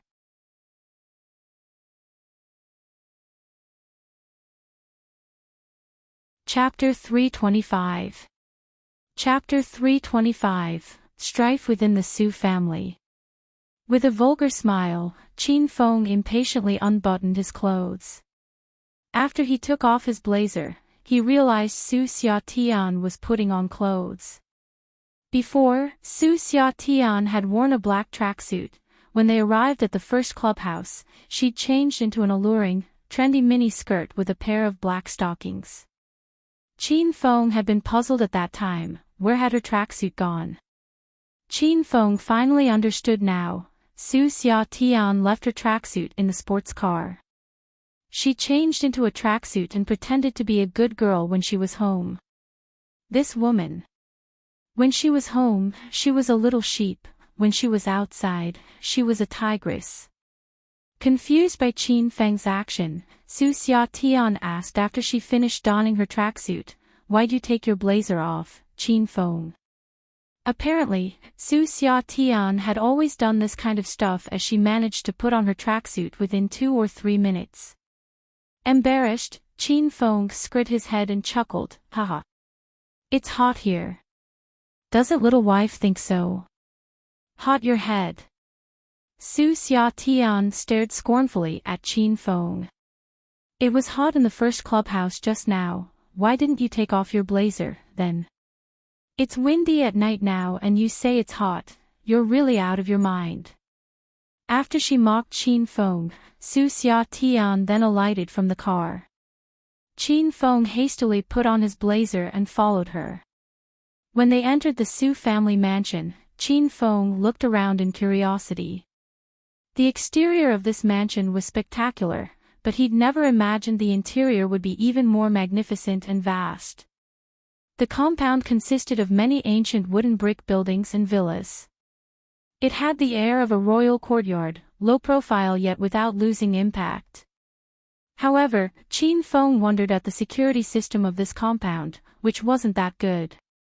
He'd expected this compound to be guarded by many black-suited bodyguards, but he only saw a few along the way. "Your house seems not to have much staff, little wife. Don't tell me only the 2 of you stay in this humongous mansion." Qin Feng was happy as a lark in his heart.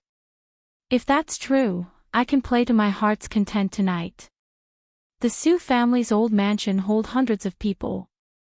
Normally it's heavily guarded and very lively. But, you're right, tonight is a little bit weird. Let's hurry to the main building. Sister must be waiting on me for dinner. Su Xia Tian furrowed her eyebrows, a bad premonition suddenly stirring within her. Su Xia Tian walked faster and faster with Qin Feng beside her. Very soon, both of them arrived at a grand main building under Su Xia Tian's lead. The duo was stunned by the situation they encountered as soon as they entered main building's lobby. This definitely was a family meeting. And it was not just the gathering of the family's core members, even the collateral members were here. The vast lobby was now packed with 40 to 50 peoples. All of them had grave and cold countenances, while the person standing in front of them was a beauty that could overrun cities and topple nations. She was the Sky City's #1 noble beauty, Su Qiuyu. The sight was bizarre, as if Su Qiuyu was teaching a class of students. Regaining her senses very quickly, Su Xia Tian hastily ran to Su Qiuyu's side. Sister. What's going on? Su Qiuyu's brows eased when she saw that her little sister had returned. She pulled Su Xia Tian by the arm, to her side. She then shook her head to keep her sister silent. Now that your little sister has returned, the core members of our Su family's immediate and collateral members have all arrived as well. It's time for you to give us an explanation, Qiuyu. A middle-aged man in the crowd suddenly stood up, his expression was mighty and cold, and a strong aura was emanating from his body. His underlings' morale were heightened by his action and they stood up as well. All of them focused their attention on Su Qiuyu. Su Qiuyu was calm when facing more than 50 people and hundreds of eyes. This woman was only 23 years old, but she had a calm and impressive demeanor that belied her age. She held tightly to her little sister's hand. Only Su Xia Tian could feel her sister's nervousness from the cold sweat oozing from Su Qiuyu's hand. You suddenly bring your family members to Grandpa's room at this late hour and ask for an explanation from me. To be honest, I'm not sure what kind of explanation you want from me, second uncle. Su Qiuyu returned the question to Su Ming. Her grandpa was bedridden, and showed no sign of improvement after 3 months. Su Qiuyu had invited many famous doctors from Sky City to treat her grandpa, but to no avail, none of them could cure her grandpa. She had even invited some top experts from abroad to have a look at him. However, her efforts proved futile as her grandpa's condition didn't improve, worsening day by day. Now, the elder had fallen into a coma and these sons, who never cared for his condition, were instead only focused on dividing his properties and attempting to take over the Su family. Seeing their unfilial actions, Su Qiuyu felt sad, angry, and helpless. She was just a 23-year-old beauty, only she could understand how powerless she was when fighting these uncles and aunties of the Su family. What explanation? Second uncle fell silent for a minute. He then said in a stern voice, "Don't you know better than any of us? We hadn't seen the elder ever since he was bedridden more than 3 months ago. What's your motive for blocking everyone from visiting the old man? The Su family is headless once the elder has fallen. Now, all the Su family's businesses are in turmoil. The pharmaceutical sector, in particular, experienced a sharp drop in turnover this quarter. You claim that Grandpa has asked you to take over the Su family, but we hadn't heard anything from him before. So, how can we believe you? You're young, and on top of that, you're a woman. How can we entrust the whole Su family to your hands? Qiuyu, the Su family is in bad condition and we should join together to overcome this hardship. Now, let's go in and visit the elder. If he's at the point of death, then we should let him make out a testament and determine the next leader as soon as possible. Otherwise, the Su family will go downhill." Su Qiuyu's countenance changed slightly after she heard what second uncle had said. Her calm and dignified face became frosty. How could she be not willing to allow these bunch of people to visit the elder? but she was worried that there was a traitor in the family who might harm the elder. Su Qiu was in her prime, an age where she should get into a romantic relationship and lead a carefree lifestyle. Did she want to be a capable woman who worked day and night to support the whole Su family? She didn't want to. But she had to. This was because of the last words the elder had said to her before he fell into a coma 3 months ago: take care of and support the Su family until he wakes up. Su Qiu would be the next family head if the elder couldn't make it. Although the elder was old, his mind was clear. He'd already seen through his 2 surviving sons, who were looking forward to his death, eager to divide the property of Su family. None of you are allowed to visit Grandpa now. Su Qiu's voice was cold, emitting a strong aura. I'll continue to be in charge of the family business. Grandpa's condition has improved, and I believe he will wake up within a month. Can't second uncle even wait for a month? Or do you have other intentions in your mind? You bastard! A woman suddenly appeared beside her second uncle, Su Ming. It was Su Qiu's second auntie, Lu Yan. As a member of an aristocratic family, Lu Yan was 45 years old, but she looked like a 25-year-old young girl.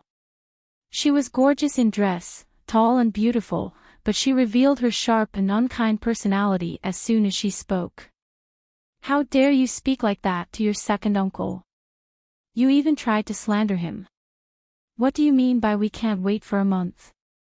We have been worried about him ever since he fell sick. And now, 3 months have passed and you want us to wait another month.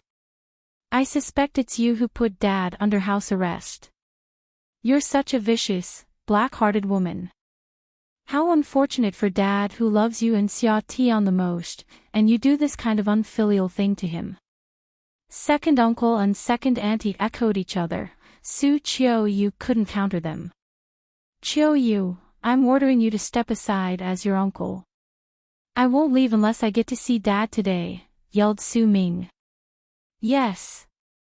We must see Dad today.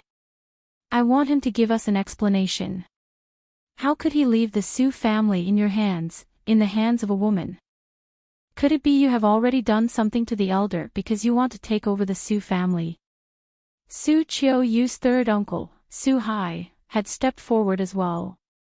Since the second brother and third brother of the Su family had stepped forward, the rest of the members from the collateral families were emboldened and joined them in pressuring Su Qiu. Move aside, Qiu. We must see the elder today. Move away now, or else we'll enter by force. The Su family is the biggest family in Sky City. If we let you continue to control the Su family, sooner or later, the Su family will become like those unworthy small family clans. You're committing a sin, you know. More and more Su family members began to oppose Su Qiu. In the end, the whole Su family was pressuring Su Qiu. No matter how profound or clever she was, Su Qiu was only a woman. When she saw the entire family questioning her, scolding her, and insulting her, she felt pain in her heart as if it was stung by needles. She had no one to rely on. Her parents had died in a car crash when she was young, and only her little sister and grandpa were left in the world. However, her grandpa was bedridden, her little sister was playful and willful, her uncles and aunties only cared about the family business and not about grandpa's health. This kind of battle within the rich and powerful, of dog eat dog, and the devil take the hindmost. All the accusations, charges, incomprehension, and contempt. All of these fell on Su Qiu, a 23-year-old girl. She really wanted to find a place where she could cry out loud, but she knew she couldn't. She refused to lower her head, because the crown would fall. She refused to cry, because those sluts would laugh at her. Sister. Su Xiatian felt her big sister's helplessness.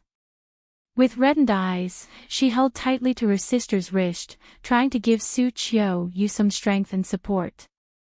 Those Su family members who were blinded by wealth and power had surrounded them.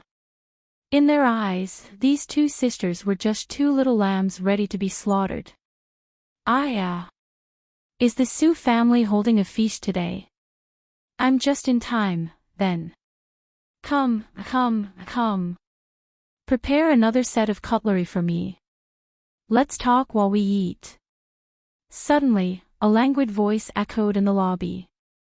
Everybody was stunned and stared blankly at the door.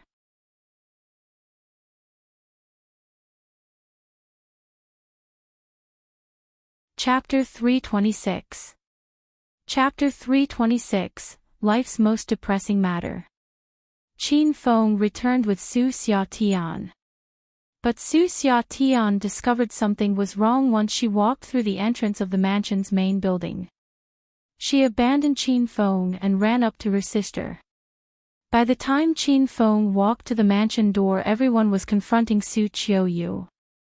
No one noticed Qin Feng, who stood at the entrance for over 10 minutes.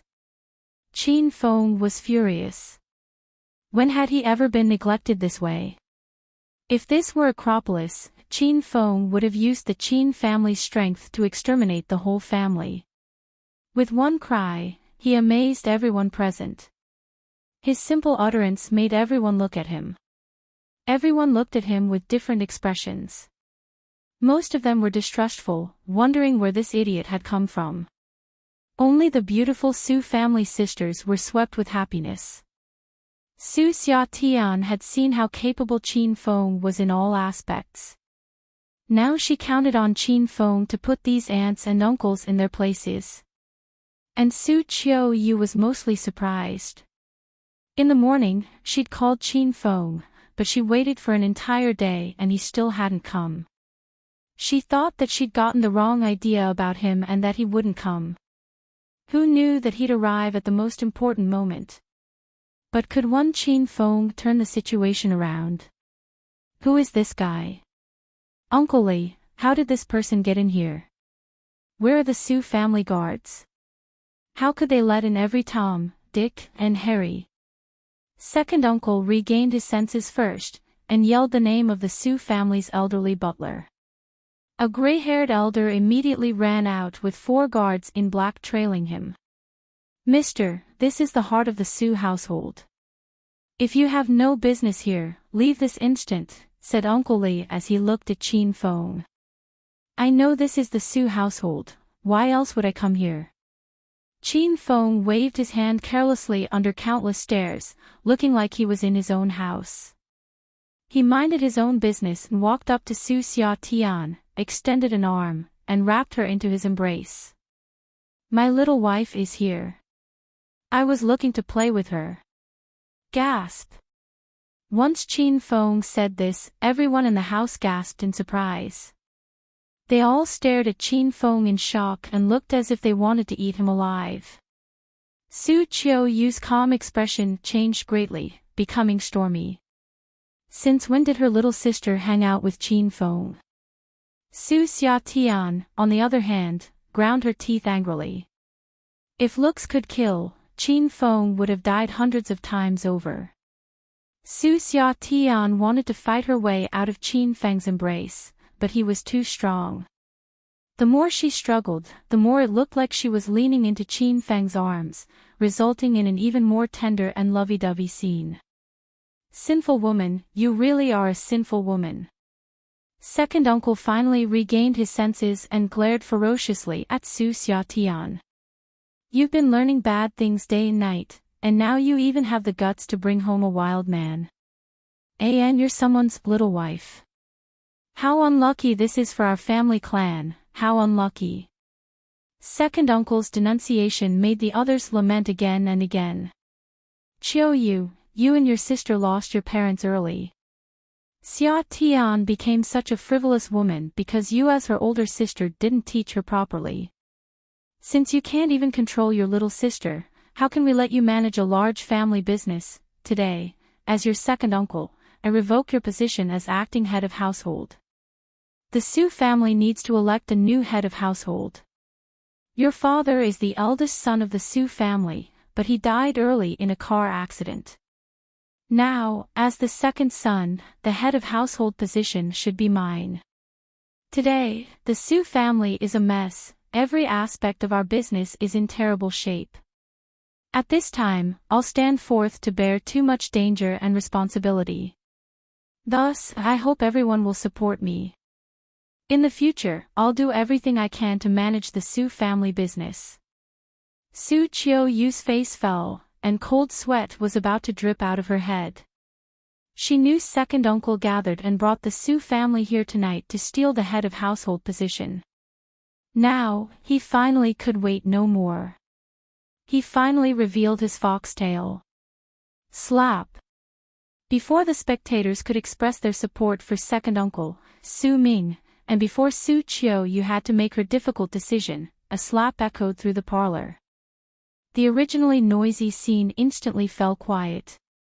The only sound that could be heard was the spectators' heavy panting. Su Ming was slapped by someone, and he was slapped in the head.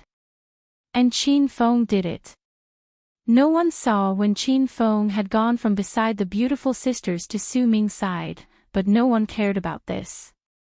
They stared with their mouths agape, so shocked that they wanted to eat their fists. This wild brat, who was an outsider, actually had the gall to hit Su Ming. And he hit him so resolutely. A little 20-year-old brat hit an almost 50-year-old man. This scene was like that of a teacher reprimanding his student. Even the beautiful Su family sisters covered their mouths in shock. They felt that there was something wrong with Qin Feng's brain. How dare you hit your elder, brat? You actually fucking. Su Ming finally regained his senses, and his eyes almost bugged out of his skull. He'd uttered half of what he wanted to say when Qin Feng slapped him in the head again. Slap. The sound was crisp, and it was clear that this slap was stronger than the last. Say, uncle, I'm not quite familiar with you, so don't joke around with me, okay? Qin Feng looked impatiently at Su Ming. You say I'm a wild man. Where's your evidence? What right do you have to slander a person's integrity and soul? You don't know how pure and outstanding of a man I am. Do you know that I concentrated on emotion from beginning to end? Do you know how easy it is to destroy someone when you so easily slander them without fully understanding them, especially an outstanding and ambitious youth like me? Plus, I have my own personal lawyer. I'll call my lawyer over right now and sue you for bringing your family to ruin. Even your wife will have to run off with another man, and your son would have to acknowledge a grandma over 70 as his godmother. Don't make me mad. Why aren't you saying anything? Are you frightened by my might and talent? Su Ming really wasn't speaking.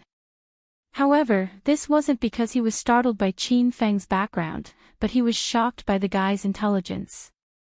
He didn't even know how to refute Qin Feng. This person was unreasonable, more so than the she-devil. And he didn't use common sense, hitting whenever he wished to. When he spoke, it was incoherent and senseless. Most importantly, the guy was good at fighting.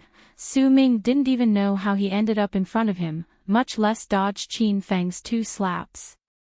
Ah! Uncle Li, why are you standing there like a dummy? Did you not see the brat hit me? Hurry and cripple him. Su Ming was stunned for a while, but he didn't think to refute Qin Feng. In the end, he shouted angrily and wanted to use brute force to kill Qin Feng. Su Qiu, you didn't have the time to stop Uncle Li when the 4 guards pounced at Qin Feng. As the Su family's guards, these 4 people were not ordinary people.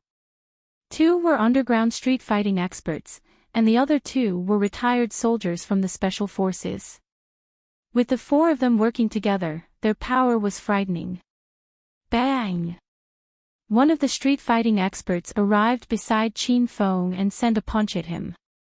Qin Feng punched the man's iron fist and sent the man flying. Boom! The second, a retired soldier, aimed a flying kick at Qin Feng's head. Qin Feng remained standing in place without moving, and then an airy fist hit the retired soldier's thigh and sent him hurtling toward the 3-meter-high rooftop and splitting the roof. The remaining 2 men froze briefly.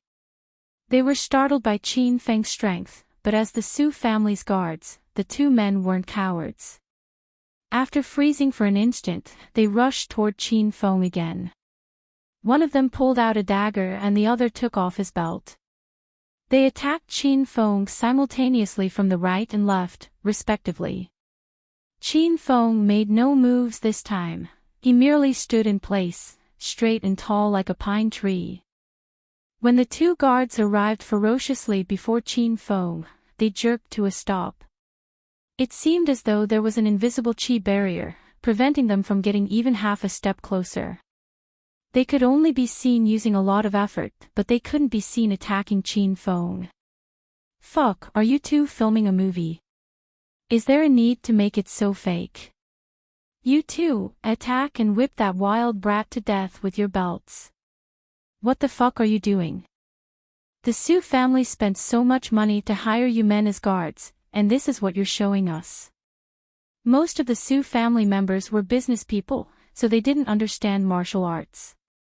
Even if they did practice the martial arts, they knew only the basics. They probably hadn't even achieved stage 1 inner chi, so they didn't understand the current situation. They definitely wouldn't believe that Qin Feng was using inner chi to prevent the two from attacking. You unless he's an inner chi expert? A real martial artist. Most of the people didn't understand, but this didn't mean that none of them did. In the crowd, an attentive elder saw the clues. This shout frightened the remaining people and made them impatient. In particular, second uncle's family's gazes became icy. Everyone heard of martial artists, but weren't they amazing people that only existed in Chinese legends? Could it be that these stories weren't legends, but real events in history? Just thinking about this shocked everyone so badly that they couldn't speak. Bang! An enormous sound was heard. Qin Feng's body seemed to suddenly explode, and a powerful rush of qi shot out of it, sending the two flying away. He really is an inner qi expert, a martial artist from the legends.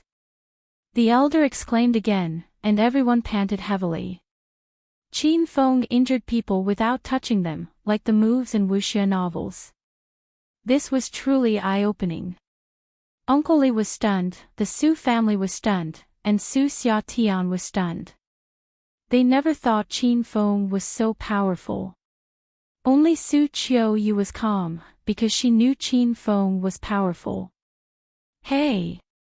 What are you doing, you wild brat? Do you know who he is? He's the Su family's second in command, and he's about to become the Su family's new head of household. How dare you hit my husband? I'll get you. You human trash. If you even hit a woman, then wait to die. The atmosphere became awkward as Su Ming's wife, Lu Yan, suddenly stepped forward. Seeing that Qin Feng ruined her family's happy moment, Lu Yan immediately went from being a refined noblewoman to a violent and unreasonable shrew. As they say, money and power can change one's personality and soul. Lu Yan threw caution to the wind. She knew she couldn't beat Qin Feng in a fight, but she wanted to get him mad. If Qin Feng dared to hit a woman, he would be publicly shamed. Then, the Su family would all attack Qin Feng. Then what could the brat do? Wait! Don't touch me, you dirty woman. Qin Feng never hit women, especially dirty ones. He moved slightly and dodged Lu Yan's attack. Don't think I don't know that you've slept with a lot of men. You're having an affair with that man. Qin Feng pointed at Su Qiuyu's third uncle, Su Hai. Su Hai was so shocked that he almost ran. Lu Yan was even more shocked, and she stopped attacking Qin Feng. Seems like I hit the nail in the head. And that man. You've slept with them all. Qin Feng pointed at several men, and Lu Yan's expression changed again and again. In the end, she looked as malevolent as a beast. Third younger brother, get the fuck over here. Su Ming was angry and suddenly dragged the third brother, Su Hai, out. Is this wild brat telling the truth? I treat you well, and you actually had the guts to have an affair with your sister-in-law behind my back. Second big brother, how can you listen to this wild brat's crazy talk? I think the sisters just found him and brought him back to deal with us. Su Hai was so afraid that cold sweat streamed from his forehead. Lu Yan immediately ran up to Su Ming, hugged his arm, and spoke coquettishly, "Hubby, how could you doubt me? I never did anything to you that I would have to apologize for." Si Ming was previously consumed by his anger, but he now calmed down and his mind cleared. He looked coldly at Qin Feng with a playful smile. "Humph. You think this elder will listen to your bullshit? Uncle Li, call the police and have this brat arrested." After hearing the command, Uncle Li was about to make the call. Then, Qin Feng spoke again. "Are you dumb or what? I helped to capture your wife's man, and you're still letting them make a fool of you." Qin Feng looked at Su Ming and shook his head. Then, he pointed at third uncle Su Hai and said, "Don't make excuses for yourself. I came into this mansion a while ago, and when I was at a window, I saw you two carrying on your affair. Let me ask you, she's wearing purple underwear today, right?" Su Hai was frightened to death because he really had just secretly frolicked with his sister-in-law before coming to the mansion parlor. Now that Qin Feng accurately pointed it out, he was extremely anxious. "Don't speak nonsense, brat. Sister-in-law is wearing black underwear, she definitely isn't wearing purple underwear. Thus, I most definitely didn't have any relations with sister-in-law tonight." Su Hai had just spoken when a wave of sighs arose from all around. Slap! Su Ming gave Su Hai a strong slap in the face. "You beast, you're not even fucking comparable to a beast. Life's most helpless moments, when you discover during the wedding night that your wife isn't a virgin, and when you're taking the head of household position and discover that your younger brother and your wife are having an affair." Su Ming had imagined this glorious moment countless times. He was going to take the head of household position in front of all the Su family members and gain control of the Su family. However, now that the situation had come to this, Su Ming wanted to die. How could he be in the mood to stay? Though the relatives behind him no longer saying anything, Su Ming could feel that they were silently jeering him. "Humph. Human trash, adulterers." Su Ming scoffed coldly, turned, and left the parlor. His son, Su Tao, looked at his mother and third uncle, then looked at his father. He was depressed. Who should he acknowledge as his father?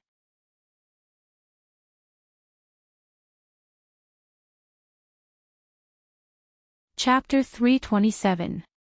Chapter 327, Make your choice, big sister or little sister? The situation changed too fast. Nobody had regained their senses yet even though Su Ming had left. Hadn't they decided to confront the Su family's sisters together and divide the property of the Su family? Why did this person leave without saying anything? "Dear uncles and aunties, it's gotten late now. Let's leave the rest for tomorrow. Uncle Li, help me to see the visitors out." Su Qiuyu regained her composure soon after.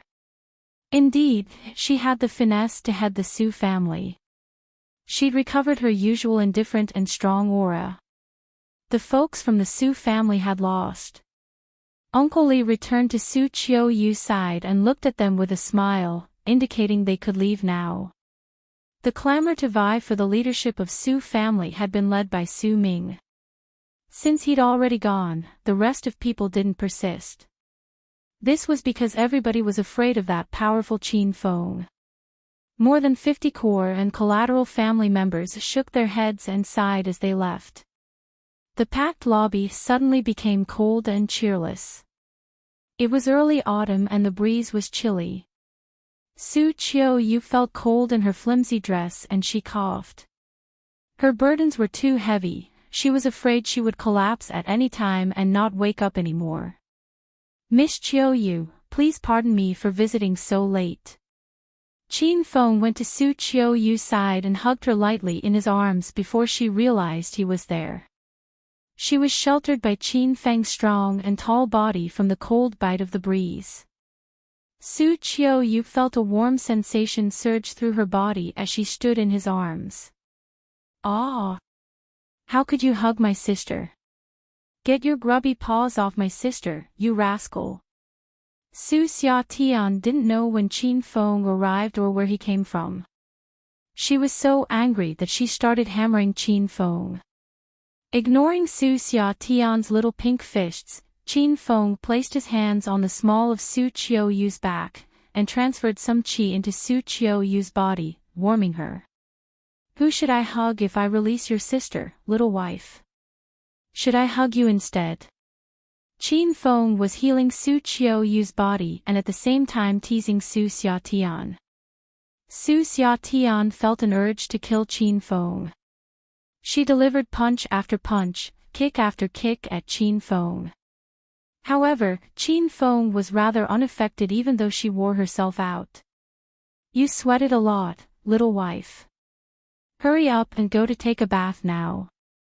It'll be bad if you see a cold." Su Qiuyu's face had become ruddy after Qin Feng helped her body recuperate for some time.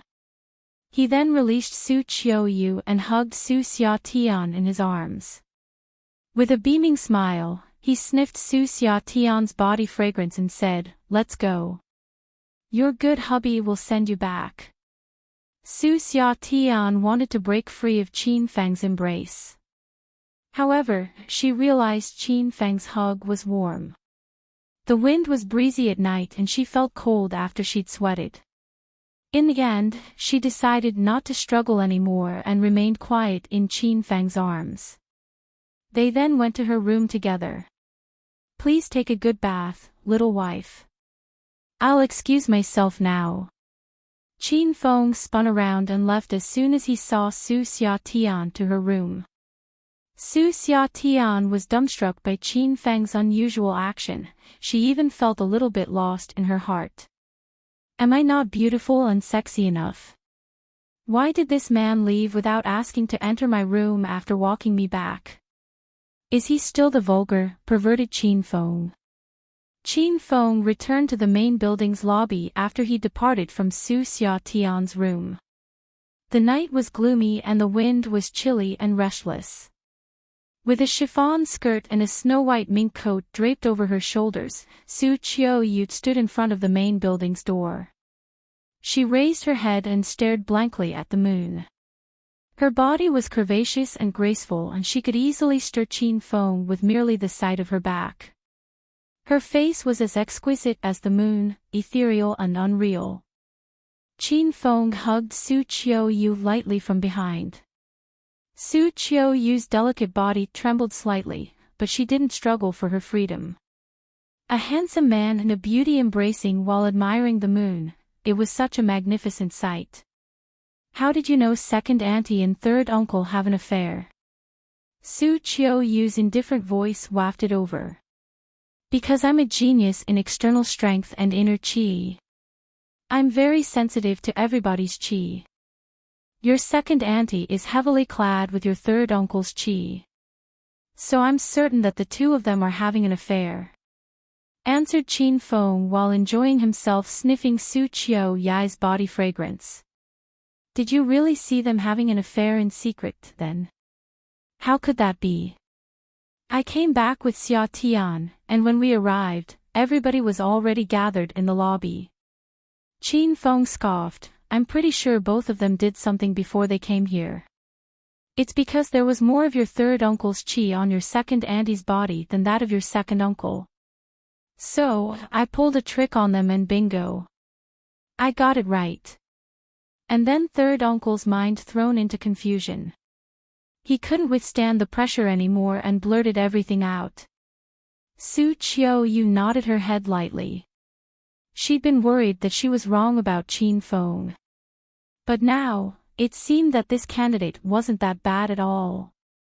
"Qin Feng, did you bring the 100-year blood lotus that I gave to you?" asked Su Qiuyu all of a sudden.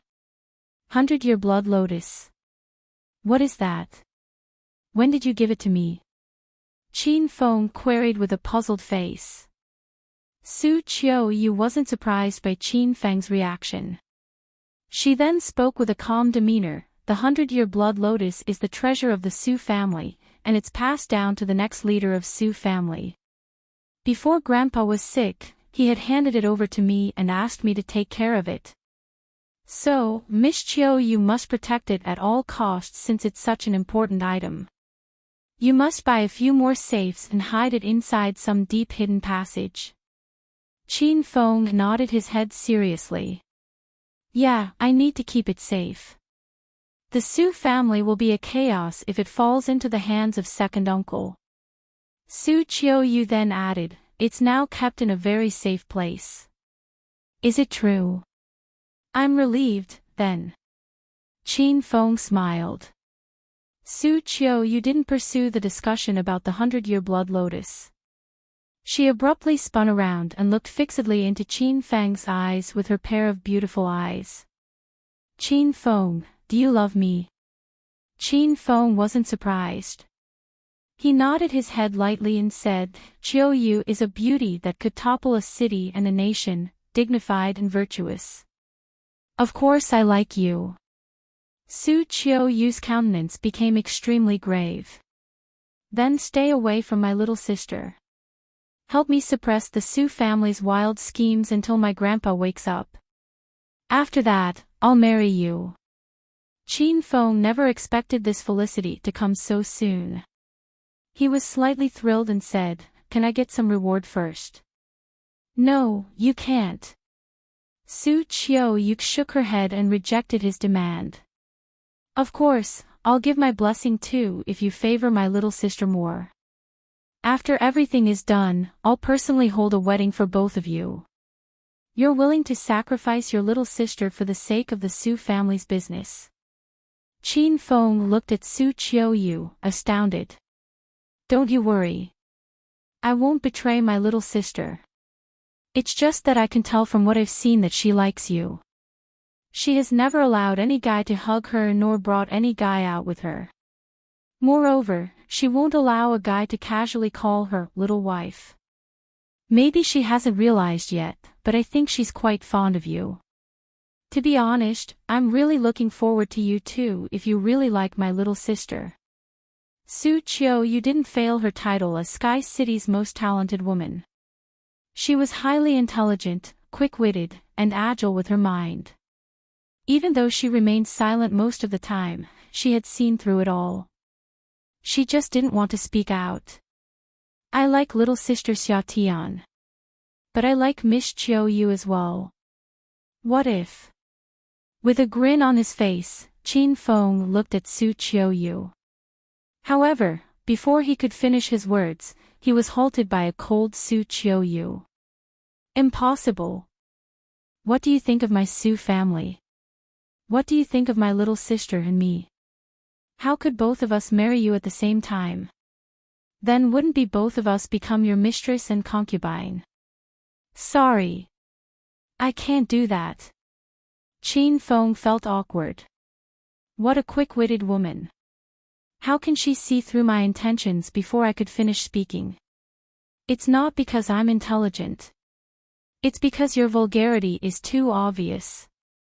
Su Qiuyu's indifferent voice wafted over again when Qin Feng was reflecting.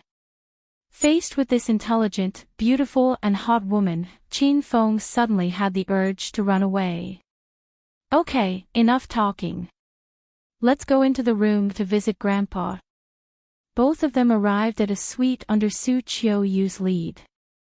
It was a 1,080 square foot room, tidy and clean. The room was decorated with antique woods and the room was filled with a faint woody fragrance. A large bed was placed in the innermost chamber. A white-haired old man was lying on top of it. The old man looked pale and yellow, extremely skinny. He seemed malnourished and to lack exercise.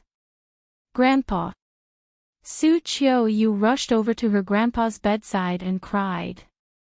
This queen who'd retained her calm composure and refused to step down when facing the Su family shed her disguise, revealing the softest part of her inner heart before her grandpa and Qin Feng.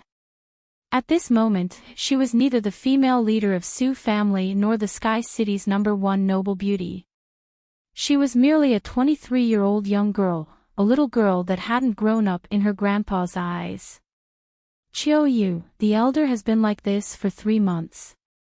Qin Feng walked over and squatted beside Su Qiu. He patted her back, comforting her. He's been in a coma for 3 months and 8 days. Both his body and his breathing are weakening day by day. I'm afraid he doesn't have much time left. Realizing Qin Feng was still around, Su Qiu hastily wiped away her tears and resumed her usual noble and dignified demeanor. Qin Feng extended 2 fingers and pressed on the elder's wrist. He noticed the elder's pulse was extremely weak and he almost thought the elder was dead. Master, the elder might be poisoned. Little Pig's voice suddenly resounded in Qin Feng's mind. Poisoned? What kind of poison? Qin Feng hastily communicated with Little Pig using telepathy. I'm unsure which poison it is. But I see his face is pale white, and his lips are dark purple. On top of that, he fell into a coma for a long time and no one knows why. I'm pretty sure these are symptoms of poisoning, analyzed Little Pig.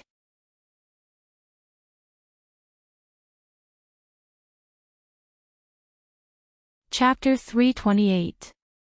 Chapter 328, Poisoned. Little Pig was a cute, soft pink pig, but you mustn't belittle it. As the Hedonist Sovereign System's battle pet and NPC with multiple roles, he had the system's various techniques, pills, martial skills, equipment, and so on in his grasp. Every time Qin Feng didn't understand something, he had to ask Little Pig to explain it to him. Master, you're now a Stage 3 inner chi expert, you can use your inner chi to help the elder force the poison out of his body, continued Little Pig. It's that easy. Just force the poison out. Qin Feng became excited. If he could use inner chi to help force out the poison and save the elder, then the Su family would escape their crisis, and he would become the elder's savior and the entire Su family's VIP. Then, Xia Tian and Qiu Yu would be extremely thankful toward him. The 2 sisters could only give their lives to repay such a large favor. Then, Su Qiu Yu wouldn't reject him like she did before. Master, forcing out the poison is just the first step. At most, it would alleviate the elder's condition. If you're lucky, the elder might come to. If you're unlucky, he'll remain in a coma. Little Pig immediately splashed a bucket of ice water on Qin Feng's excitement and added with disdain, the elder has been sick for over 3 months, so he's been poisoned for at least 3 months as well. At this point, the poison is probably spreading into his vital organs. It won't be easy to force the poison out. Master, you must break through to Stage 4 inner chi. Then, you can perfect your ability to release inner chi and force the poison out of the elder's organs. Stage 4 inner chi was an important threshold to cross. Martial artists in the stages prior to internal stage 4 only practiced chi control, and they couldn't release their inner chi that well. In other words, even if they could release chi, it would only be in a small area and it would be an uncontrolled release. When Qin Feng was dealing with the Su family guards in the parlor, Eve released qi. However, the qi was powerful, and Qin Feng couldn't accurately control it. Also, it only emerged around Qin Feng and couldn't be released any farther. After internal stage 4, one could release qi, as one wished. With the breakthroughs of each stage of inner qi, the qi attack power became stronger and stronger and extended farther and farther. Fuck. Can't you say everything in one go next time? Qin Feng's great mood instantly plunged, and his fantasies were also immediately annihilated. How could he not want to break into stage 4 inner qi sooner? He still had to cultivate pills to awaken Lin Bei Bei. But how could breaking into stage 4 inner qi be so easy? Countless inner chi cultivators cultivated for their entire lives but never broke through to it. Humph. Since you're being mean, I'll go back and continue sleeping. I certainly don't want to help you pick up girls. Little Pig harumphed coldly, swayed its sexy pink butt, climbed back into his den in the system, and said nothing more. Qin Feng promptly changed his demeanor to coax out Little Pig, but the pig ignored him no matter how he coaxed. Qin Feng, how is Grandpa? Su Qiu knew Qin Feng was strong and had extraordinary abilities. Seeing him feel her grandfather's pulse, she now set all her hopes on Qin Feng. Who knew if this man that always brought about miracles could amaze them again? I can't be certain yet. Let me try. Qin Feng looked at Su Qiu. Go outside and guard the door. I want to treat the elder by transferring qi to him. During that time, I can't be disturbed by anyone. This was Qin Feng's first time using inner qi to expel poison, so he was cautious. If he didn't do it right, he might die, not to mention the elder. Su Qiu gazed into Qin Feng's eyes and hesitated for a good while before standing up. Before she left, she hugged Qin Feng. If you can save Grandpa, I'll promise you anything. After leaving the parlor, Su Ming returned to his house and sat on the sofa for a short while. Lu Yan then brought their son, Su Tao, into the house. Son, go back to your room and rest. Lu Yan pushed Su Tao. After seeing her son run into the house, she suddenly knelt in front of Su Ming with a kerplunk. Husband, I'm sorry. Kill me. Lu Yan didn't dare look at Su Ming's cold expression. Lu Yan couldn't be more familiar with how cold and ruthless this man was. Her adultery was exposed, and the other man was Su Ming's younger brother. Lu Yan was afraid to imagine the terrifying consequences. The situation has already passed, what's the use of apologizing? Su Ming wasn't as furious as she imagined. On the other hand, a strange smile was on his face. Get up. The family is in chaos, but we're still husband and wife, so we have to join hands in fighting for the head of household position. Acquiring more of the family business is our focus, and everything else can be put aside. Compared to the head of household position, the rest isn't worth mentioning. Su Ming noticed that Lu Yan didn't dare stand up, so he walked up to her and helped her to her feet. Lu Yan, you were too much this time, but since it happened already, I won't blame you. In the future, make sure you don't do it again. You aren't the only one who had an affair. At social events outside, I've touched lots of women, so we can be considered even. From now on, our goal is the same, to work as one to fight for the head of household position. Was Su Ming really not angry anymore? He was so angry that his lungs were about to explode. His own younger brother did his woman. Any man would be furious. However, Su Ming was born into a rich family, he'd grown up under the spotlight. His restraint was extremely high, and he had a ruthless mindset. How could he trade a woman for the entire Su family business? Of course, knowing about Lu Yan and his third younger brother Su Hai's adultery, he was afraid that third brother was trying to vie for the head of household position and had purposely seduced Lu Yan to rope her in with his people. Lu Yan was just a pawn Su Hai wanted on his side. He wanted to use her to find out Su Ming's plans and tarnish his name. Hubby, you're really willing to forgive me this once? Lu Yan trembled and looked at Su Ming. She was still terrified of him. Su Ming smiled, extended a hand, and tenderly caressed Lu Yan's charming face. Of course I forgive you. I won't forget the help you've provided me and the contributions you've made to the Su family. How could I throw you in prison because of a momentary lapse in judgment? Lu Yan's eyes began to redden. She said while choking with sobs, Then why did you leave the parlor without our son and me earlier? I thought you never wanted me again. I was pretending to be angry because tonight's plans have changed due to the appearance of that wild brat Chin Fong. He's an internal cultivation expert fearlessly helping the sisters. With him, we can't force Su Qiuyu to submit tonight. Thus, I thought it was better to step back and prevent myself from getting humiliated any further. Every rich son is an expert actor, so Su Ming was naturally a solid acting expert. He was willing to throw everything away to fight for the role as head of household. Self-respect, face, integrity. Could these things be traded for money? Could they be eaten when one was hungry? Hubby. I was wrong. I'm sorry, to you and our son. I won't do it again. After Lu Yan understood his reasoning, she immediately burrowed into Su Ming's embrace. Su Ming rubbed Lu Yan's back affectionately with a murderous expression. Lu Yan, you were silly. That brat Su Hai was clearly getting close to you on purpose. Don't you know why? Was it really for your body? He isn't lacking in money. He could spend money and get A or B-list actresses to play with. Why would he risk having an affair with you? Lu Yan suddenly trembled. She realized that her plot couldn't compare to the two Su family men. Who knew that with one act of carelessness, she would become Su Hai's pawn? Hubby, Su Hai really is a bastard. I'll stay unswervingly by your side from now on.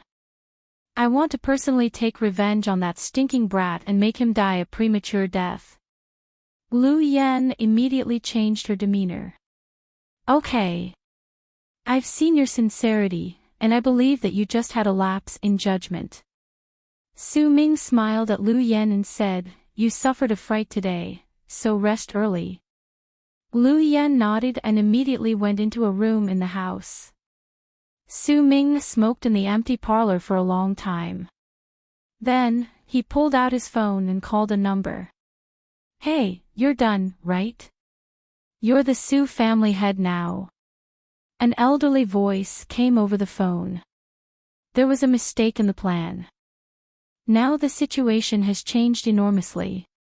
The beautiful sisters found an expert to help them. I'm afraid I won't be able to get the head of household position on my own, replied Su Ming sadly. Nonsense, the elder's voice rebuked. He was quiet for a while before continuing, how is that old man that refuses to die? Ever since he became bedridden 3 months ago, no one in the Su family has seen him. It's unclear whether he's alive or dead right now. He's probably not dead after 3 months, but if no one saves him, this elder is certainly going to die in less than half a month. Who did the sisters invite? All I know is that the brat's name is Chin Fong. His identity is unclear, replied Su Ming honestly. The other line fell quiet for a good while, then laughter was heard. Ha, so we meet again. That brat has your 100-year blood lotus.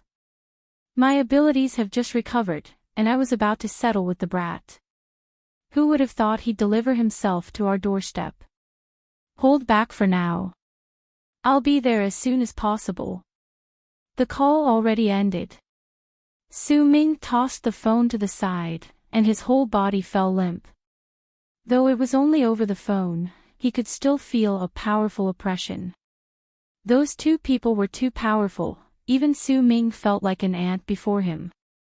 That man could use one hand to strangle him to death. He originally hadn't wanted to call out the person behind him, but Qin Feng's sudden appearance caught him unprepared.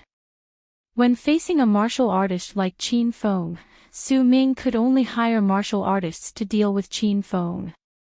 This would be a violent internal conflict. An intense massacre was about to begin.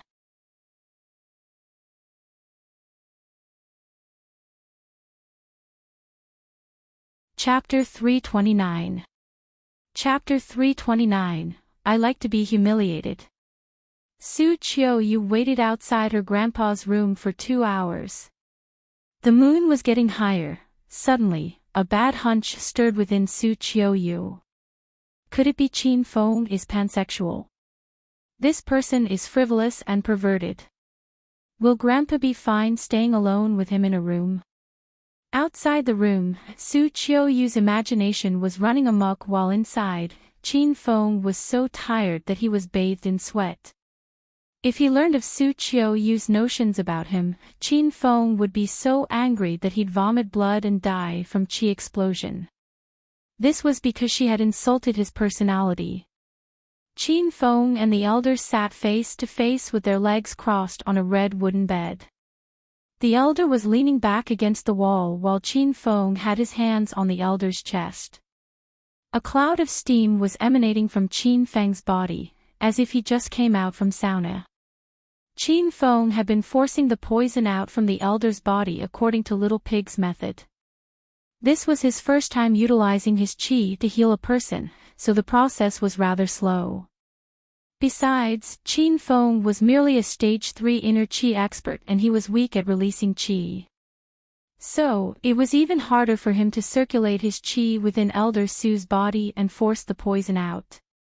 Qin Feng had just succeeded in forcing the elder to spit out 2 mouthfuls of blood, after working hard for 2 hours straight. Plus, this was blood that circulated in the elder's veins. Qin Feng didn't dare to touch the poison in the elder's organs as he was afraid he might crush them. Phew! Qin Feng released a long impure breath. This was the 3rd treatment. Qin Feng had been repeating the process of inhale qi, exhale qi, circulate qi, and transfer qi into the elder's body to force the poison out. This process seemed like nothing, but only Qin Feng knew how tiring it was. He even felt it was 10 times more tiring than when he played with 3 women in one night previously. But repeating this process was beneficial to Qin Feng. He noticed that qi within his body had become thicker and he was another step closer to breaking through to stage 4. Qin Feng had finally found an ingenious method to cultivate his qi faster, which he hadn't known last time. Pfft! Elder Su spurted another mouthful of poisonous blood. The blood was black and smelly.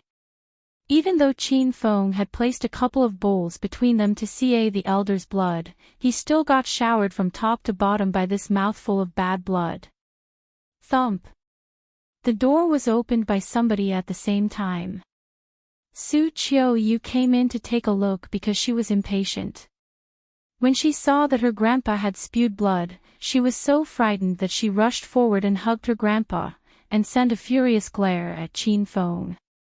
What are you doing, Qin Feng? Why did you harm my grandpa? Who sent you here?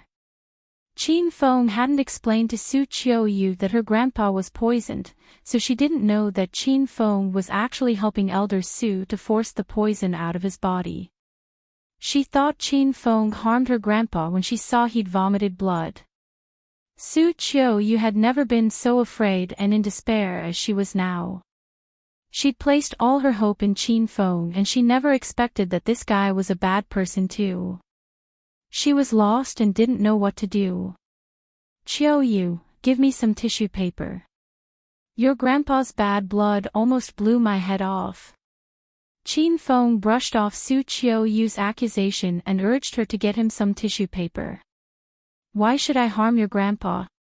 Besides, I can easily kill the elder with a palm strike if I really want to. Why would I wait this long? Su Qiuyu regained her senses after she heard Qin Feng's grumble. Indeed, Qin Feng had a point. He should have made his move earlier if he wanted to harm her grandpa. How could he sit still in the room for 2 hours?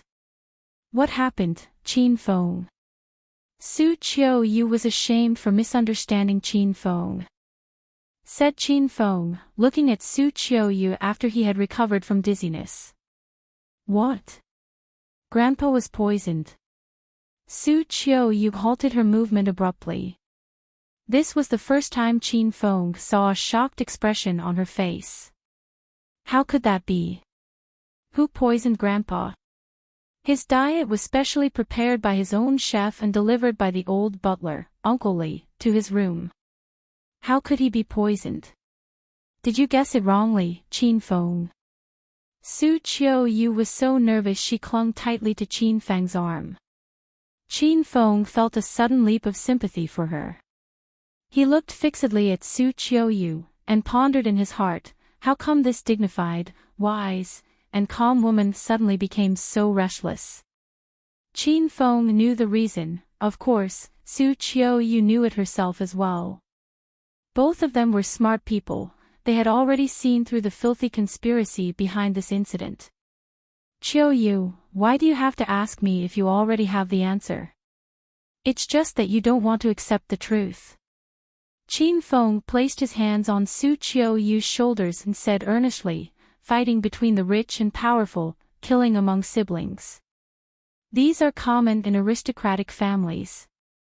If your second uncle could bring people to force you to submit to him and step down from the position as the head of household, why couldn't others have poisoned the elder in secret?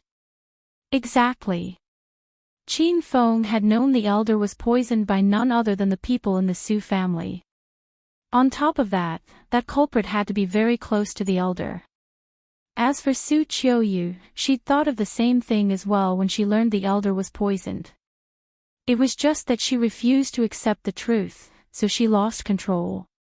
Qin Feng, do you think Grandpa was poisoned by second uncle and his family? Su Qiuyu had been trained by her grandpa for a long time to preside over the Su family's matters. As a result, she was exceptionally good at controlling her own emotions. She had already recovered her usual calm demeanor. I'm not very sure about that. After all, I just came to your Su mansion not long ago and I'm not very familiar with your relatives. Qin Feng shook his head and continued, but I think you can start from the old butler, Uncle Li. He played an important role in this incident. Qin Feng's words enlightened Su Qiuyu but startled her as well. She'd never suspected Uncle Li to be the culprit. It wasn't because Su Qiuyu was stupid but because Uncle Li was very loyal to her grandpa and had followed him for more than 30 years. Su Qiuyu really didn't want Uncle Li to be the culprit. Qin Feng, this incident may involve some very important people of the Su family. All of them are my relatives and grandpa's children. On top of that, I'm a woman. So, I'm afraid I can't handle this problem calmly. Can you help me to think of a plan to smoke out the mastermind? Qin Feng pondered for a while before nodded his head. I've an idea. Tomorrow. Qin Feng told Su Qiuyu his plan. Su Qiuyu's dim eyes suddenly shone brightly. At last, Su Qiuyu nodded her head firmly and exclaimed, "What a good plan. Let's follow it tomorrow." After they'd settled on a plan, Su Qiuyu then laid her grandpa on the bed and combed his hair carefully. She noticed that Qin Feng's treatment was effective. The elder's face had become ruddy and his breathing had become smoother. Su Qiuyu was very excited and happy at her grandpa's changes. Your grandpa was poisoned for too long. Some poison has spread into his organs. With an indifferent demeanor, Qin Feng then added, these poisons are weird and can't be detected by normal medical devices. Normally, these poison would spread across the whole body within 3 months, fully paralyzing the nervous and visceral systems, and kill your grandpa. However, the man behind this incident is a cautious person. He's afraid somebody might notice your grandpa's condition, so he only used a very small amount of slow-acting poison. That's the reason why your grandpa could hold out until now. Earlier, I successfully forced some poison out of your grandpa's body with my inner qi. However, my current power is limited. So for now, I could only force the poison out from his veins. As for the poison in his organs, the most thing I can do is suppress it and prevent it from spreading even further. But rest assured, as soon as I break through to stage 4, I promise I'll heal the elder completely. Qin Feng reported the elder's condition to Su Qiuyu. She looked at Qin Feng with a grateful expression. Thank you, Qin Feng. I'll marry you as long as you can save my grandpa. Qin Feng had gotten to his feet. He then stood with his hands clasped behind him, tilted his head 45 degrees, looked at the waning moon, and talked with a soft tone. It isn't necessary, Miss Chiou. A forced marriage isn't a perfect marriage. I do not wish for Miss Chiou to marry me just because I saved your grandpa. By doing that, I will only get your body but not your heart and your soul, and this will humiliate me greatly. Qin Feng spoke earnestly, his countenance was grave. With the beauty of the hazy crescent moon behind him, Qin Feng's handsome face was even more distinctive, and a holy aura seemed to emanate from his body. This was a classic move on Qin Feng's part, playing hard to get. Although he looked like he was letting Su Qiuyu go, he was actually trying to impress Su Qiuyu and allow the seed of love to slip into the depths of her heart and sprout. Miss Qiuyu, you don't have to be touched by or thank me. In my eyes, it's normal for me to do all this for you. Seeing Su Qiuyu's eyes were slightly reddened, Qin Feng knew he'd succeeded with his petty trick. Qin Feng was kind of fed up with this ever-victorious feeling. When would he meet a perfect woman who would reject him once, allowing him to taste failure in love? Qin Feng. Sand went into my eyes just now. I'm sorry. Su Qiuyu rubbed her eyes lightly and looked at Qin Feng with a calm expression. Thank you, then. You're such a gentleman. I'll certainly reward you handsomely when everything is done. To be honest, I don't really like you and it'll be a disgrace to you even if I marry you. I'm very sorry for my lack of consideration earlier on. I do hope for young Master Qin's forgiveness. Qin Feng was dumbstruck, his smile became stiff. He froze for a moment and spoke shamelessly, Actually, I like to be humiliated by other people. How about we stick to Miss Qiu's suggestion and get married as soon as we finished our task?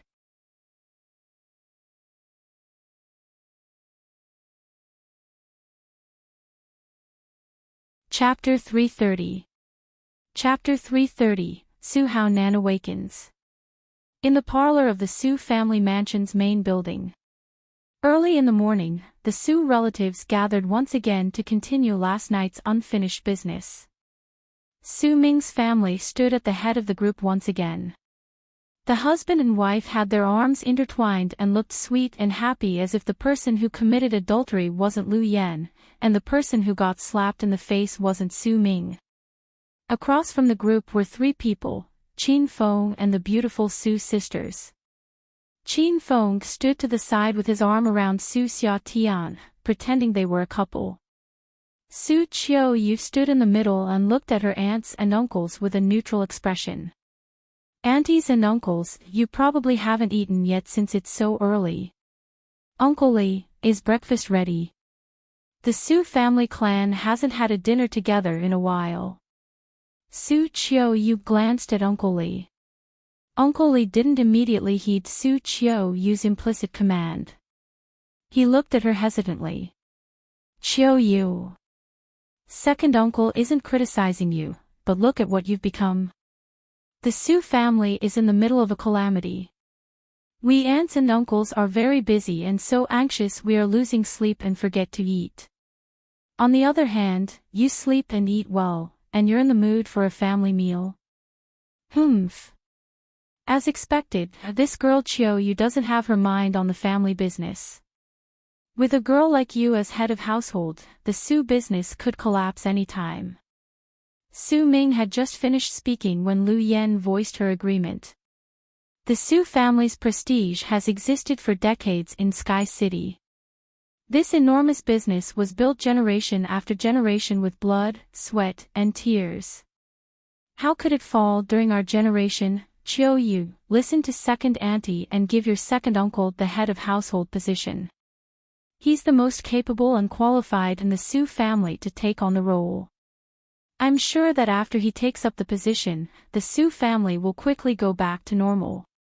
Su Ming's wife expressed her opinion, so the other people naturally chimed in with their exclamations of denunciation. They all opposed Su Qiuyu's continuing to hold the power in the family, and insisted she give up the head of household role.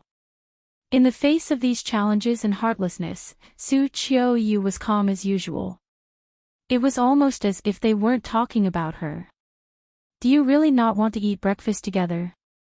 I remember the last time the Su family had a feast was New Year's last year. Since it's rare that we've come together today, how could we not have a meal? With a calm voice, Su Qiuyu continued to talk about the meal. Humph. Meal, you really are pig-headed. You may have food to eat now, but after some time passes, our Su family won't even have food to eat. Su Ming roared coldly.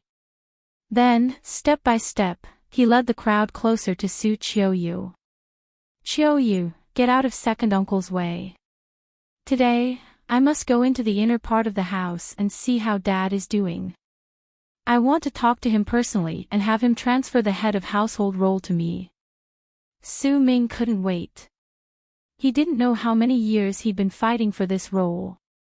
In the beginning, Su Qiuyu's parents were still alive. Eldest brother had just been chosen as the successor. Then, eldest brother and sister-in-law died in a car crash and the elder began raising Su Qiuyu. Then, he even gave Su Qiuyu control of the family's important business sectors. Su Ming felt unbalanced. In order to take the head of household position, he'd plotted day and night. Today was the best opportunity, and he couldn't wait any longer. Second uncle, it would be best if you stopped coming forward. Otherwise, Xia Tian's boyfriend is going to make a move. Su Qiuyu looked coldly at the crowd. Ha! You think we're really afraid of that wild brat? He wants to make a move. Then come. I want to see if you can kill me right here. Su Ming wasn't afraid of Qin Feng today. He even wanted the brat to quickly make a move. Because there were policemen that Su Ming personally requested outside, as long Qin Feng made a move, the police would rush over and arrest Qin Feng for deliberately injuring someone. Uncle cuckold, you seem to want me to make a move. Qin Feng suddenly looked toward Su Ming with a smile. He hugged Su Tian the whole time and enjoyed it. This girl's body was soft and the fruity scent on her body was invigorating. If the situation wasn't reaching a stage that Su Qiuyu couldn't control, Qin Feng would be too lazy to concern himself over these uncles and aunts.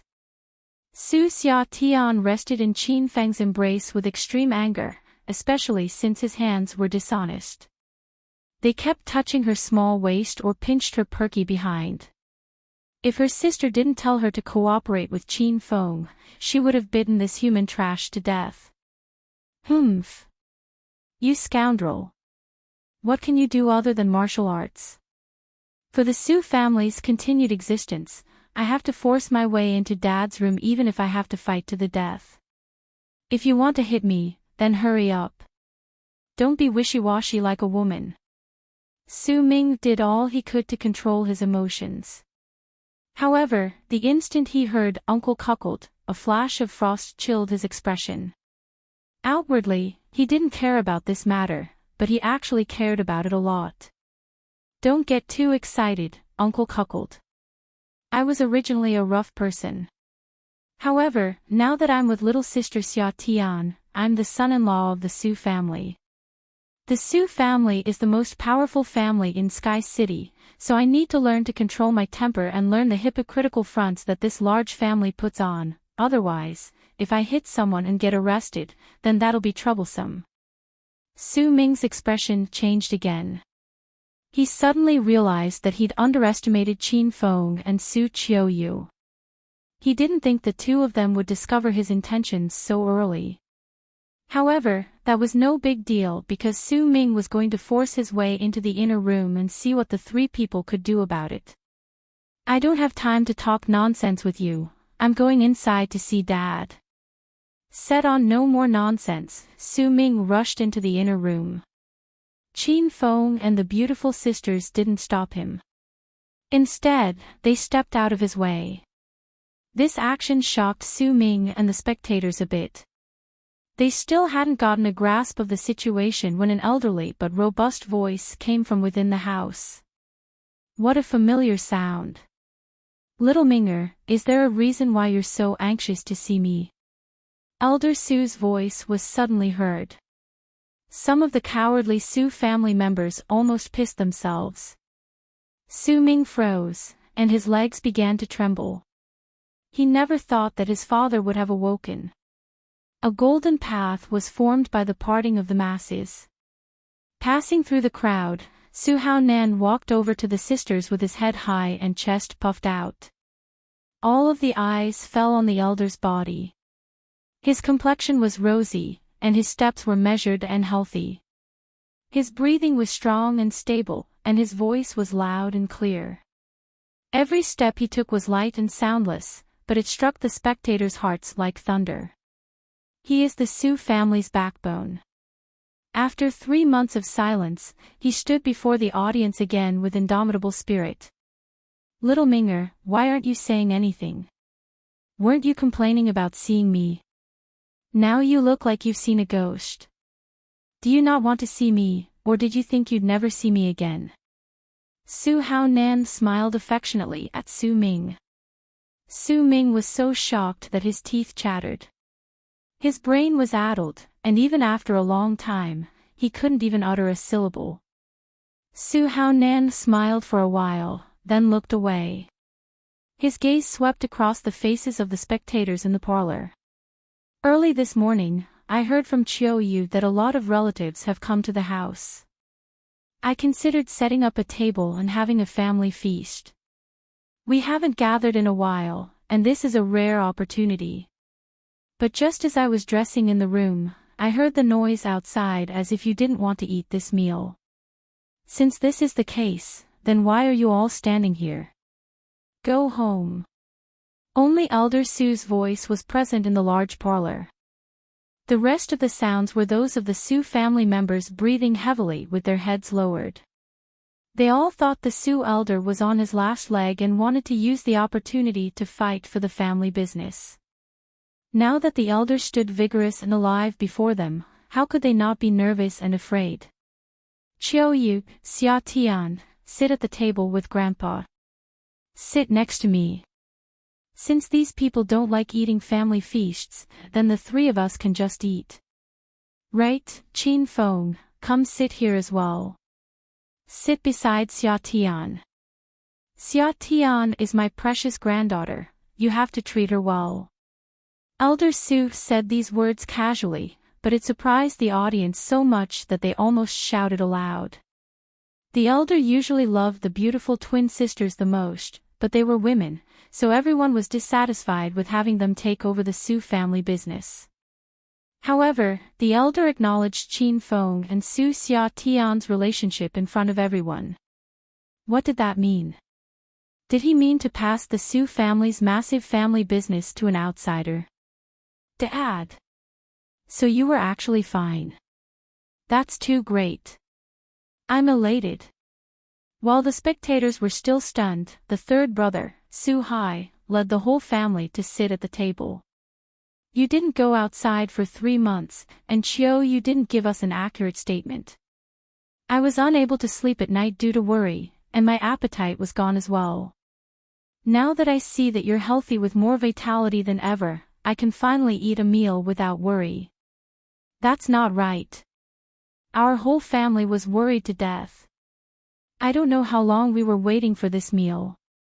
Lu Yen, Su Tao, come sit. Regaining his senses, Su Ming then put on a smile and sat down. Tower, didn't you repeat every day your wish for Grandpa to wake up soon? Now Grandpa is awake. Hurry and greet him. Grandpa, said Su Tao while looking at Su Hao Nan. Su Hao Nan smiled and nodded. Su Cheng, your 2nd brother greeted your grandpa, you greet him too. Su Hai slapped his son in the head. Grandpa.